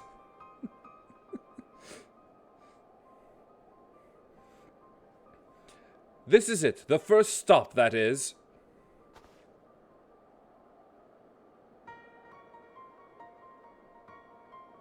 Good. It looks like your friends know better than to follow us. Are these your headquarters? No, we're stopping here so I can check for pursuers. Since it appears you've kept to your side of the bargain, we can carry on. North of the station is Regio Domorum, one of the main residential areas, or at least it was. The afflicted roam the streets in packs. They'll tear us to shreds if given the chance. Keep close, no wandering off. Understood? Yeah, yeah, yeah, yeah, yeah, yeah, yeah.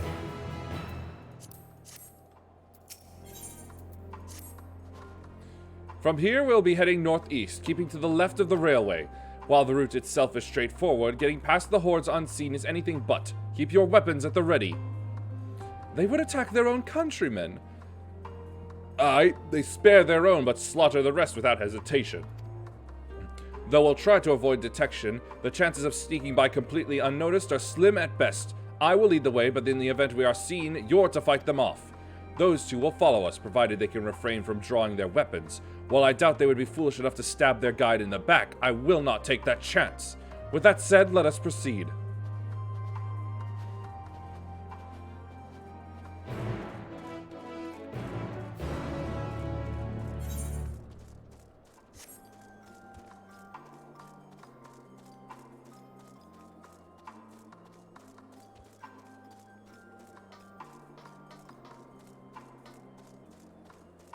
Oh, look at that.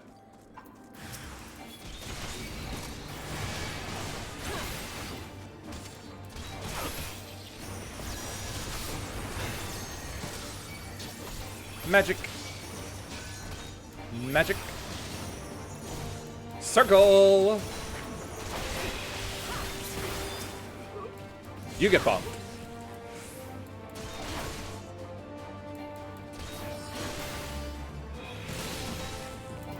He bonked me.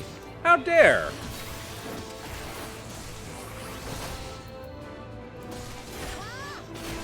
I am the one who bonks.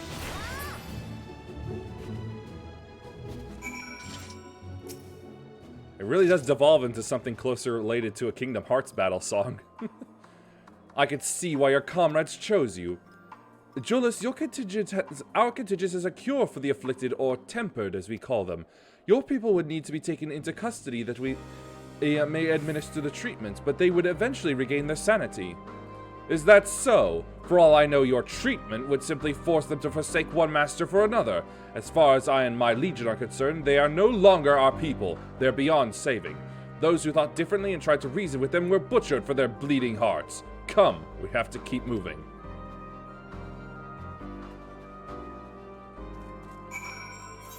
They're taking a somewhat practical, but also quite fatalistic look at it.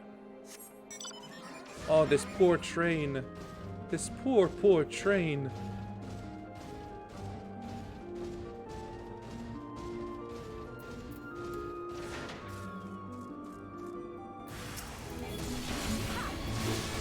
Well, here I go again.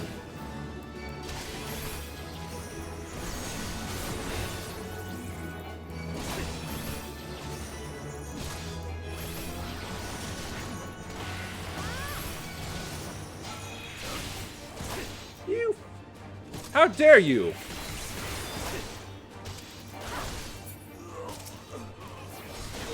Take that! That's for bonking me. You did it again! Bonk!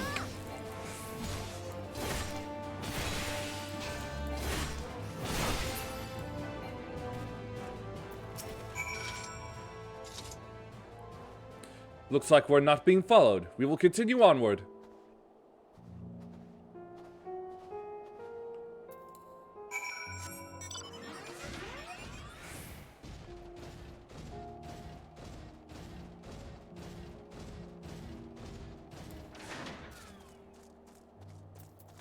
Oh, he finally killed some himself, did he? I meant what I said. These people deserve only death. I stayed my hand before only out of a desire to remain undiscovered, and that is still the higher priority. We should continue to avoid any unnecessary confrontations. Keep following the railway. Oh, I bet this train looks so cool while it was in motion.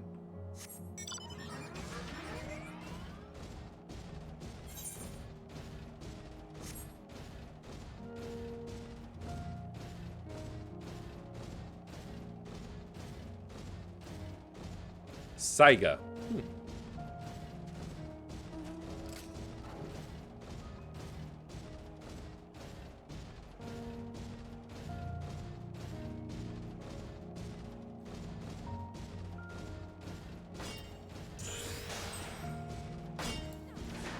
Whoa.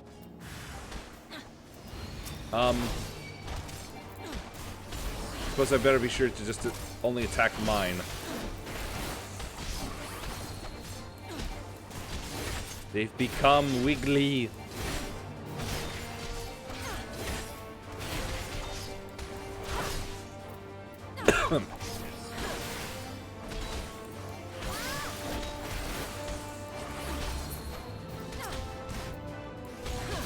Damn it, wrong move.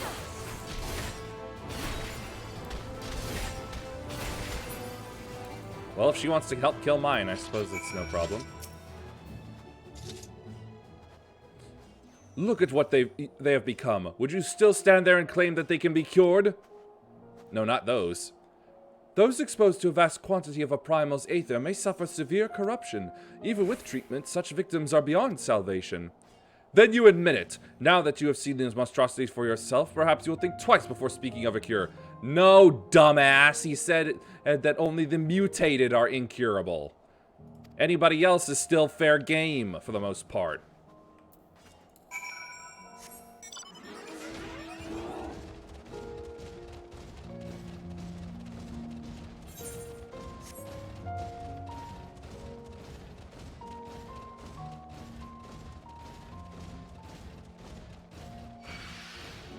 Moron really only hears what he wants to hear.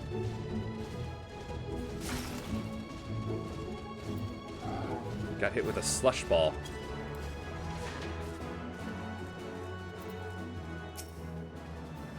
We're almost there. You have kept your side of the agreement, so I will keep mine. This way.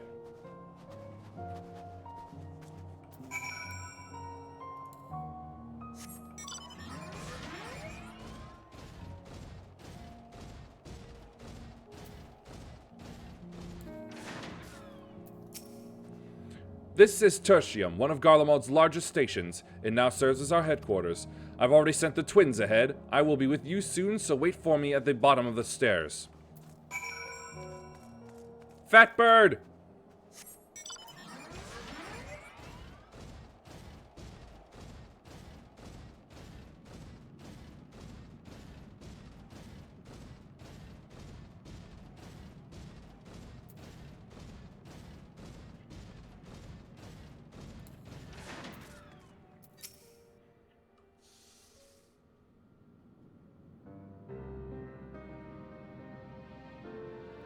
It's so cool. It's a train station. I love it. Even if nothing works. It's plain to see why they chose this as their base of operations. They could have done a lot worse. Even so, I imagine it's not the easiest place to live. Indeed, and if Julius was willing to make the perilous journey to Camp Broken Glass in search of food, their own supplies must be all but exhausted. They may be shielded from the wind and snow, but it's still bitterly cold. Much like Victory Spoils, it must be a constant struggle to keep their people warm. Lower your voices. While you may be here as my guests, the others will not take kindly to your presence. My commander is in the locomotive over there. Do the locomotion.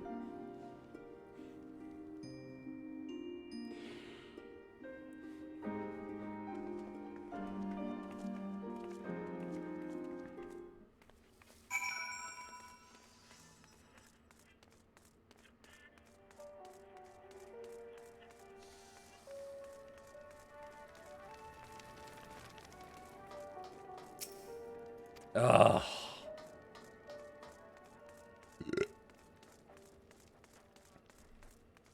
Yep.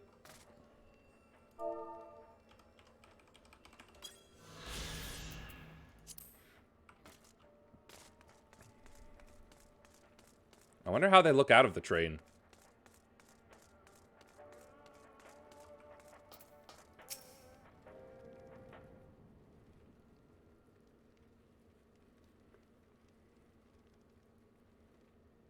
These are their chosen representatives. Very well. Let us hear what they have to say. Yes, sir. Stop hiding his face already. I present to you our commander, Lord Quintus Van Keener. Legatus of the First Legion. Real lion kind of beard. The first? I had no idea you had survived. We lost our emperor, our city, more than half our troops. For my wounds, I may never take the field again. But we survived, aye. In a manner much to your liking, I dare say. We have no intention of adding to your misfortunes, nor do we bear you any ill will. Spare me. Though you children may speak in earnest, overtures of peace ever ring hollow in my ears. So long as man stands to profit from his neighbor's suffering, war is inevitable. Driven from our ancestral homeland into this blasted waste. Yet still you yearned to rob us of our paltry scraps. 'Twas only with Magitech that you learned to keep your distance. Though we knew it was only a matter of time before you regrouped and returned. Are you done with your racism? Conquest and empire were our only defenses. Emperors Solus and Varys understood this, and through their campaigns saw us grow and prosper. Much blood has been spilled in Garlemald's name, aye. But if it is a choice between yours and mine, then it is hardly a choice at all. Well, that doesn't make you the better man, then. I do not deny that a great many conflicts throughout history were driven by the desire or necessity to gain by another's loss. That is not why we are here.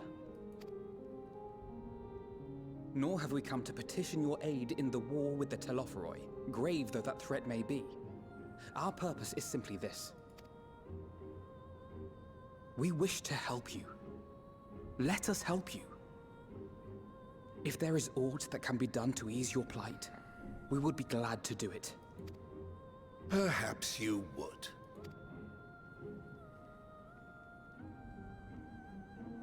But regardless of the ideals you espouse, your leaders would not send an army into Garlemald if they did not stand to benefit. Do you forget that you have enthralled maniacs walking around that just attack everything in sight? Protection is necessary. If we accept their aid, they will expect their efforts to be rewarded once the Telophoroi are no longer a threat. And after compensation and concessions, the great empire would be brought to heel. Her enemies rejoice at her downfall. Our third eye, a mark of shame. The empire's already gone. We won't stand idly by and let your people be humiliated. And we're not alone in that. We only want to make a difference, to make this world of ours better. Surely you can understand that. No, he's an old, stupid warhorse.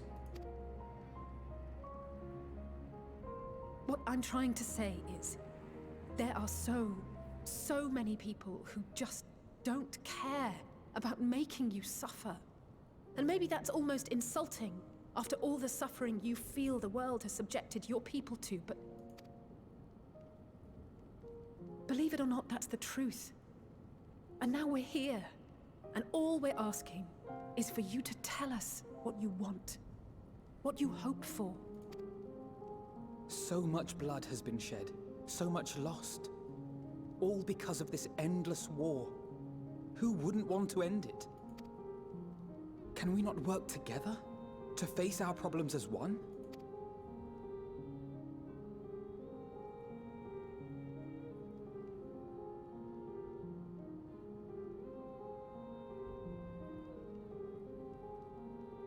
Answer me this, young peacemakers. If a world without conflict is your desire, why reject the unity and prosperity of Garlemald? Oh, because your unity and prosperity is subjugation. It's conflict. Is it because we do not share your faith? No, you don't see us as equal. That we do not share your heritage? That our ideals and virtues differ? that we cherish and hold in the highest that which you do not. Disparity is the root of discord, and peace built on compromise is flawed and fleeting. Happiness for one and all is a dream, and the reality is that to the victor go the spoils. That is why we Garleans will never submit nor surrender. For freedom and for pride, we will remain true to ourselves until the... Whoops.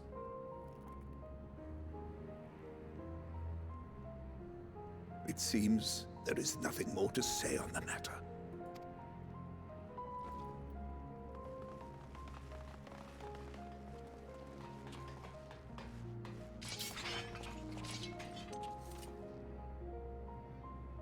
You will remain here while I decide what is to be done with you. Do not be alarmed. No harm will come to you if you cooperate.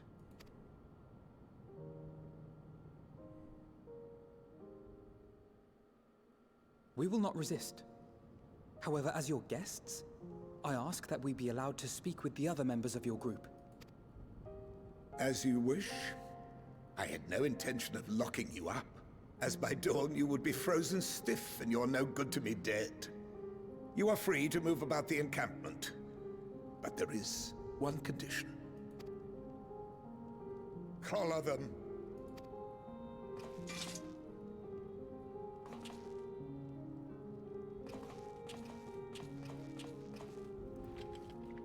So that's Garlemald peace and like unity and prosperity, is it? Shackles. What are these?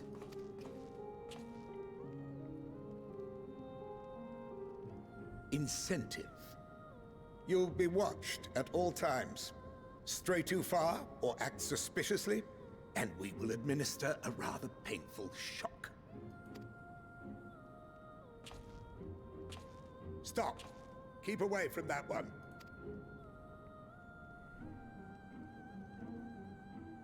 The champion of Eorzea is not so easily cowed.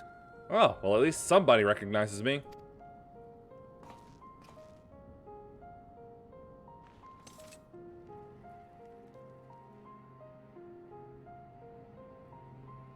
Even if she allowed herself to be collared, the shock would be no more than an itch. No. If she refuses to obey, we will activate the twins' restraints instead. That's smart.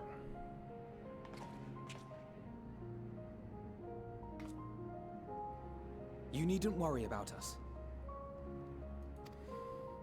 We'll forget we're even wearing them soon enough. I mean, it doesn't look like they're too cumbersome or anything. Even now, you still... Why go to such lengths? What is it all for? You. That's what.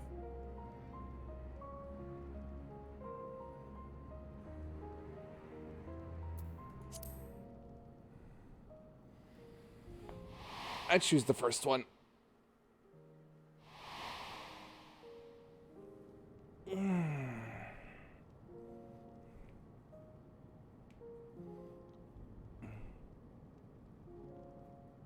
You are a curious one. A far cry from the merciless barbarian others paint you to be. What, like you do? You will be their warden. Take them away. Yes, sir. Slow on the uptake, aren't you, kid?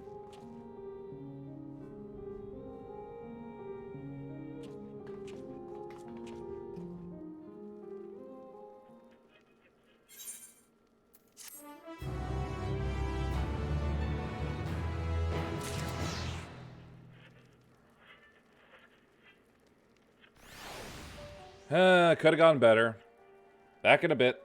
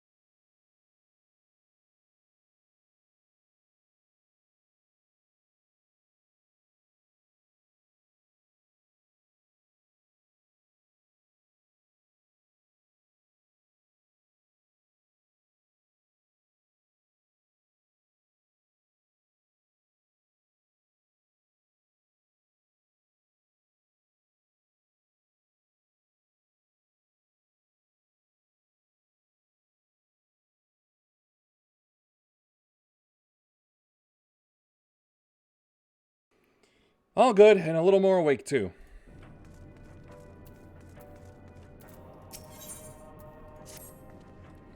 As per Lord Quintus's instructions, I am to supervise you during your time here in Tertium.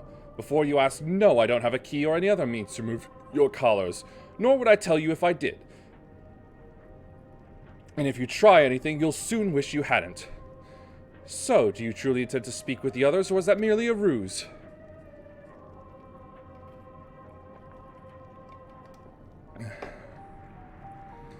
We are in no hurry to disobey Lord Quintus, if that is what you mean. Or perhaps you doubt the wisdom of his decision.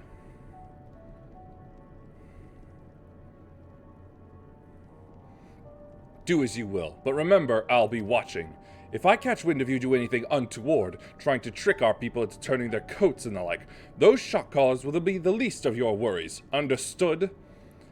Though we're somewhat compromised, to put it lightly, let's not waste this opportunity. I suggest splitting up and learning what we can of this situation, and above all else, don't use magics of any sort. You, on the other hand, may go wheresoever you wish, even outside the camp. I know full well I couldn't stop you if I tried. Yeah, you couldn't. But do not forget, if you do anything to endanger us or our interests, Alphinaud and Alizé will pay the price.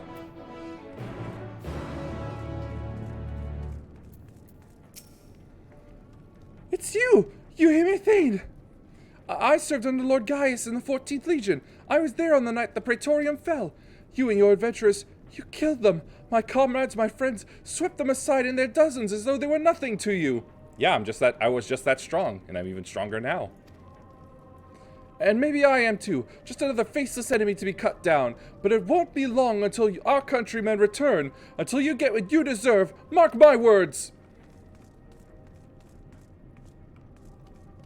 It's nice to know I'm such a famous celebrity around here. So cold. On the verge of losing consciousness.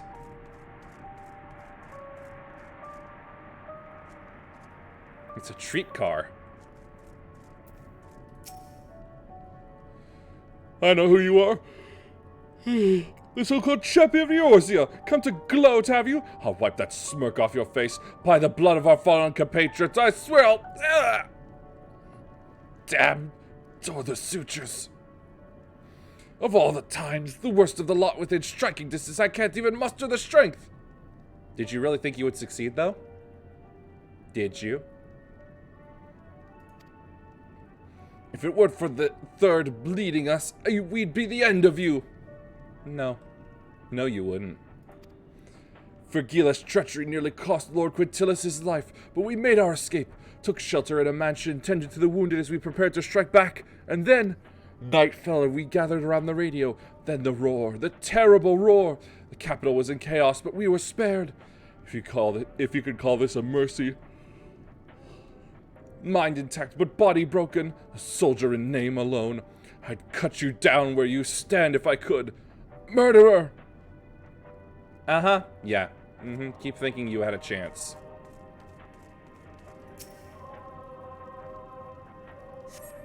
Radio is the same model as the one used at Victor's spoils. Perhaps it is what saved the soldiers here from being tempered. I mean, yeah, he just said they'd huddled around a radio. It's a radio!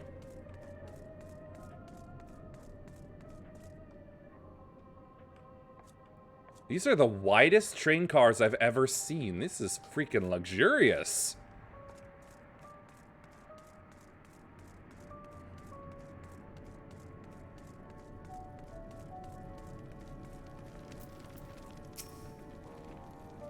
You came with Jolus, didn't you? Well, whatever business brought you here, you'd best keep your hands off that aetherite. It's deactivated, but I'd rather you didn't mess about with it. There are others throughout the city, built by Garleans, for Garleans. Could teleport all over in the blink of an eye, provided there was a terminal nearby. These days we use the aetherite's power to keep this place lit, though that comes at the cost of its normal function. Yeah, that's fair to do.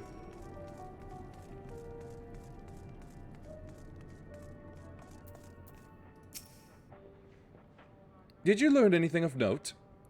Apparently everyone wants me dead. Then your findings are consistent with my own. Their plight is desperate indeed. The sick and injured are at greatest risk. Without warmth and proper nutrition, I fear they will soon perish. I realize there is precious little we can do for them at present, but I cannot bear to see them suffer. Please, will you help me tend to them? What am I meant to do? Use clemency? I put my hand out to you. Be healed! Who's there? My eyes, I can't see all that well. Oh, thank you. The numbness has subsided a little, but I know I won't last much longer. You should look to the others who could still fight. Give them my ration. If me going hungry means someone else lives to fight another day, so be it. At least I could still serve in that way.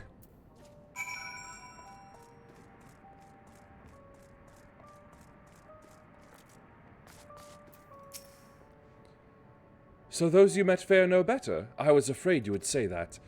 I know we were warned against meddling in their affairs, but we can't leave them like this. Perhaps we might gain permission to have the contingent deliver supplies? Quintus may have made his feelings on the matter quite clear, but even he must recognize they are not in a position to refuse help. Maybe Jullus could persuade him? Though I'd need to persuade Jullus first. Might as well be trying to squeeze blood from a stone.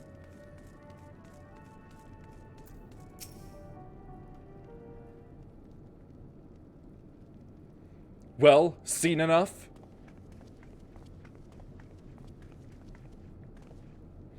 Jullus, the people here have barely enough food and fuel to survive. Have you and the other soldiers been able to procure any more supplies? We've been scavenging provisions from nearby houses, as most families kept some stored away in the event they were snowed in. Still, going out and getting it is dangerous work, and we've a lot of mouths to feed. Fuel is a greater concern, though. We had some ceruleum set aside until it was stolen. We haven't identified the culprit. It could have been other refugees or one of the afflicted, for all we know. Either way, we're down to the last dregs. Without the heating they need, those in poor health are only going to get worse instead of better. If it's ceruleum you need, our contingent has secured a ready supply. We can have some sent over. We will not accept your charity. Are you really in a position to say no? If we can hold on a little longer, the situation is sure to change. Aye, everything will change.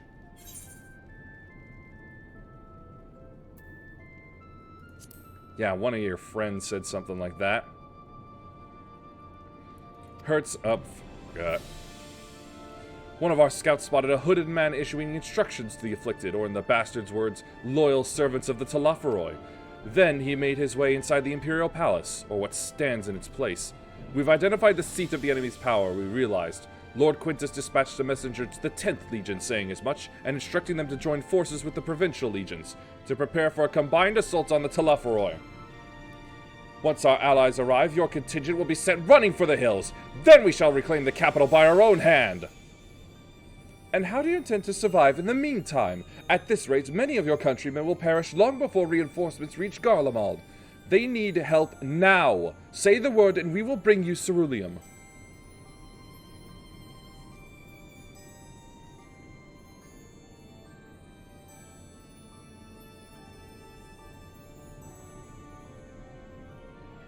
I will speak with Lord Quintus.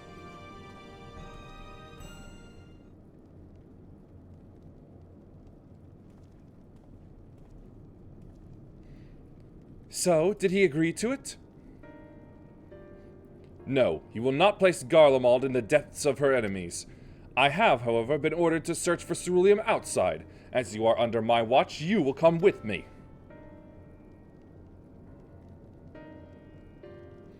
Very well. After all, many hands make light work. You lot are more trouble than you're worth. No, we're not. You just think we are because you're an idiot. Once we are outside, you will follow my instructions to the letter. We depart shortly.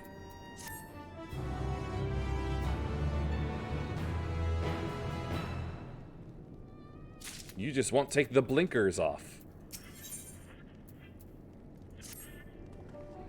We will begin our search for ceruleum in Regio Urbanissima. Fortissimo! The first location is Forum Soleus, a park to the northwest of this station. You are to remain close at all times and act only as ordered. Follow me.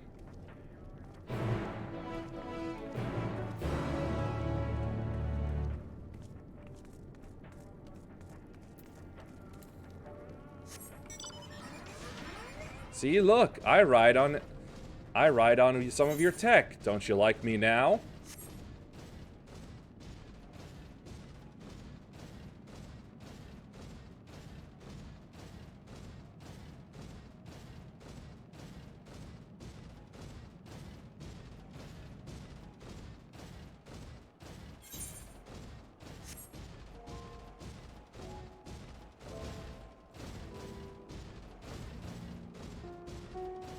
Automated slasher. A little spider drone. Spiderbot!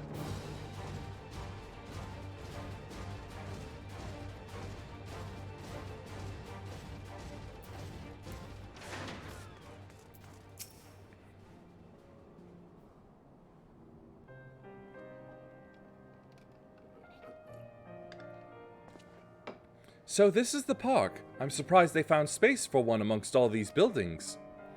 Actually, the recreational areas came first. The houses were later built around them. A healthy society requires communal spaces for children to play and adults to socialize. This park was named after the founding father of the empire, the great Solus Zos Galvus.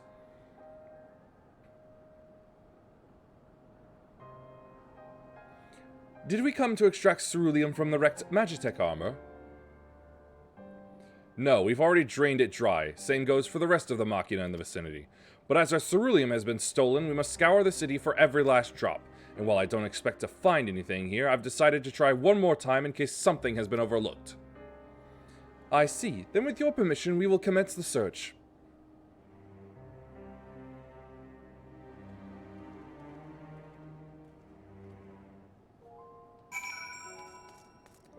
Time to start looking for things.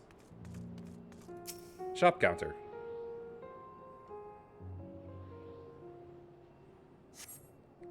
Though rather small by Garlean standards, the structure is reminiscent of a merchant stall.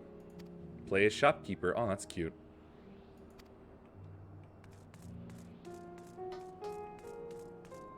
Acquiring gas. Gas canister full.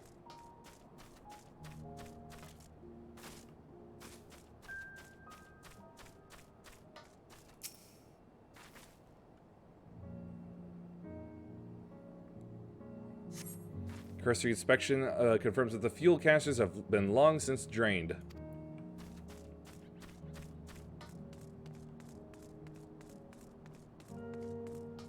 Upper level maybe?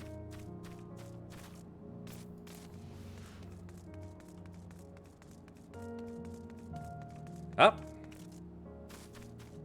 Maybe not, but there is soup.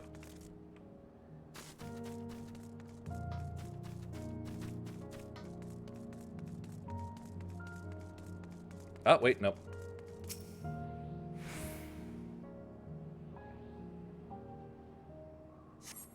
Several points of interest are marked on the map. The pond, children's play area. To your knowledge, however, none would require the use of ceruleum.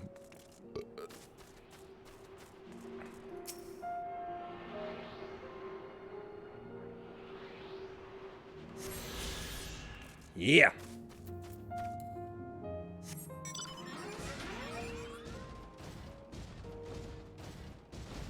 That's a cool looking bot down there.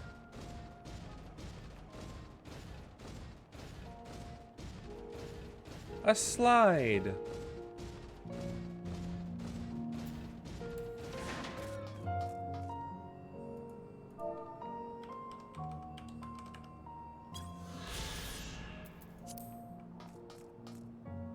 Oh.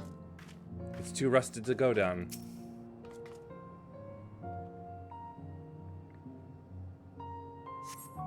Trapshot was built in the style of Imperial War Machina, armed with a battery of weapons and capable of transforming into different configurations. But on closer inspection, it appears to be no more than a kid slide.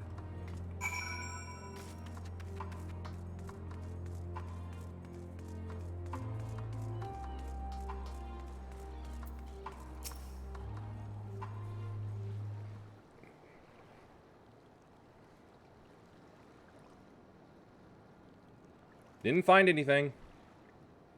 Oh, it's you. Any luck? I just said I didn't.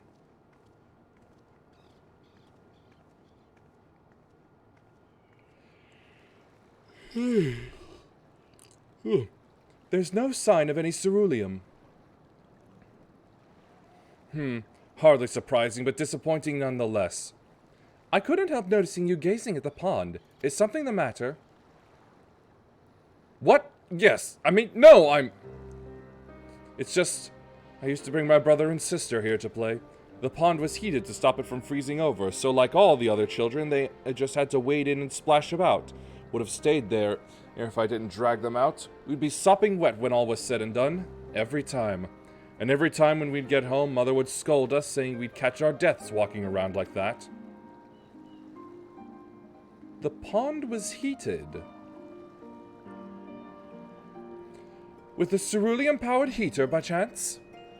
I suppose it must have been. Come to think of it, I remember seeing engineers changing out a tank beneath a hatch. But that was a long time ago, and the water still flowed clear and wasn't this brackish muck. We can't see a thing, and I can't remember where the hatch might be. With the machinery most likely broken, the amount of filth in there is probably the only reason it hasn't frozen over. I'd wager it's still unbearably cold, though.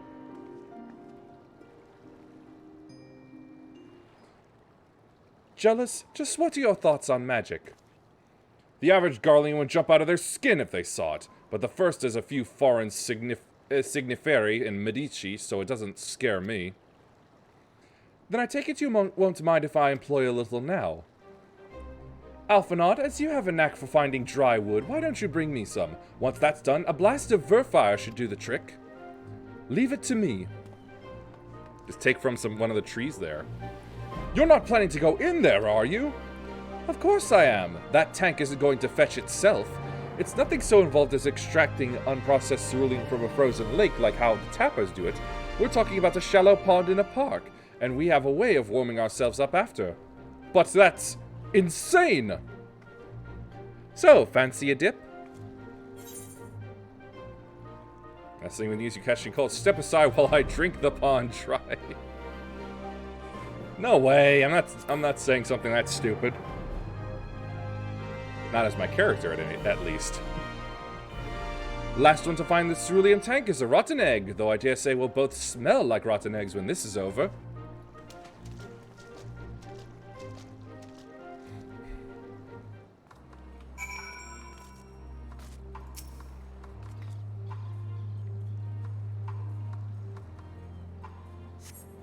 So you come up empty-handed.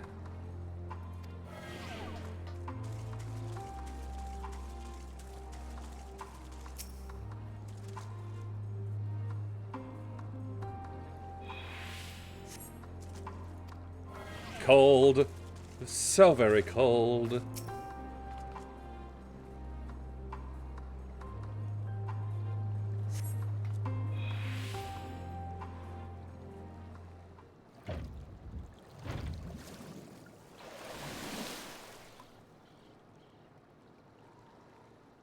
Yay, I caught my hand.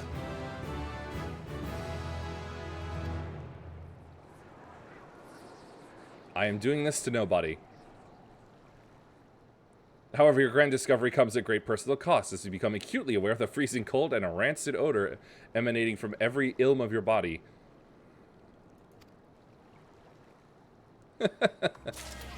Little joke.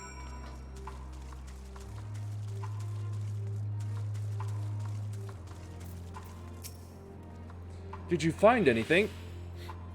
I hope you did.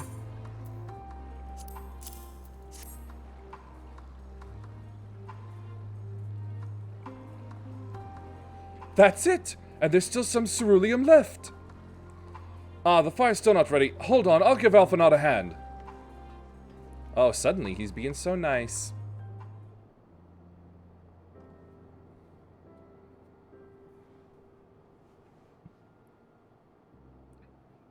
Call me an old Don because by fire I am reborn, and my clothes are mostly dry now. I appreciate you recovering the ceruleum, but I wish you'd taken the time to discuss the plan with me beforehand. Despite the way you've been treated in Lord Quintus's eyes, you're still envoys deserving of protection. If you were to die on my watch, he would be most displeased. Your concern is duly noted, but all's well that ends well. Julius, you mentioned coming here with your younger siblings. Did you grow up in Garlemald? I did, not far from here. My father was an accomplished researcher in his youth, and for his contributions to the Empire awarded an estate. We lived well, better than many. What was Garlemald like in those days? Everything. It was everything you could imagine, and so much more. Even during the coldest winters, we always found warmth and comfort at home. Coming in from the snow, taking off your coat and sitting down for a hot meal, with family, visiting friends and relatives, receiving that same welcome, knowing they had everything they needed, walking down the street, seeing the lights in all the houses, hearing the faint sounds of laughter and song, of happiness. And although the summers came and went all too quickly, in that brief respite, the ice would melt and the forgotten grass make its triumphant return. Gray clouds gave way to blue skies. Some mornings we'd climb to the top of the tallest building we could find to watch the sunrise. Never again. Those rooftops are rubble, those friends dead and those memories. But if I could reclaim even a fraction of what we once had. Soon, our chance will come. We just need to hold on a little longer.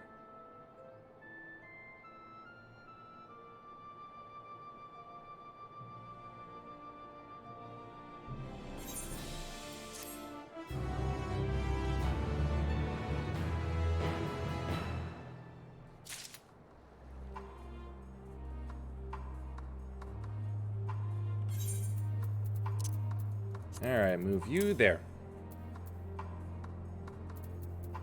All the 82s, which I'm already equipped with. Alright, now that you've recovered from your escapade to the pond, there's another location I'd like to search, just outside the park.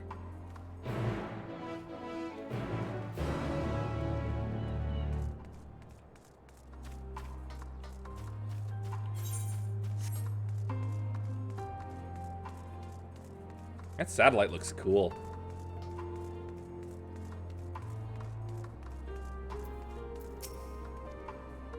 As you can see, this place is littered with the remnants of various types of war machina. While my comrades and I have already recovered the tanks from the less damaged units, those that took a more severe beating are harder to scavenge. We decided to save those for another time, that time being now.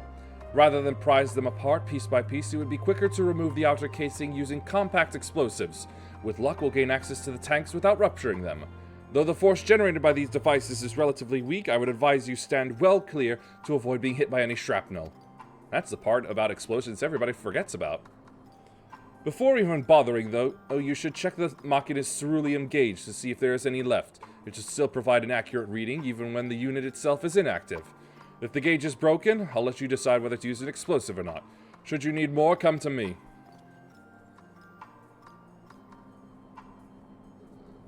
Gonna blow things up. Understood. Let's get to work.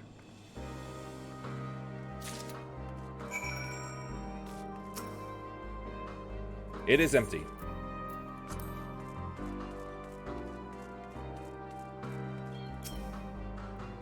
Appears to have been broken, giving no determined.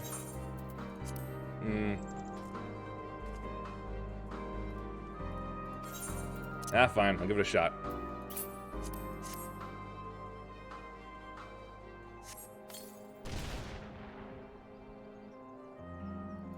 Crap.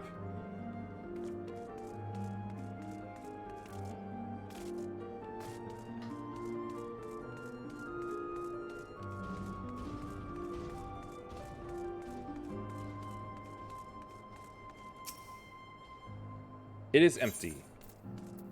Shut up.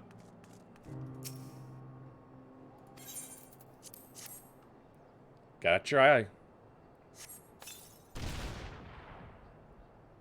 It's still half full, or half empty, depending on one's perspective.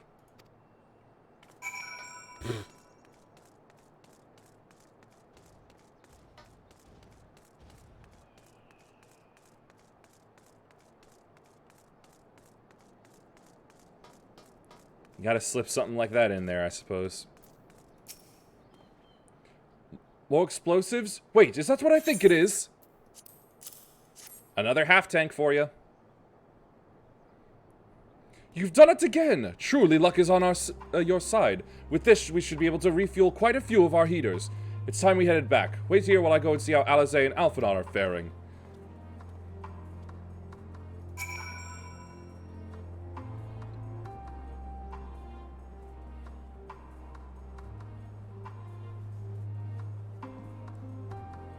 No good deed, eh? So where's the punishment part of that?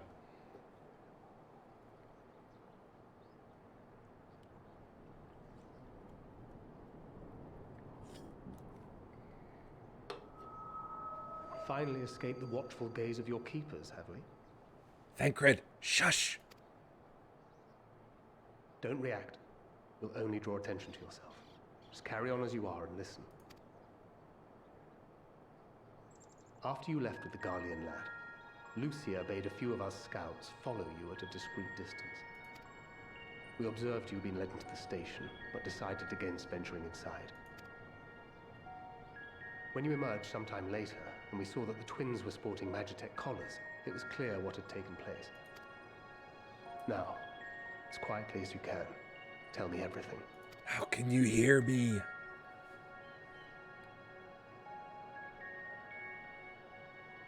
The Legatus himself, eh? Now there's a surprise.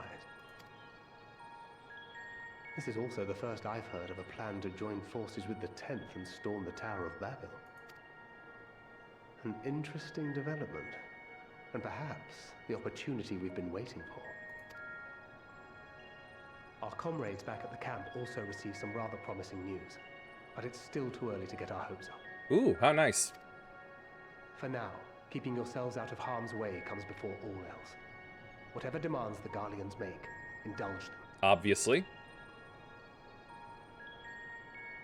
With luck, this will all be over soon. Until then. How does he do it? They had not gone far. Obviously. We searched high and low, but no luck, I'm afraid. I might have guessed you'd be the only one to find anything. I'm usually the only one who does.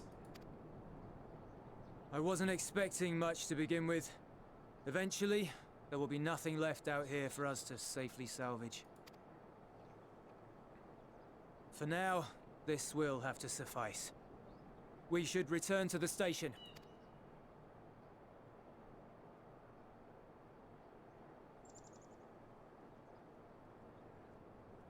Very this war of mine. Ah, there you are.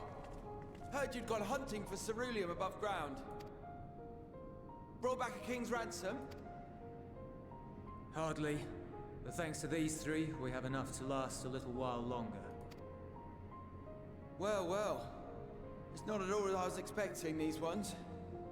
For savages, they seem positively docile. Again with that word.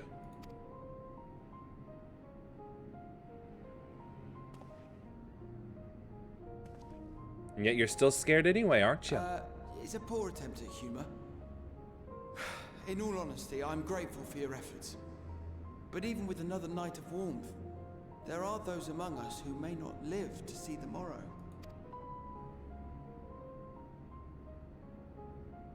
I trust your expedition was fruitful.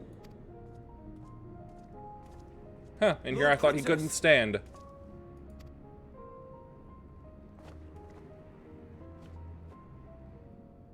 Use what you procured to refuel the armor. But, sir, what about the heaters for the camp?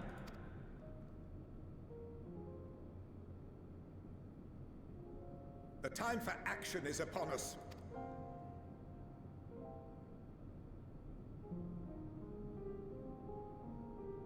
My men and I have matters to discuss. In the meantime, you are to wait here. Do not forget, you are being watched. I could never forget.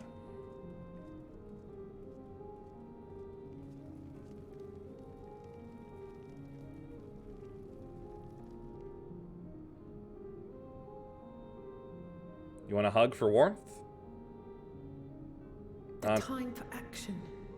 What did he mean by that? On second thought, my armor is probably really cold. I can only speculate. Clearly something requiring their magitech, given what we just heard. Whether they plan to utilize it now, or after they join with the 10th, is another question. Or make a stupid attack on us.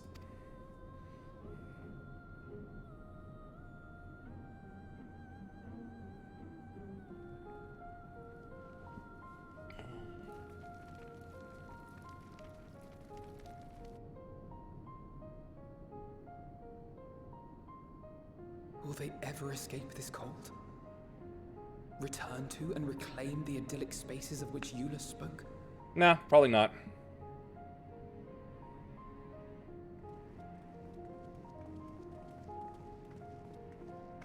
Finished your war, Council?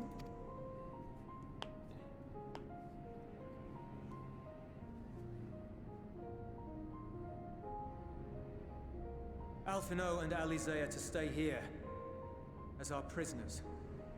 They will be released once your comrades have relinquished their supplies and withdrawn from Garlean soil.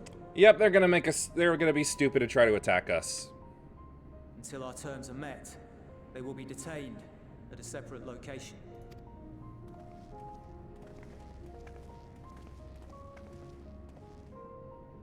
After everything we've said and done, this is how you treat us.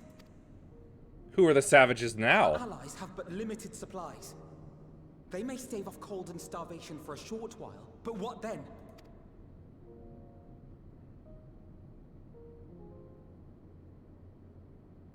What am I looking at? Oh.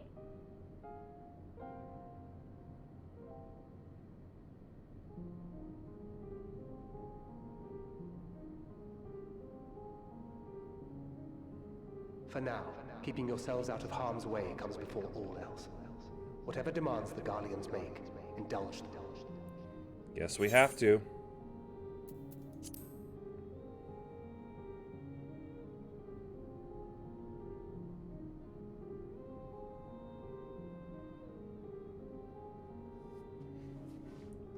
At the very least, his hand did tremble.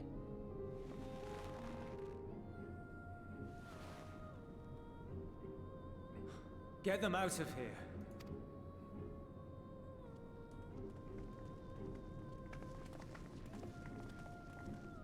And let me guess, I'm to be the messenger, Julie boy?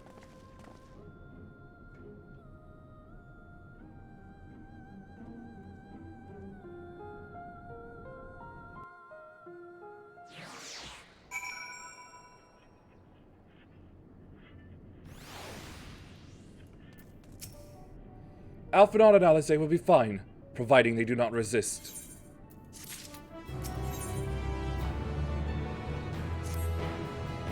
You will accompany me back to your camp, where I will meet with your leader and present Lord Quintus's demands. Before we depart, however, there's something I would ask of you. Assuming your contingent complies, the supplies they surrender will need to be transported here. That task falls to Legionnaires Marcellinus and Octavia, who will pilot Magitech armor to your headquarters. You are to inform them that we are leaving shortly. Tell them to ask for Il for further details. In those words. Once you've seen to that, meet me by the exit. What?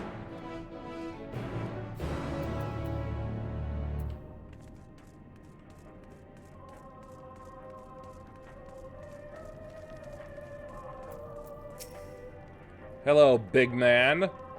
You again. Ask the eel, he said. So, that's to be the way of it. After all this. How ironic that you should be the one to deliver the news. If those are my orders, then so be it. For the glory of Garlemald.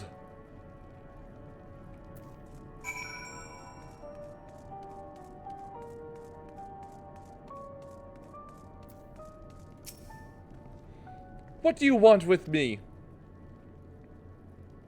Ushanka. Ask the ill, so Lord Quintus has reached a decision. I knew he would understand, that he would recognize the savage as a ruthless, merciless creature, and to defeat him, we too must be uncompromising. I am ready. In the name of Emperor Varys, for the glory of Garlemald, I will fulfill my duty.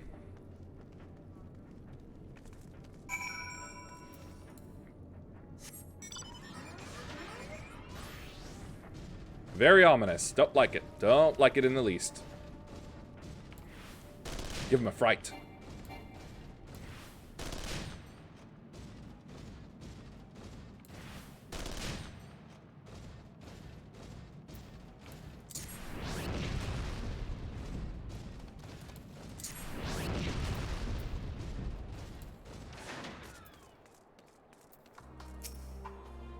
Have you done as instructed?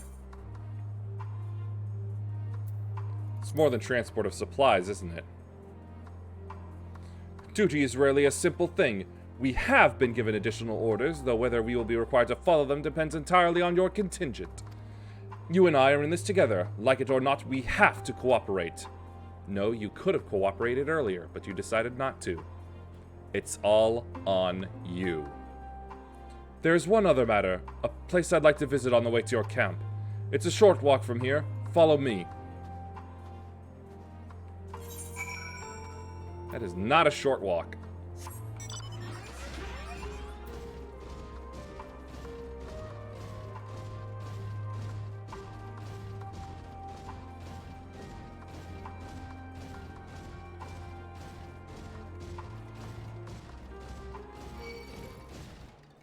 Go away, you automated spider.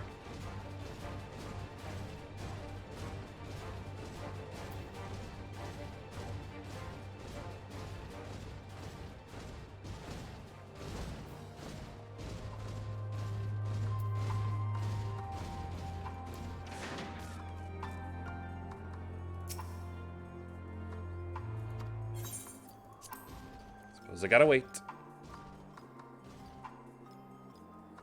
Until he's done with whatever it is he's doing.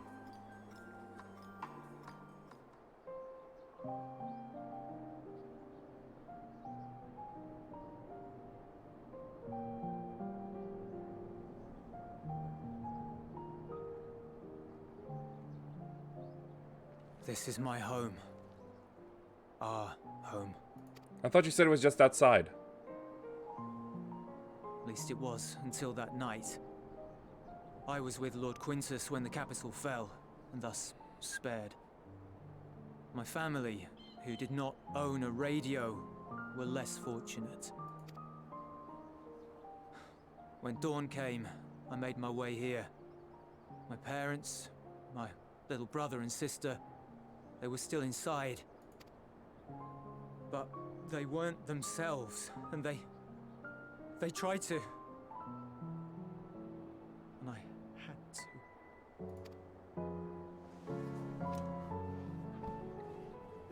I'd promised to take them away from the capital that very morning, to somewhere safe, to hide until the fighting stopped. I promised.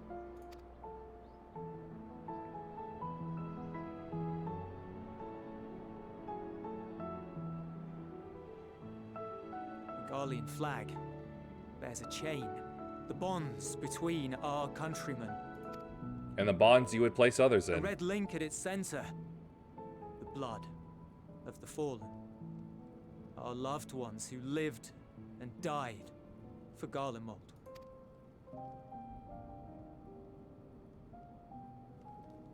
But if she too fell, who would be left to remember them and their sacrifice?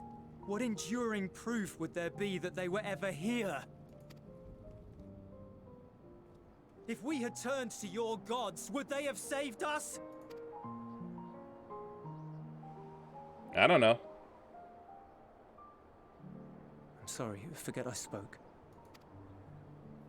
We should go.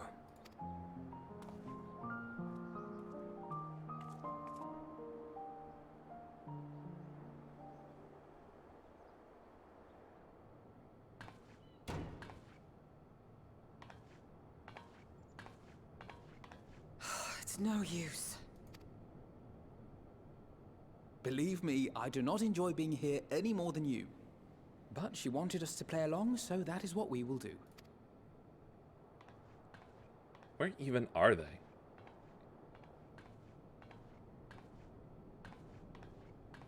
Doesn't seem like they're still in the train station.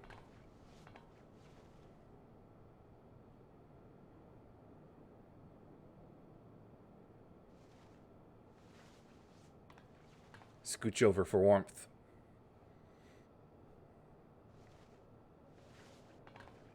It's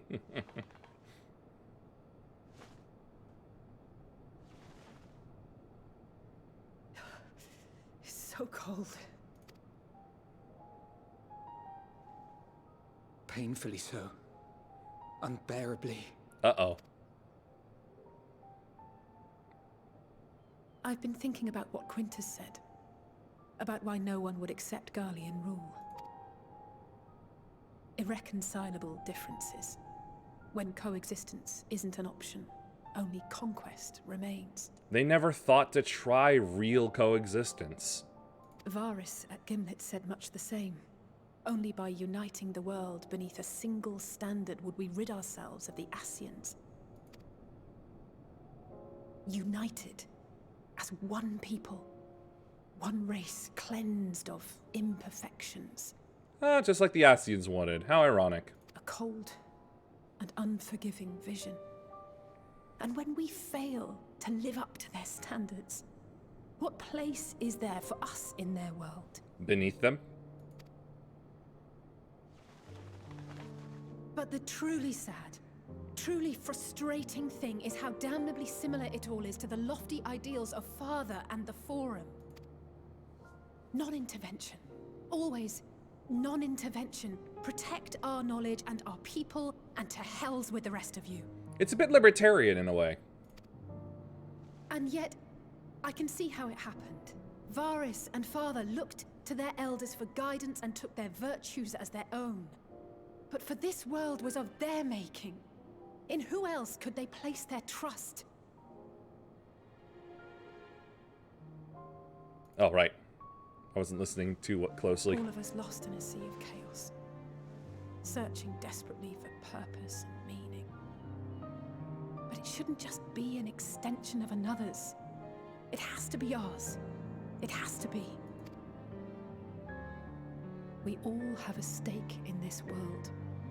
No one should be silenced. Silence! I won't deny that we lack the experience of people such as Father or Quintus. Perhaps they've come to see the world as a series of problems, and the most efficient way of solving them, to reduce everything to fundamental forms. That's stupid. Hey, is that a truck? A stone is a stone, a cloud, a flower, no more than that. Simple descriptions that strip the subject of distinguishing characteristics. And thus all nuance. A man is a man, divided according to race, creed, or allegiance, and to some, defined by such associations. A man is a plucked chicken, a featherless biped. Is that what you think? In my misbegotten youth. But what I believed wisdom was no more than aggressive ignorance. I've since learned to look beyond the banners and the politics. To see people as individuals with their own hopes and dreams. This is basically what Gundam pilots eventually come to realize as well. As for my dream of building a better world, well, every day I'm reminded that it is far more complex than I had ever imagined. But it only spurs me onward. To find the wisdom and the strength to see it through to the very end.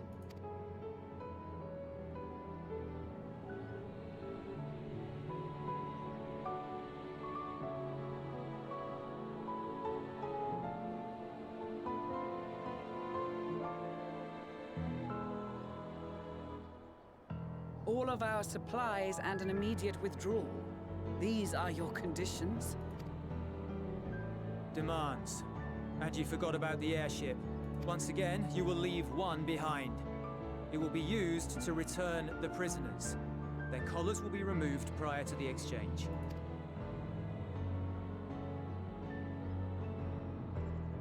So in the end, not even Father's expertly worded rhetoric could deter you from your chosen course. Huh? Not that I thought for a moment that it would. I've no love for violence, of course. What? But ours is a cause worth fighting for. I just wish he'd realize it too. You love violence. You love to fight, pick fights and stuff. Sometimes the only way to protect the ones you love is to take a stand. To refuse to suffer in silence. Omae wa mo stando. I want you to know I share your conviction. Whether it be on the battlefield or in the debating chamber, I won't back down. I guess what I'm saying is...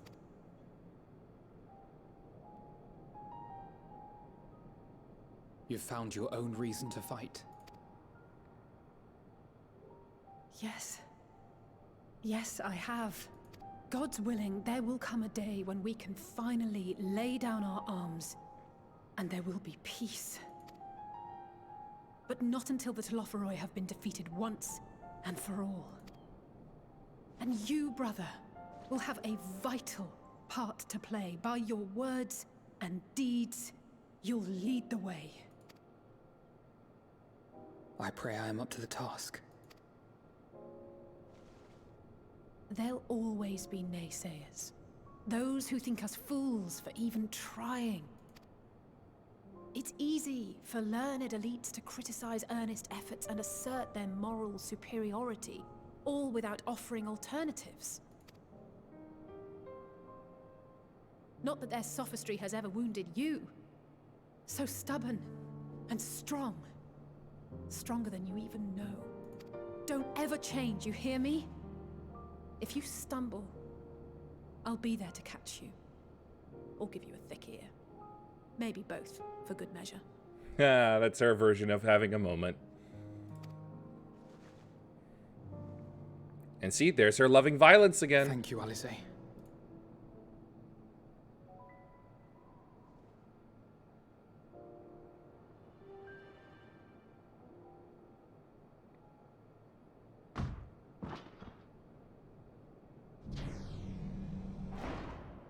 Well, well.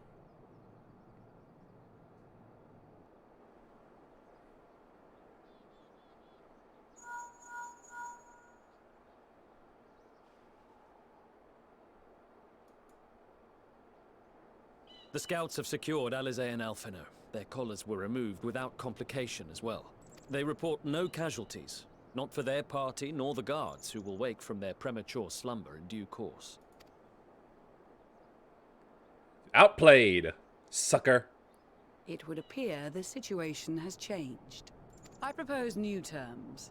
We have information that will be of great interest to Lord Quintus, and I wish to speak with him in person.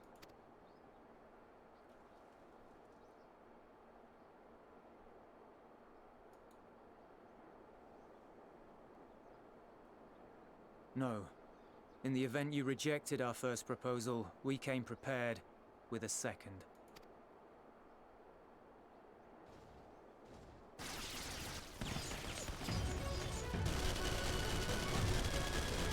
Ambush!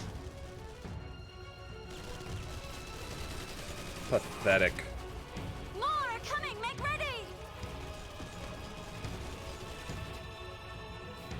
We, the loyal soldiers of the First Legion, proud servants of Garlemald, of the fallen Emperor Varys, shall safeguard these lands from the barbarian hordes until our countrymen return!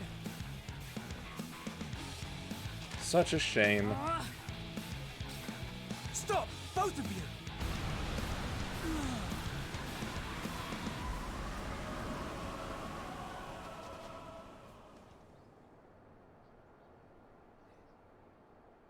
This child may be the worst emissary I have ever seen. Yeah.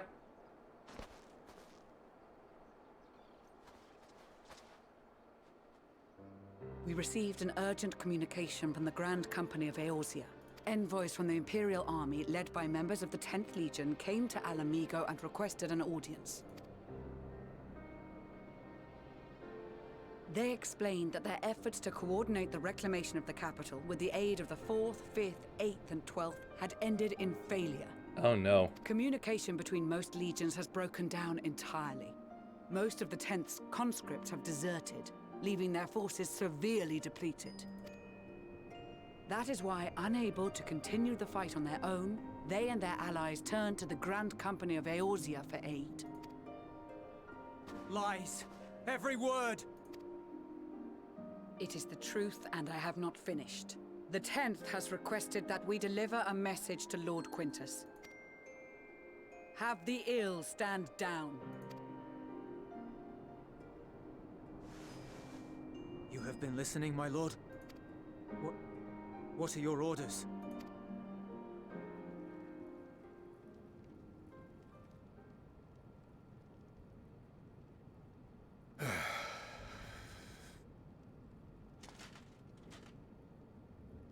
Inform her that we will honor the 10th's decision.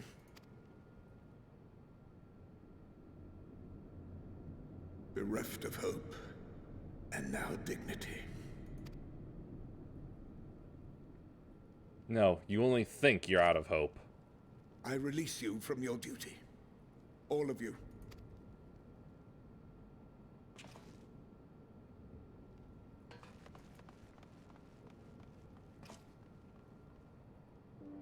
I take solace, your radiance, in the knowledge you are not here to witness our debasement.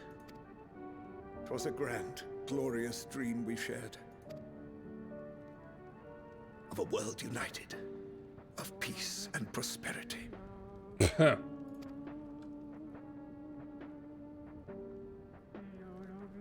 We are ghosts, you and I, memories of days gone by.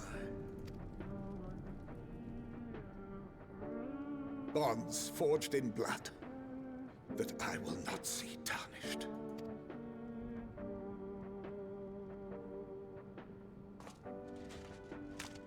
Huh, it's smaller than Emmett's.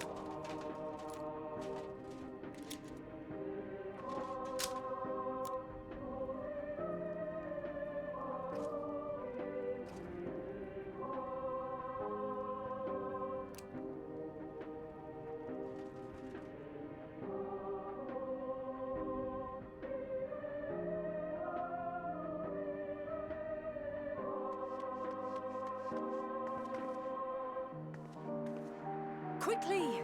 We have to reach the station before it's too late. If there is still a chance that Quintus will agree to a truce, we must take it. I just hope we get there before he and his men do something rash.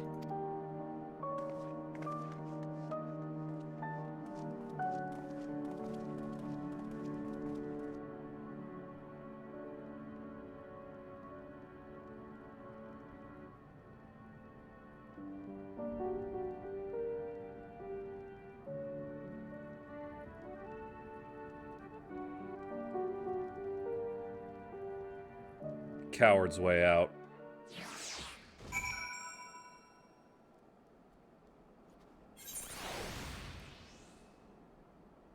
Definitely a chain of blood now. Yep.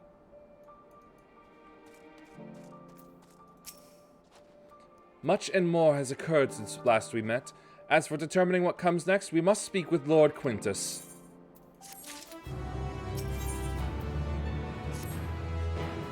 Before we proceed, tell me what you know of the First Legion and the disposition of their forces. Completely propagandized, and their heels are stuck so far into the muck that they might as well be standing in quicksand.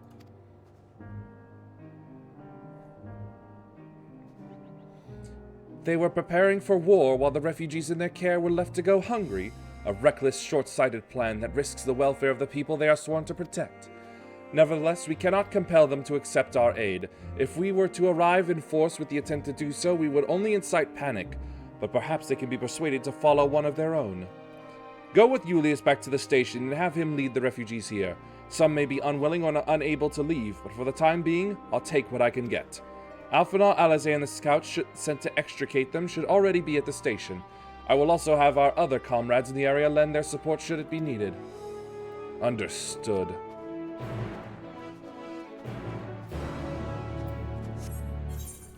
And because I couldn't bother... Hold on a moment.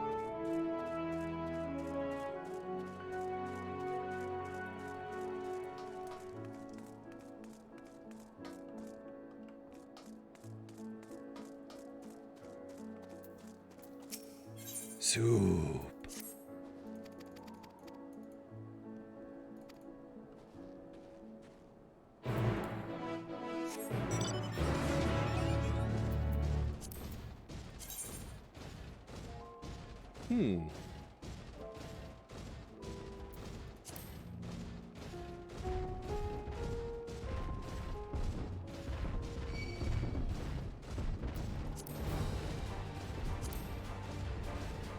I wonder why they spread so many out now.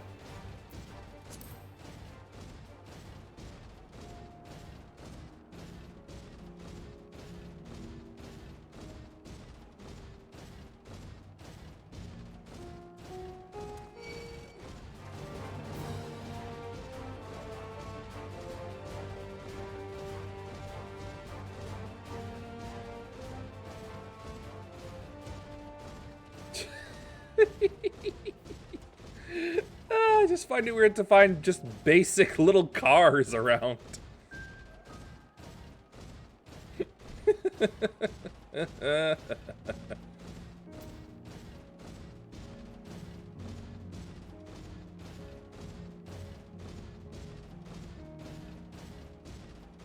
Automated death machine. I'm a death machine. I am American Boot.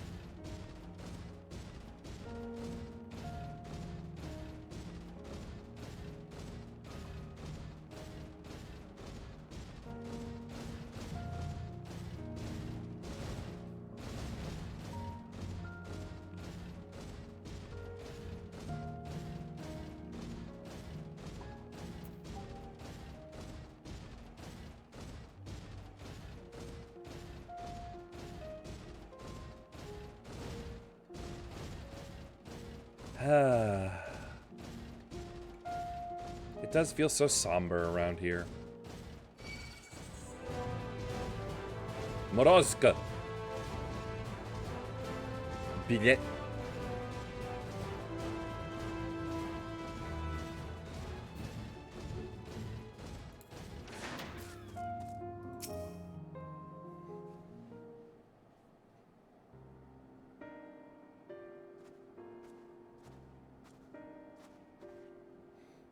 Yuhime and Julius. We arrived just before you did, and too late.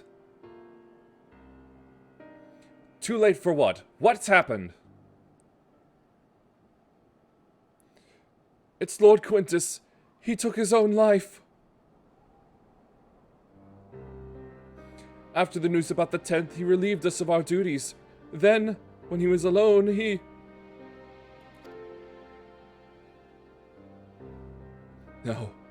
No, he wouldn't.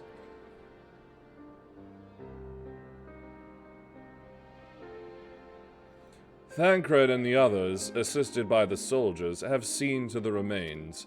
In due course shall the legatus be afforded a proper burial. He released us from our duty. He wanted us to be free to choose our own fate. Without him to guide us, I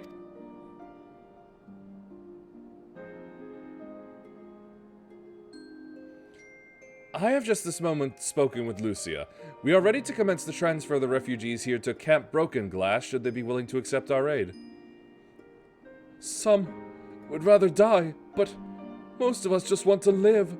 Songs and standards be damned, we just want to live!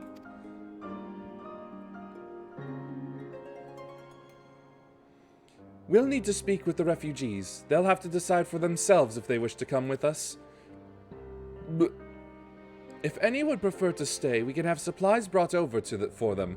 It'll be a hard journey for the others, but we'll see they reach our camp safely.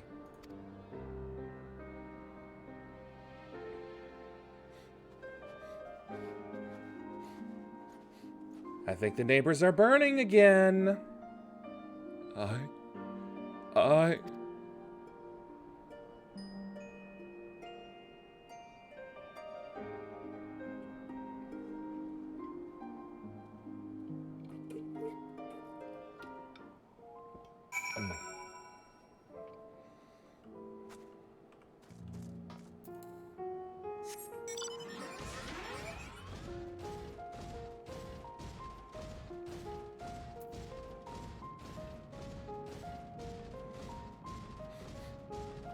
Yep, that's definitely wood smoke.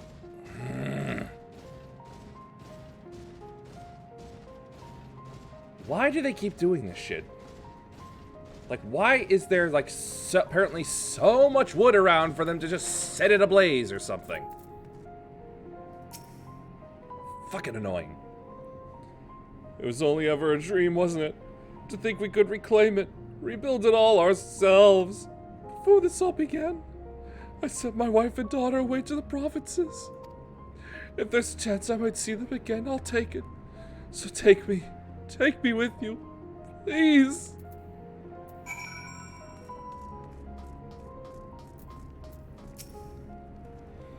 Well, got the Aetherite sorted in the end.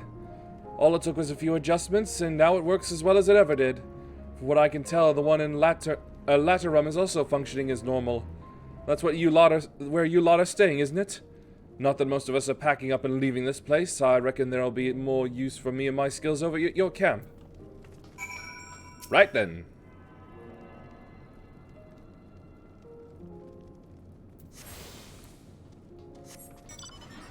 I see another soup mission, and I'm taking it.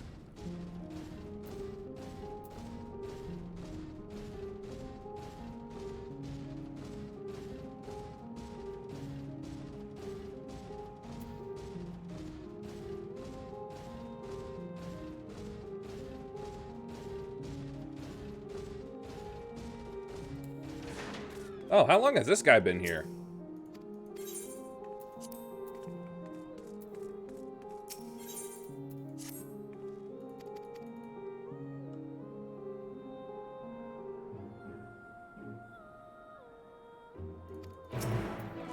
All right.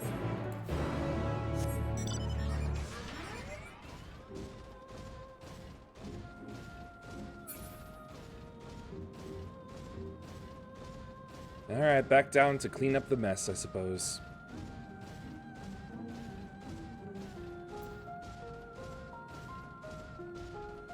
Magic carpet.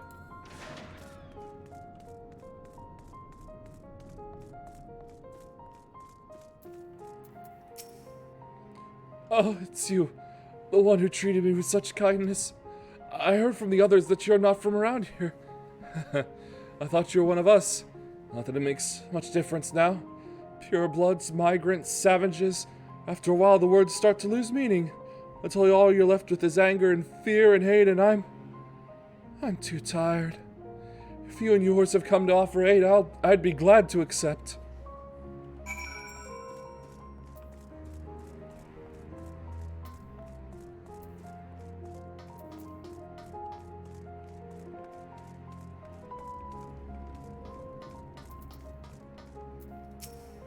Yep, there's the splat.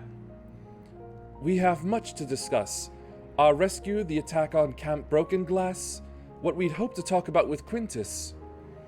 But all of that can wait. More urgent matters demand our attention. Are there any refugees willing to come to our camp? Thank the 12. Thank the 12. You and I should go first and secure the route back, secure the route back to Camp Broken Glass. With all the creatures and tempereds skulking about, I expect we'll have our hands full. This should come in handy. Conqueror's Chain, courtesy of our Leminson friends. I'd save it for the tempered, though. I'll mark a few points that need surveying on your map. Once you've taken care of the riffraff, we'll meet back at our camp.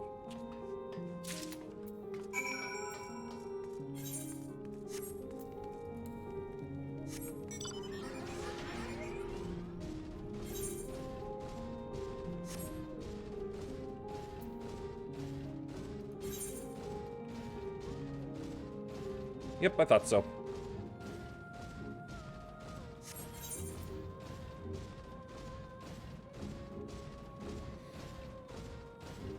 Ah.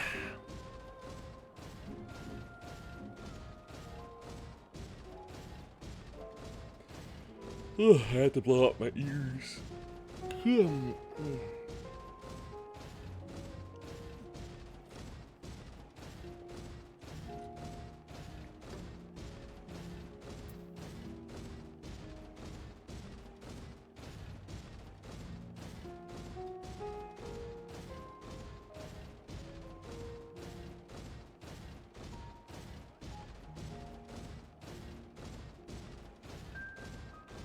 Ah, they're really trying to hit hard with this one.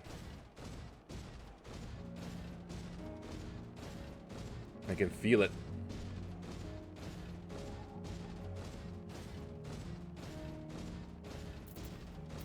See, aetherically treated chain capable of binding even the wriggliest of opponents. A wriggle, wriggle, wriggle, wriggle, wriggle.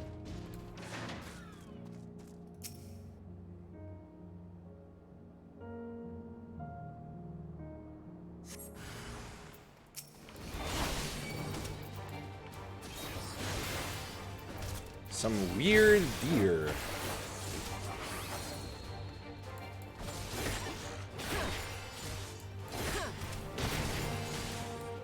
Some really tough deer.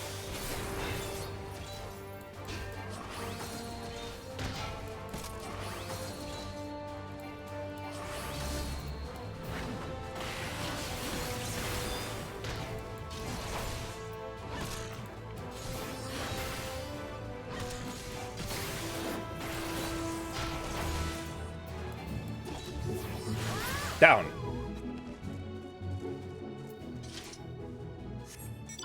And stay that way. Now for the train.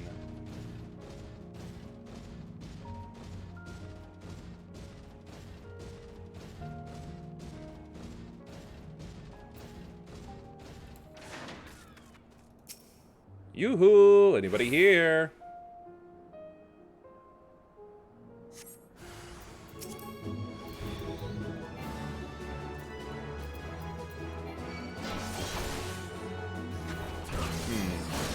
Not sure how this is supposed to work.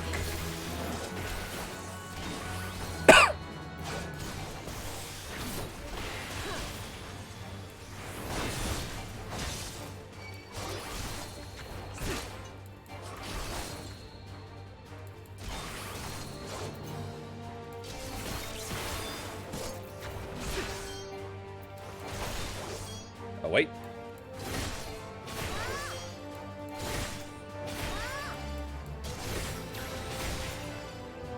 Okay, now it works. I see now.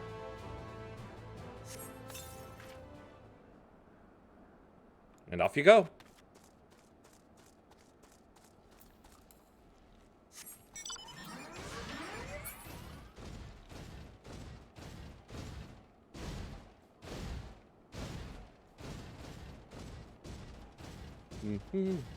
Pop pop pop pop pop pop pop pop pop pop pop pop pop. Da da da da da da da. Da da da da da da da da. That sounded really good in harmonica, I think.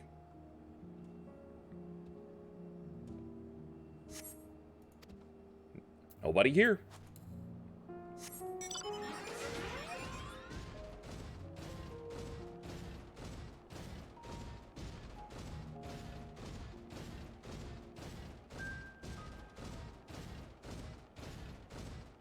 It is always cold in Siberia.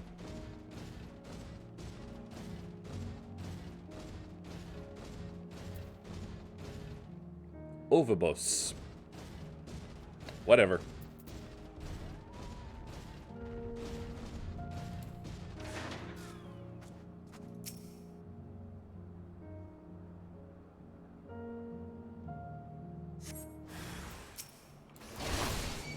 Oh, now it explains it to me. And I just wasn't seeing it the first time.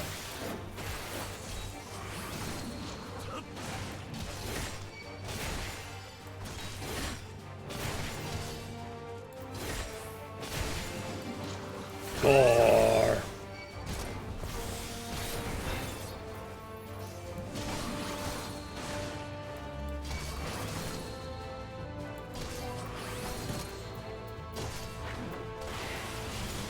Bonk. And get chained. Oh.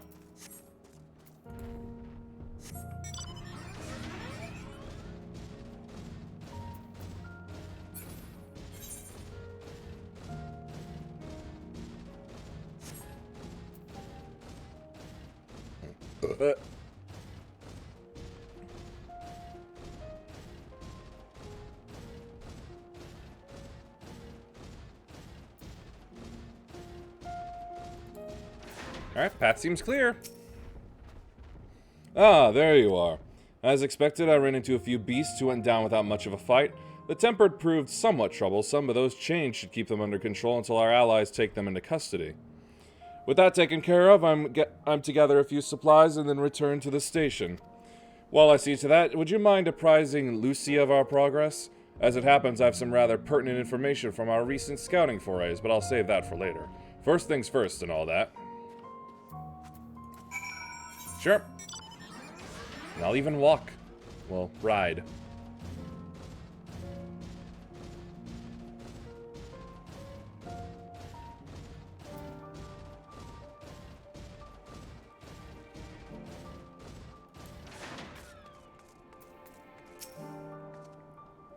Ah, I was informed of Quintus's suicide. It must have come as a great shock to his men.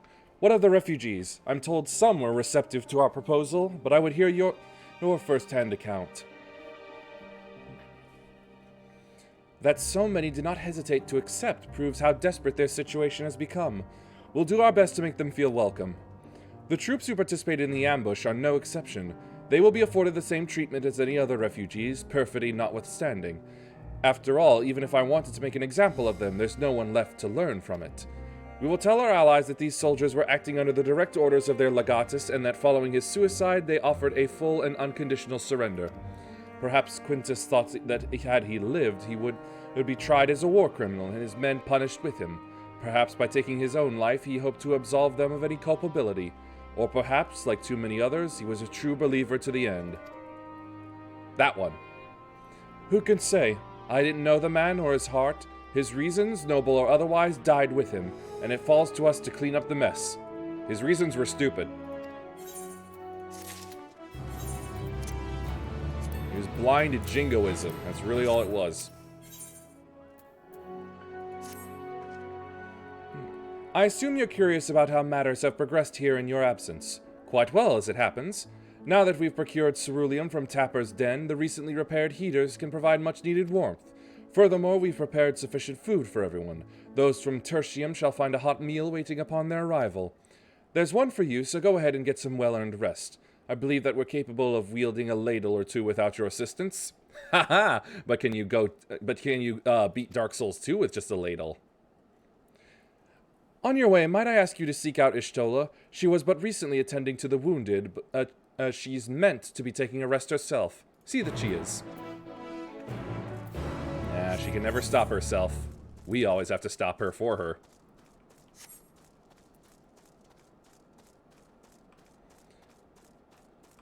Again, how long have you been here? Aha! More soup.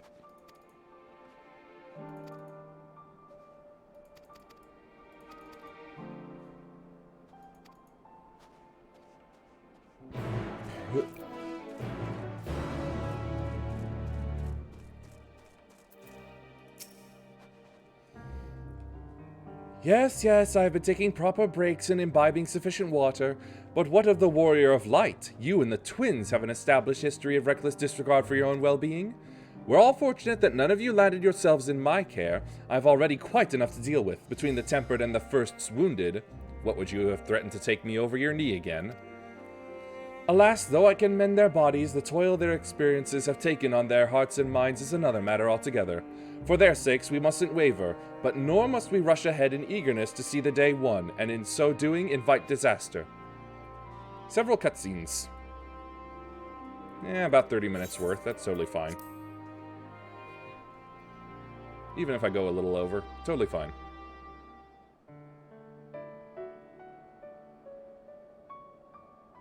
It's a blue moon.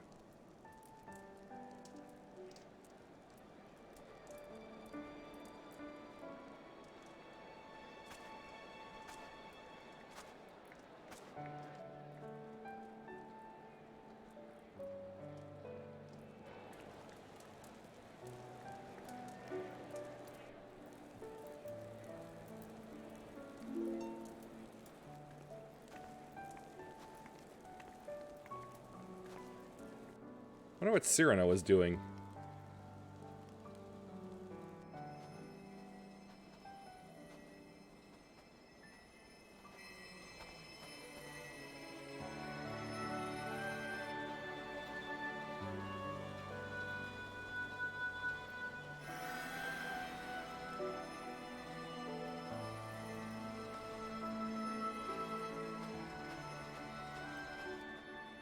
Is that all of them?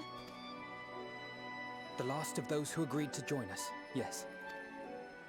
We left heaters and provisions for those who wish to stay behind. They won't last forever, but hopefully they'll last long enough. For now, I think everyone's earned a rest. We'll see to those in need of medical attention, so take the others with you and get yourselves some hot soup. Soup! All about the soup.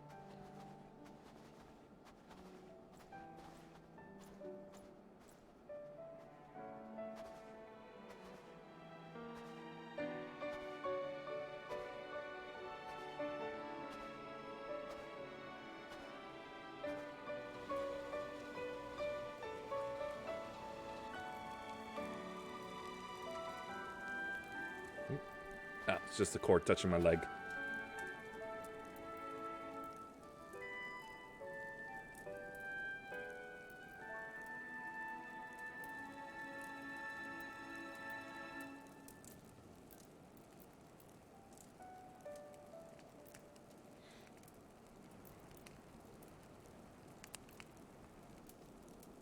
Warmth. At last.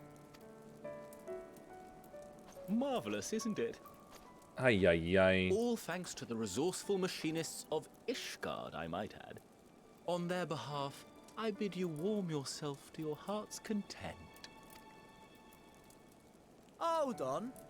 Your people might have scribbled a few things on a piece of parchment, but it was our Leminson Smiths that put the bloody things together. You are two are the worst representatives right now. Well, be that as it may, we single-handedly got the interior heating up and running again, didn't we? The hells you did! We were there every step of the way. Oh no. We? You barely raised a finger to help, you ale-sodden reprobate. Dandy, stand down. I did a damn sight more than you, you lily-livered bilge rat. Take that back. Make me. I will not stoop to your level. You already did. Here.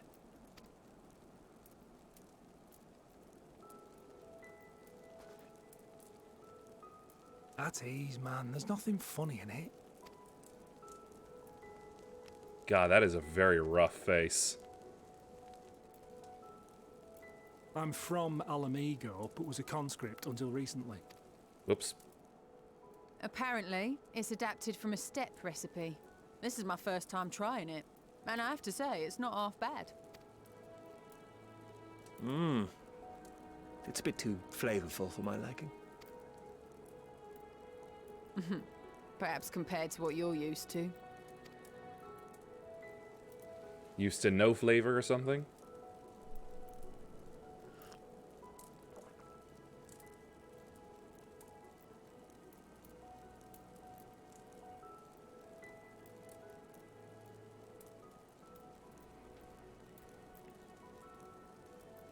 It's the little things that make life worth living, don't you think? He is so quiet.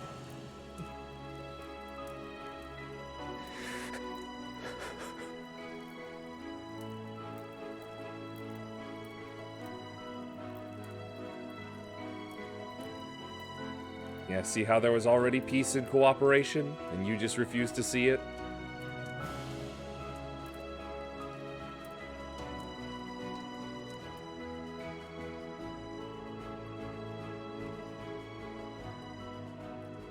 I know this is not a dream, and yet...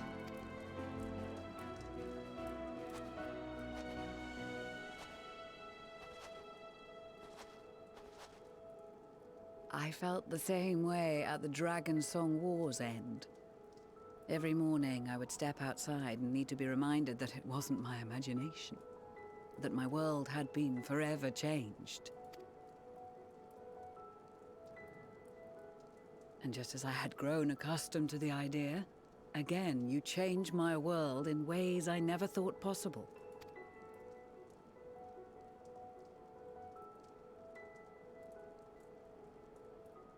Were it not for you and your fellow scions, The rifts between man and dragon and myriad tribes might never have been bridged.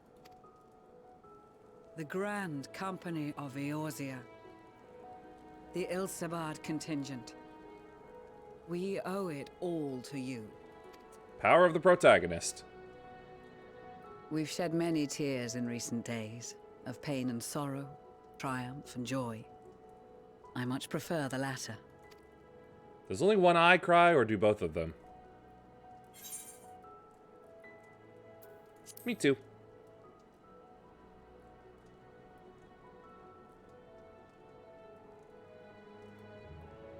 I'm honored. Stupid finger.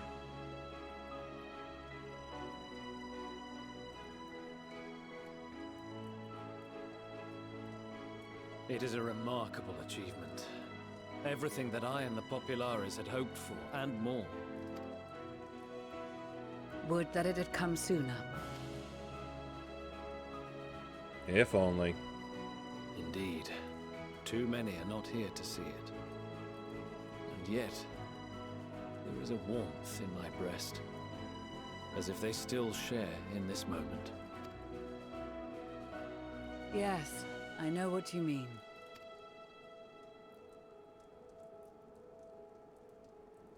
On a night like tonight, the wind and cold seem to pass me by.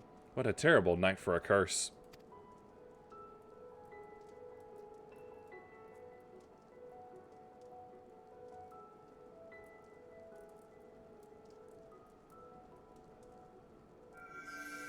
Oh. Flower's doing it again. And now it's blue.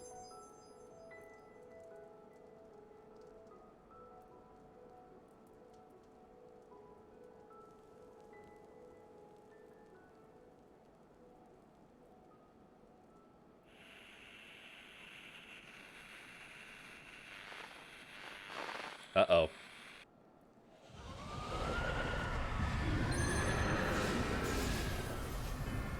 Oh no, not again.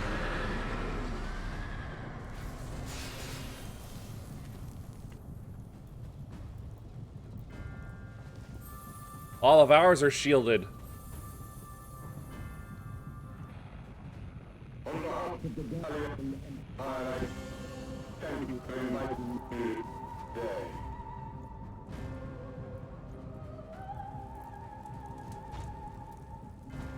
What? Emperor Varys? Don't listen. Fight it.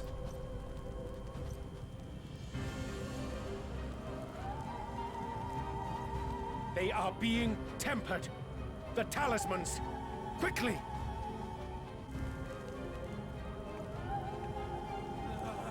Share talismans now. Share.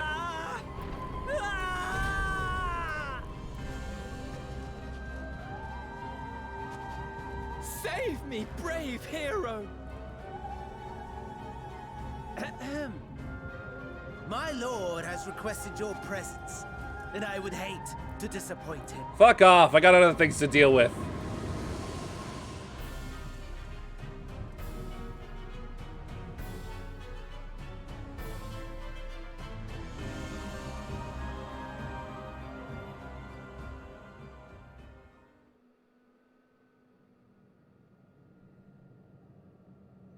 The experiment was a success. You but I fear bitch. our time is short. You suck, you know that?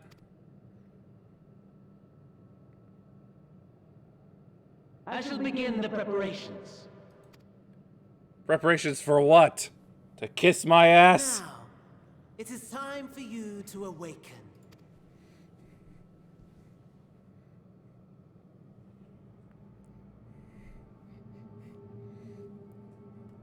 Ugh. You slipped me something, didn't you? Here, have a taste before it gets cold. Why should I? But be sure to remove your helmet. Take a moment, too, to familiarize yourself with that borrowed flesh. The hell are you talking about? Uh-oh, these aren't my gloves. Uh-oh. This isn't my armor. So, how does it feel? I, for one, find those First moments within a new body to be most refreshing. No, I don't like We have a it. Magitech engineer by the name of Owlus to thank for this method of soul extraction and implantation. I believe the two of you met briefly in Alamigo. If he was a man on a big chair, yeah, we beat him. His was a rather sticky end, wasn't it? Thankfully, he was thoughtful enough to leave behind his mind-jack technology. Oh, he died? I thought he I lived. took the liberty of making some improvements and selecting you as my esteemed test subject. I want my body back. And permit you to go on a righteous rampage instead of partaking in this delicious meal? I think not. Oh, please. I'm willing to bet you don't even care about the taste. I must say, I have gone to great lengths to reunite you with my lord. Yeah, I don't give a shit.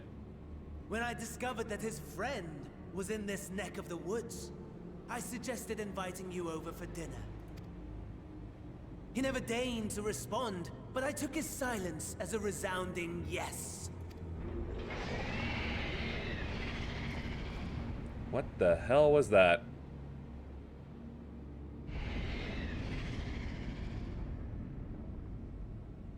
Oh my! Daddy is pleased his grumpy little boy has finally found his playmate. Oh, you didn't.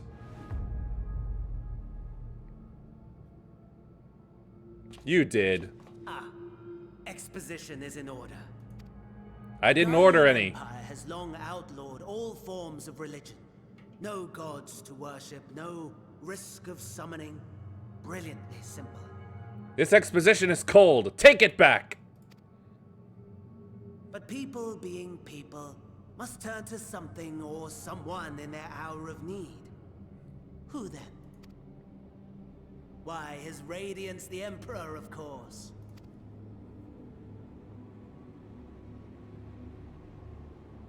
As you have observed firsthand, Garlemald has seen better days. The legendary Solus Osgalvus, dead. Provinces near and far in open rebellion.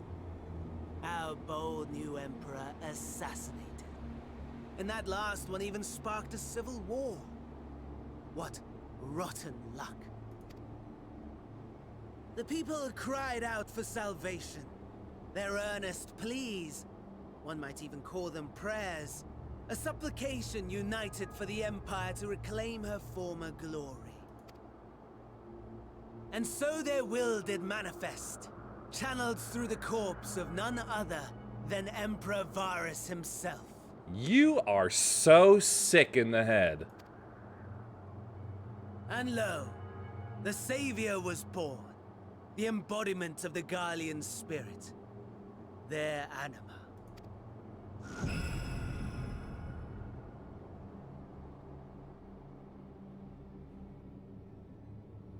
It calls to its subjects, compelling them to take up arms and fight. Fight what? And just as the wealth and power gravitate towards the Empire's capital, so too does ether from every corner of the globe. The towers with which you and your allies have been so preoccupied were created as an extension of Anima itself. An ingenious design. I knew we should have knocked those down first. Would you not agree, my lord?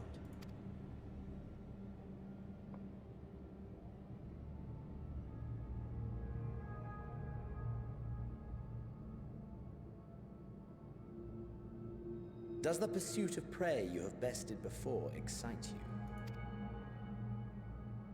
What? Of course not.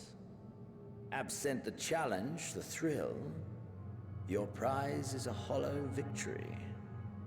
Butchery.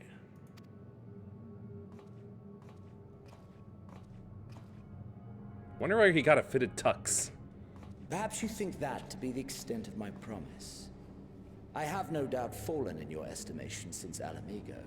Listen, you can't go lower than the bottom, okay? And that's already where you started. Fair enough.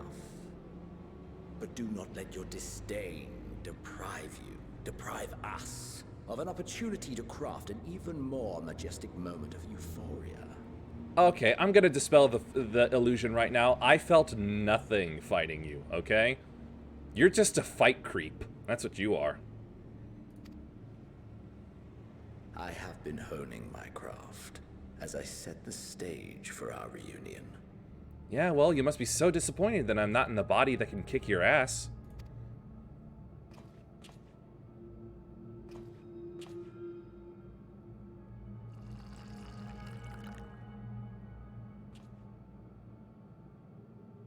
Wheresoever there is suffering and despair, you appear to fulfill your duty as defender of this star. Wait, this wouldn't happen to have been the same body that you used. What is it? Oh, Glod, it smells like you!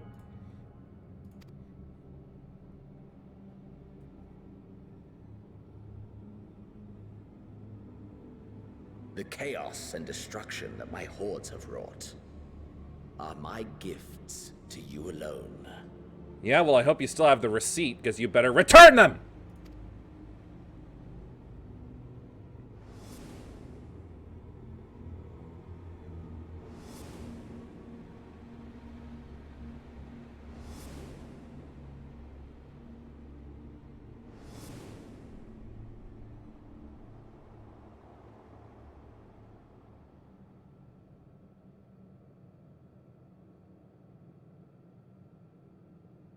At a loss for words?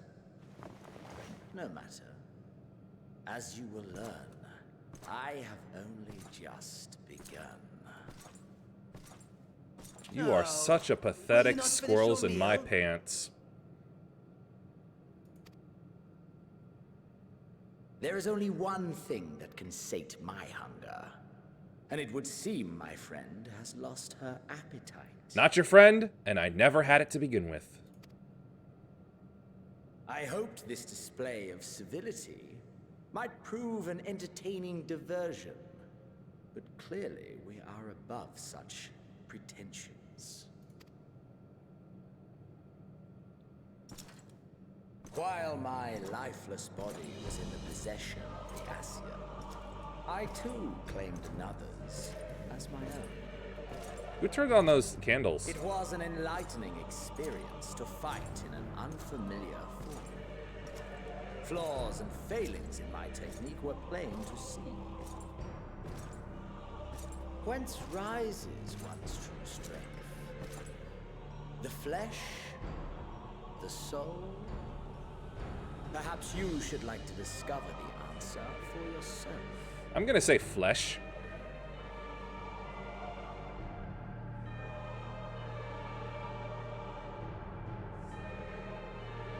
What is this Geiger oh.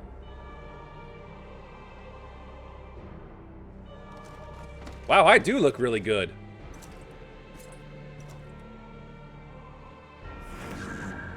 All together.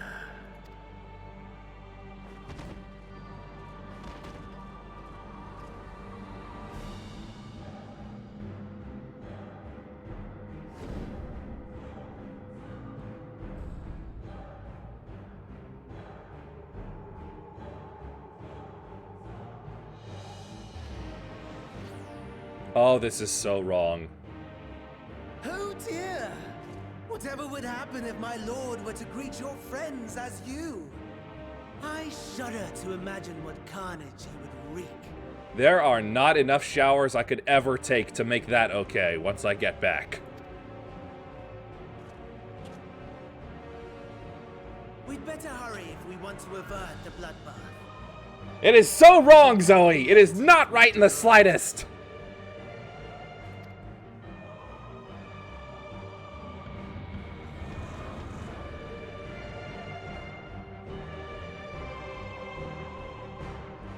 I hate skinwalkers. Uh-oh. How am I flying? He's inside you like no other can. That's why it's disgusting! Your camp, I believe.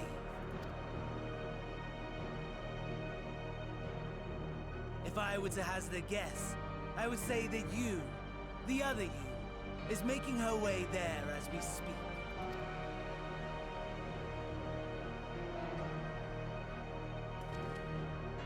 Alas, this you will have to walk from here. Or run, if you can manage it. My lord would be cross if I made it too easy. Such ingratitude. I'd not squander this fighting chance. After all, you've obstacles enough to overcome. Right on cue. Uh-oh.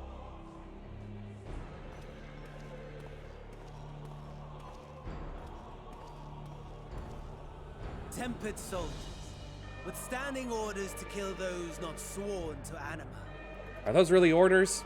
Under normal circumstances, you would make short work of them. But on this occasion, the odds are not so heavily stacked in your favor.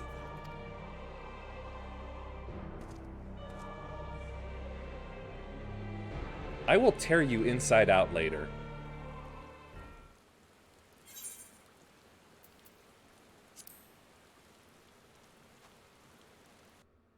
Yeah, I'll do it.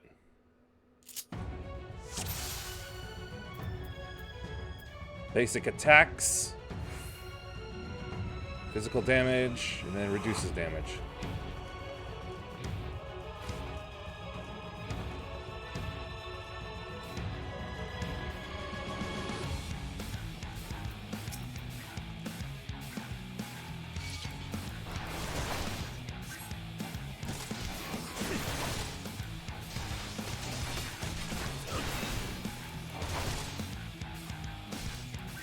No! I use the Riot Blade around here. Auto heal penalty. Uh-oh. Oh, he bonked me. Uh-oh. Shit. Move!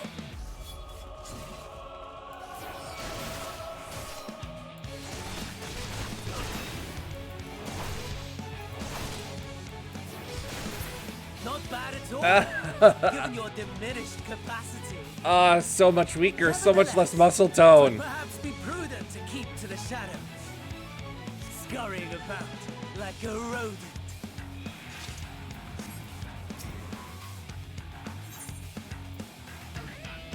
Inspect medkit.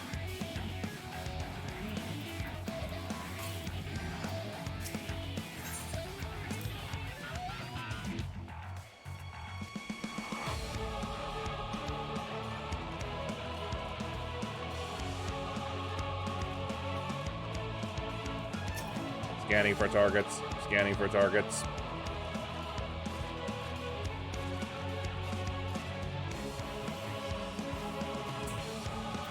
Sack.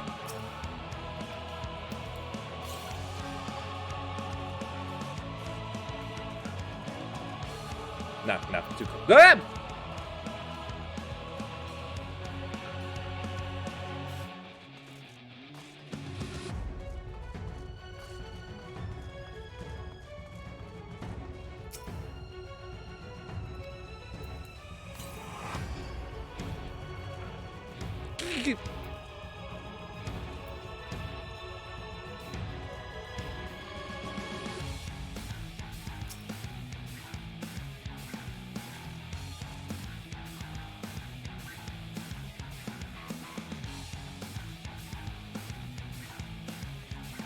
Careful, careful.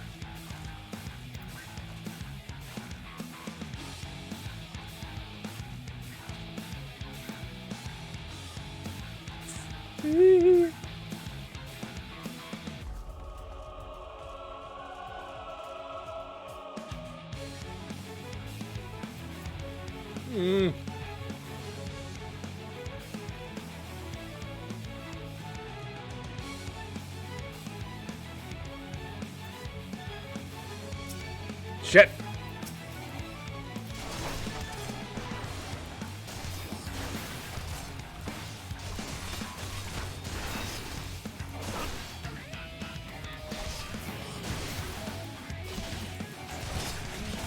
Die quickly. Thank you.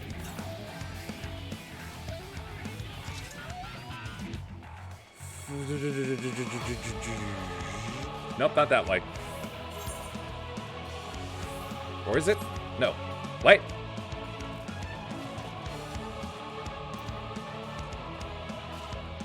Yeah.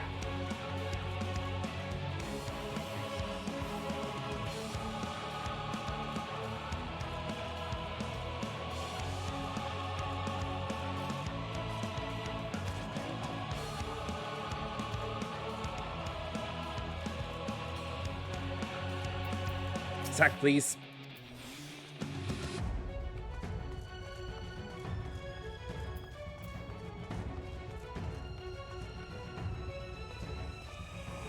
Go away, zombie. Yep. Come on.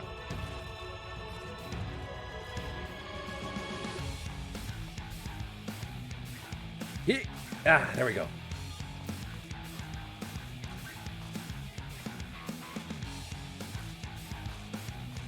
Fuel concealing wreckage?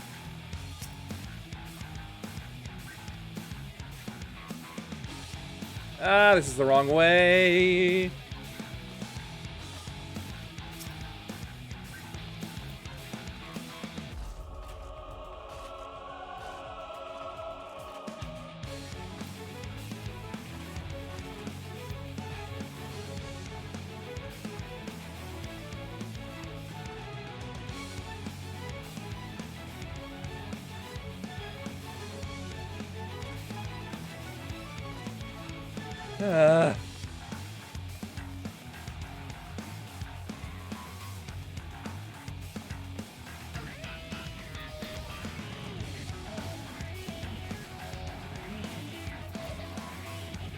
Moving, moving, moving. What you got? Thank you.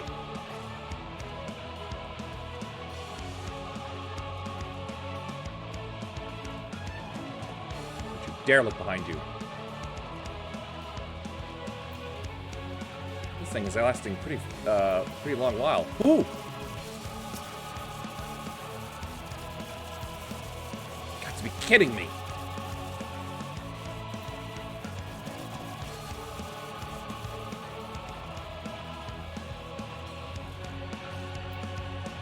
Yo, what's up? Thank you.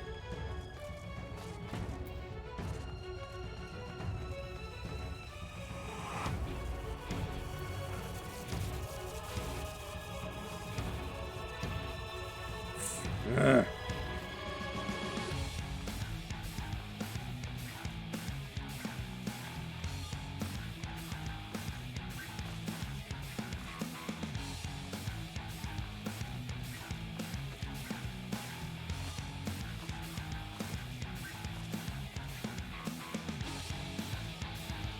Take a look at the one back there.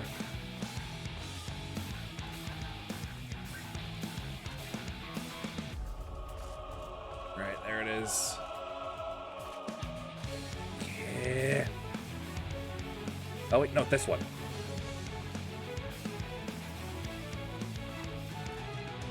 Or maybe not. Mm.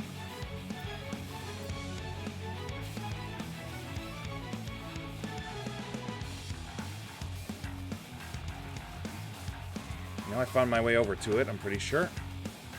Nope, I did not.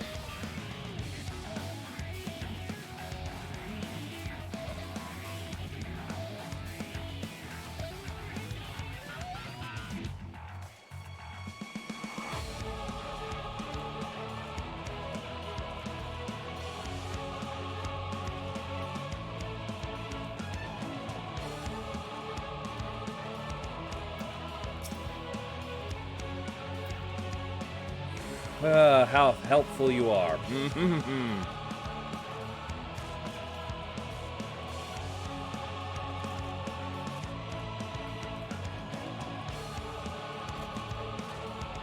Yeah, that one. There's no way I'm getting to that one. Not at all. Not at all. Not at all.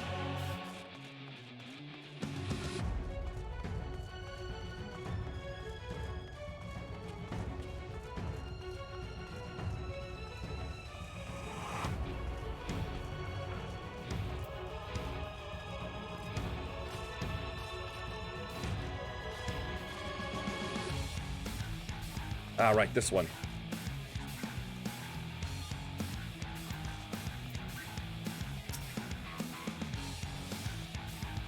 Got it.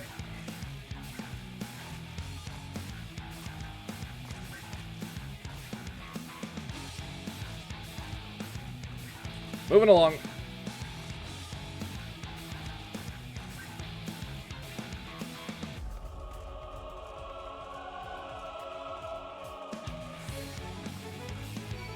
Oh, no, no, no, no, no, no, no, no, no!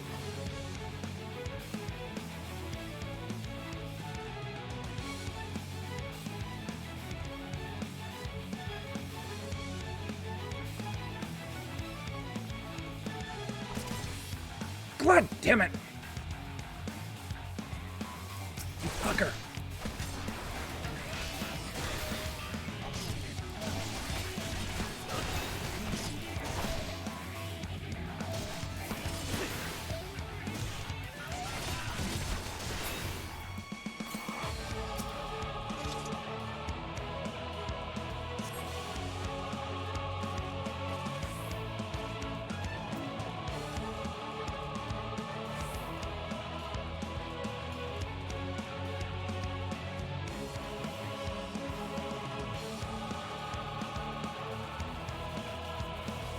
Okay, powering up.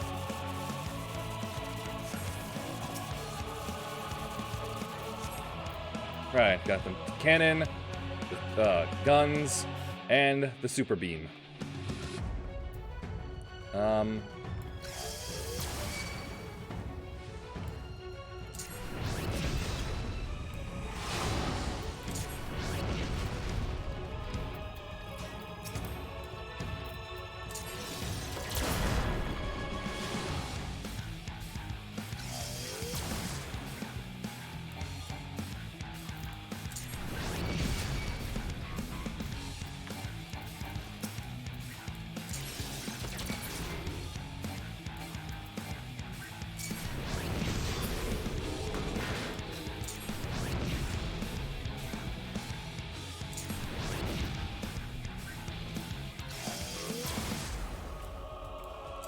Blast them, keep blasting.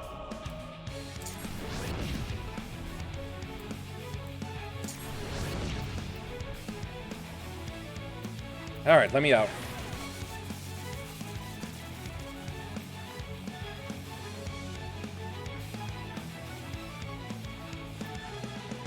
Now I need these guys to look away real quick.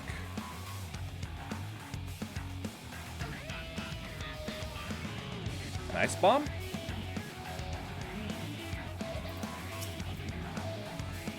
Yeah, I suppose I should. Moroska! Morosko! Shit.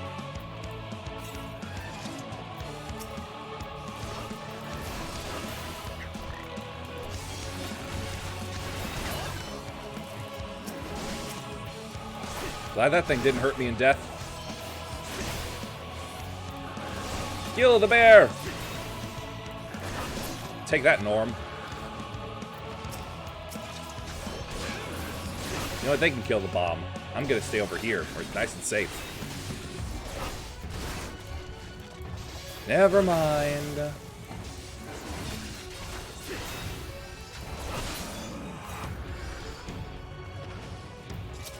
Almasti.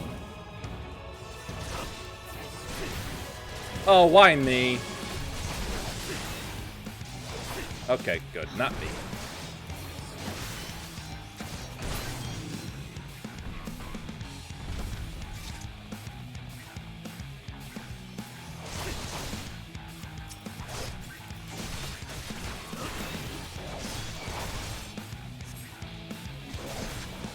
I suppose I should leave that tank alone.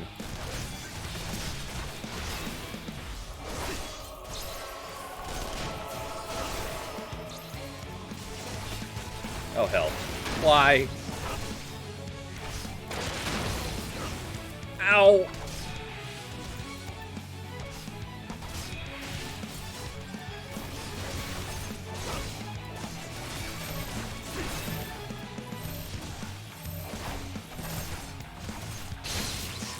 Come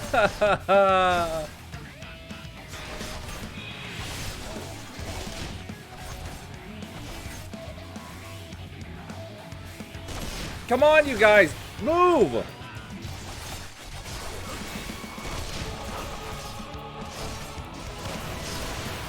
Uh-oh. Shit! Ugh.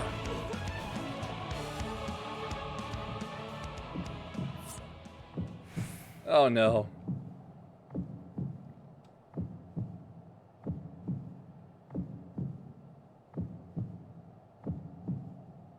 Unable to escape the blast, you begin to lose consciousness.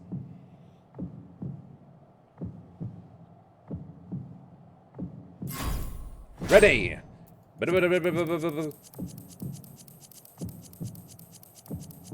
I think I started too late! Made it!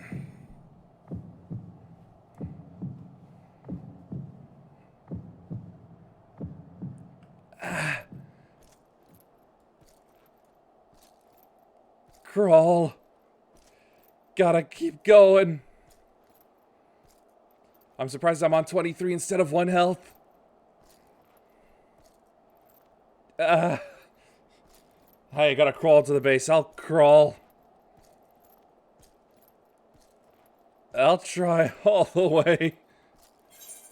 Crawl all the way. I'm getting faster. I'm getting faster. I'm bleeding out, but I'm getting faster. I'm a speed crawling champ.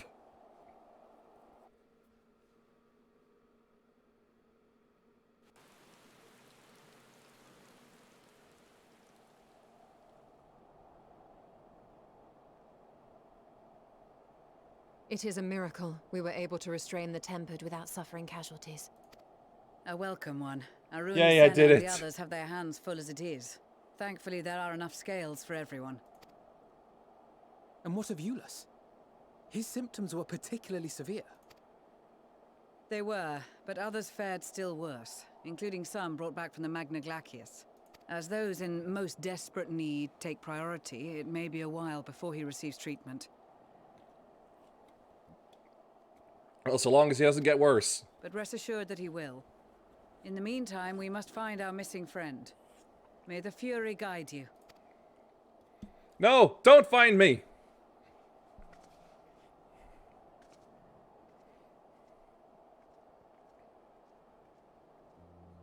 Of all the bloody times for a disappearing act.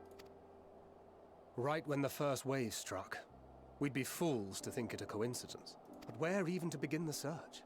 No one saw her leave in the chaos, and we've no trail to follow. No footprints. While I know full well she can handle herself, I worry all the same. Wiggle. Ah, speak of the devil.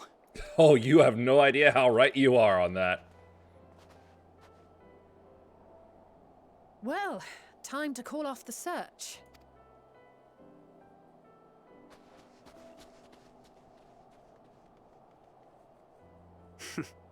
Case closed. That's her, over there. She sees something Aye, funny. 'twould appear so. Thou art struggling to perceive her presence? I am. Perhaps, in the aftermath of the wave, there is some residual effect interfering with my faculties. But... Thank you, Ishtola. Where have you been? Your eyes come in handy so often. Now, all's well that ends well. Are you all right?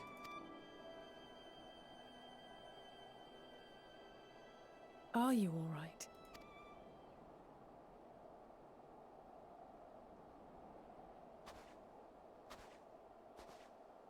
Who are you?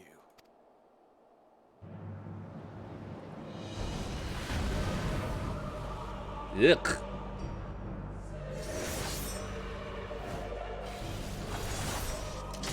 Ah!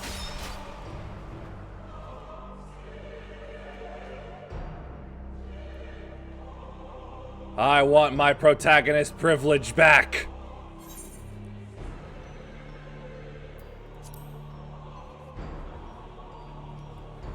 Fucking Skinwalker!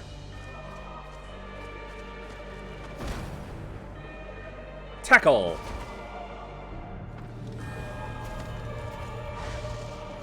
Oh, this better be a good pain! Please let it be a good pain!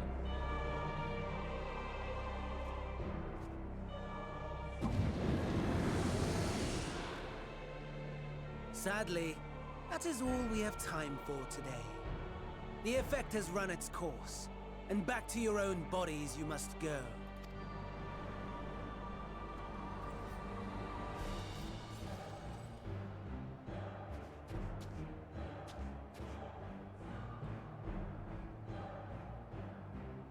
But where are my manners? You have all traveled so very far, and I have yet to pay my respects. Though in my defense, I was ill-prepared to receive so many uninvited guests. As such, preliminary entertainments were in order. A handful of tempered soldiers to hamper your progress. Refugees to command your attention while I siphon the ceruleum from the shadows. So that's where that all went. Particularly effective. Charitable souls that you are, you bent over backwards to aid them. Heedless of the delay. Predictable to a fault. And so my plan approaches completion unhindered. Anima will soon have absorbed the requisite amount of ether. And then shall come the spectacle to end all spectacles. The eldest and most powerful of primals will awaken, and all shall bear witness to the final days!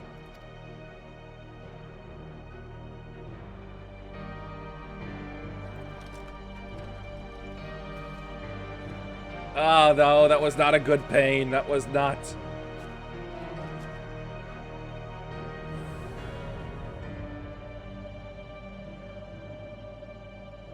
Damn, I kind of look hot when I'm evil. The gods themselves will be my meal. Your dear companions my dessert. Oh, whoops.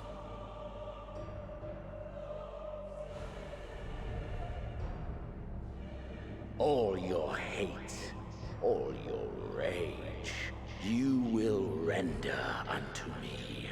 I will give you nothing but indifference.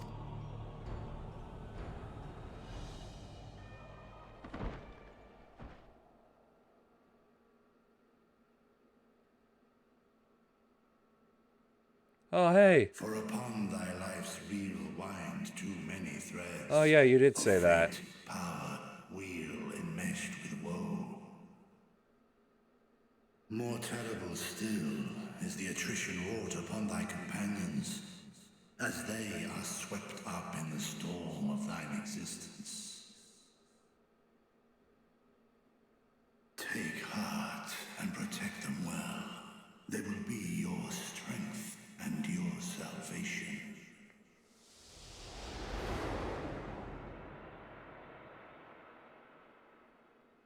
What was my model doing? Thank goodness. She's awake. Oh, good. This armor looks familiar. Oh, yeah, everything seems like it's in its right place.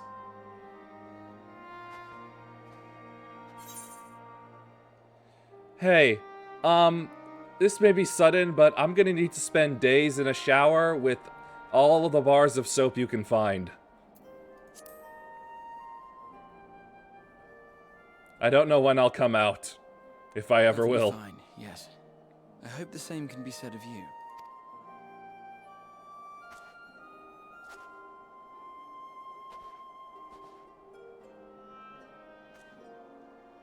Everything in working order? That's a relief. Oh, and before I forget, thanks for coming to our rescue. You're welcome. Given recent events, I would be surprised if you weren't feeling a bit poorly. I just don't want to be left alone for a while. A hearty meal and a long rest would be my recommendation under normal circumstances, but these are anything but. If Van Daniel's boasts are to be believed, we must act quickly. Once you've blown away the cobwebs, we can discuss preparations for our assault on the Tower of Babel. Babu.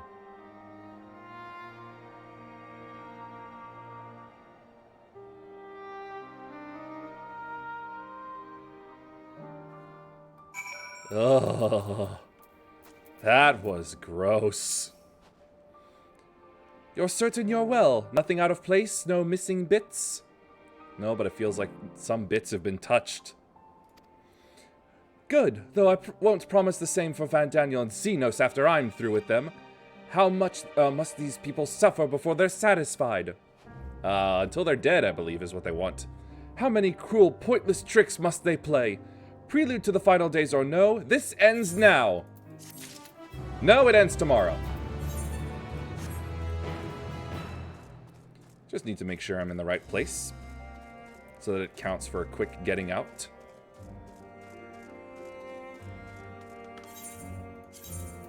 There we go. Yes. Ugh. What a creep.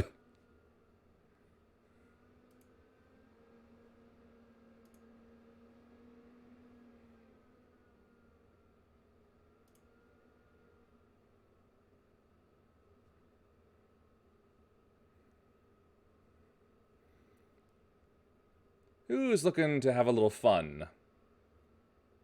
Yeah, we'll go for Auron.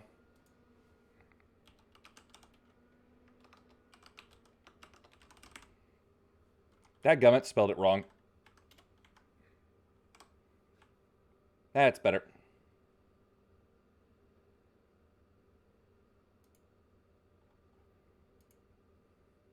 And Daniel is, and Xenos gotcha. Oh, God.